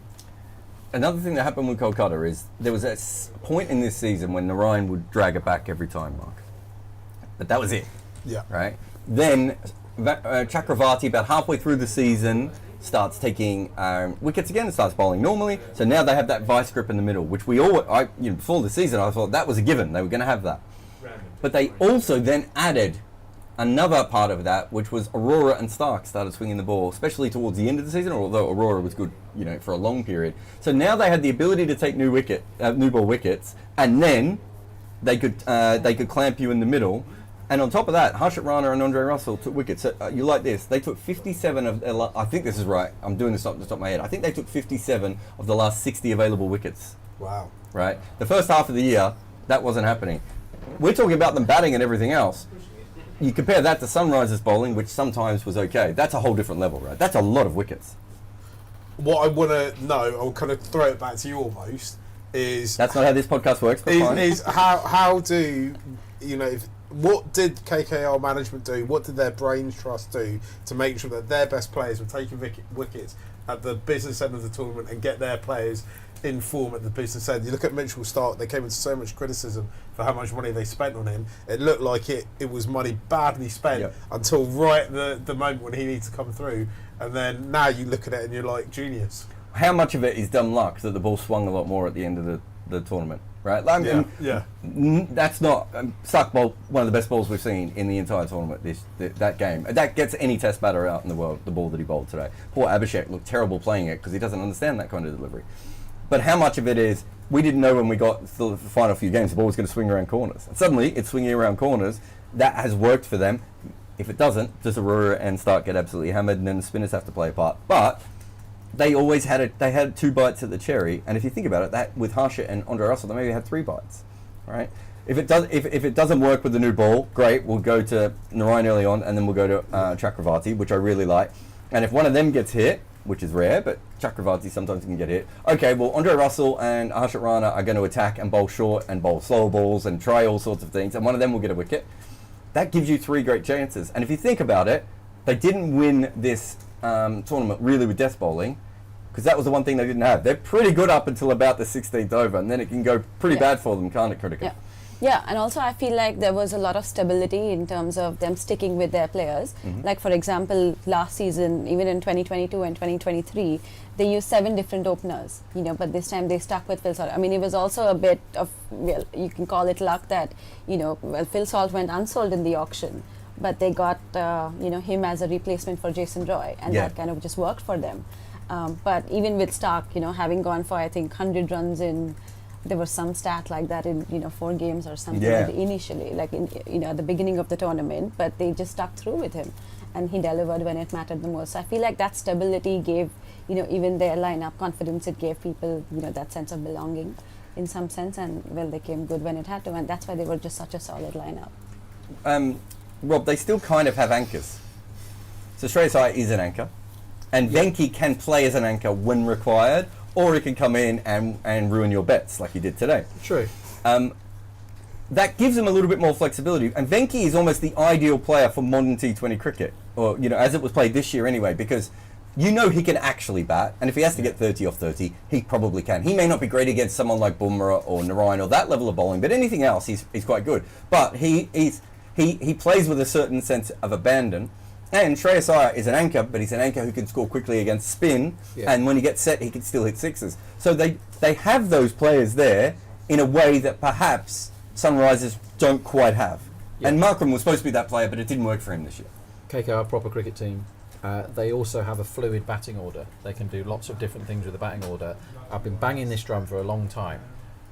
If you have a fluid batting order, and you can have 5 different people with pads and a helmet on, and the coach or whoever it is that makes the decision says it's your turn next, because it's the right time for you to come in, and the other 4 must go, okay, no, we get it. He's better at slaying spin. He's better at rebuilding the innings. He's better against the left armour who's on now. You must have that. And what they've got in Venki, whose IPL graph of brilliance has been quite fun, it's up and down, is somebody that can do lots of different stuff. And when you've got multifaceted batsmen who aren't Jack Callis, of going back to the KKR team back in the day, who just did the same thing every time, you've got a guy that today, on what we thought was a minefield, he got 52 off 26 to win the final. All right, there was no real pressure on him when he came in. And he lost you a bet. But other people really struggle. But isn't it lovely to have a guy that comes in at 3 and just goes, what was he, 16 off 4 or something? And you just go, right, we've won. And if somebody comes in that spot, who is your definite number 3, your anchor, it might be Shreyas, and he's struggling to time it, and he's 4 off 11, and all of a sudden they're like, this is getting a bit nervy. Someone walks in at number 3 when you're chasing 113 and goes 6-4-4, you've done it. But for those at the back that didn't hear, fluid batting orders win you matches, and the teams that probably not for a t-shirt, is it? I'm going to get it. Mark, Sunil Narine, I'll throw this to you and Critica. I want both of you to answer it. Is Sunil Narine just played the best season we've ever seen in the IPL ever? So I think from when they brought him in, he's way overperformed in terms of what they would have expected from him, and he's very happy tonight being an IPL champion. So I think you could definitely put an argument to being that he has possibly played the greatest season ever in the IPL. So he's batting. He had a strike rate of 180 and a batting average of 35. So he did start to go out at the end of the season, but geez, he took a lot of Rob's money on the way there on some unders bets, I can tell you that. I'd still say that's a plus batting record. Yeah. Hugely plus. It sounds weird in this season, but you know what I mean. I think that puts him in the top 10 batters in the tournament. Are we all happy with that? Yeah. Okay, considering that, he went at 6.69 runs in this season, and also took 17 wickets in 15 matches. That is the equal most wickets he's taken since the old days when his action was a little bit more questionable and he got called. So he's ended up with a bowling average of 21.65. He's in the top 3 bowlers and the top 10 batters minimum. So he's actually done 3 jobs there, right? Because he's not only scoring runs, he's scoring them at the top of the order for you, and he's more than weighing in with his bowling as well, right? So he's basically 3 good cricketers rolled into one. I mean, what more could you want? Normally, if you had 2, you're ecstatic about it. Is that the best season anyone's ever played in the IPL? Well, it's right up there because that wasn't the question. Right up there. I just feel like his impact. It's him and Shardul Thakur. Just the impact that he's had, right? Like he said, he started off. He would give you those, quick runs early on, and then that sets back the opponent very early, and then he comes back. He stifles the batsman for runs. He picks up wickets. I mean, what else can you expect of him? Like the player of the tournament for sure. Rob, hi. So very early on in the season, you said that there was no way that Kolkata could win the title. You then doubled down on it. You then quadrupled down on it. You then put your house on it. Mm-hmm. What stage did you realise you were wrong? About 3 games after I said it for the 3rd time. where it was like, actually, once Chakravarti started bowling well, I think that was the tricky one, wasn't it? Because we expected Narine to bat worse, so that bit we had factored in. And what happened was Stark discovered his right at the end. Mitchell Starkness when it really mattered. Also, having 2 Indian seamers both have good seasons, no one had money on that. I certainly didn't see Harshit Rana doing so well and getting the 18 or 19 wickets that he got this season. I certainly didn't see that coming. I like Aurora, but he's very one-dimensional. He's just out-and-out swing bowler, and if it swings, he's great, and if it isn't, it isn't. As I said, like when we got to the business end, we're like, actually, it's going to be at Chennai, and they've got Chakravarti and Narine, and all the other teams, their spinners are nowhere near as good as those 2. Like they weren't on the same planet as those 2. Rashid Khan had a bad year for him. Yes. He bowled like a normal spinner for the whole season, and normally he bowls 4 levels above a normal spinner. It's him and Narayan in a class of their own. So they had the only one in a class of his own, with the other bloke getting 21 wickets, and they were monsters. Their opening partnership looked pretty bad on paper at the end, Gurbaz and blind Narayan.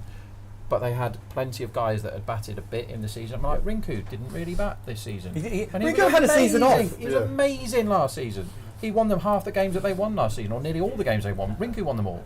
Andre did it once this season, where he outclassed Klassen in the game right at the start. Yeah. But he didn't do much else. But he chipped in with really important wickets. They've got a guy they can throw the ball to.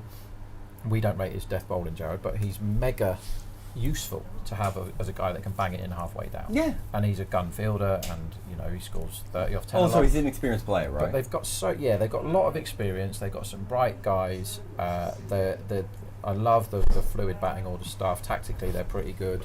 And when we first looked at them, they looked like another team with Shreyas out of form, who was going to bat too much and chew up too many balls. There was one chase they did earlier in the tournament, which I thought were going to kill them net run rate, where he scored a deliberately rubbish 40 or 40, but that got him back into form for the rest of the tournament. So at one point they looked like Chakravarti wasn't even getting picked. Shreyas looked in terrible form and had a bad back and had been injured, and Narayan definitely couldn't keep doing what he was doing, and they were going to lose Phil Salt. There was loads of negatives then, but they solved every problem, and they did it quickly and on the fly and with cricket intelligence, and well done to Cricket intelligence, so they use Cricket 8. I reckon they probably watched me talking, and that's what spurred them on. I would have thought so. There was a big thought critica that Kolkata needed to move on from Andre Russell and Sunil Narayan. We're having the same conversation about Dhoni and Jadeja at the moment. They didn't, and have got one more title out of them. Yeah. But surely next year...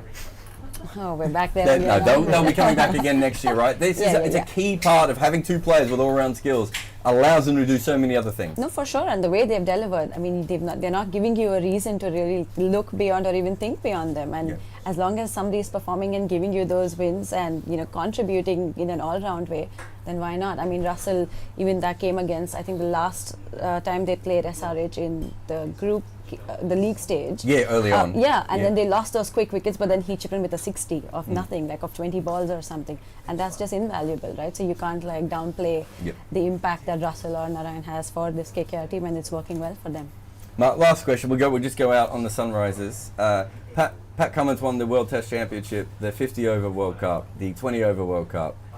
Will he retire with an IPL title, or was this the closest he got to it? Was it about 2 balls into this game as close as he got to it? But my overall thought of this game is actually both the ownership groups must be absolutely gutted there's a mega auction coming up, because I mean they've put together, both of them are quite decent squads.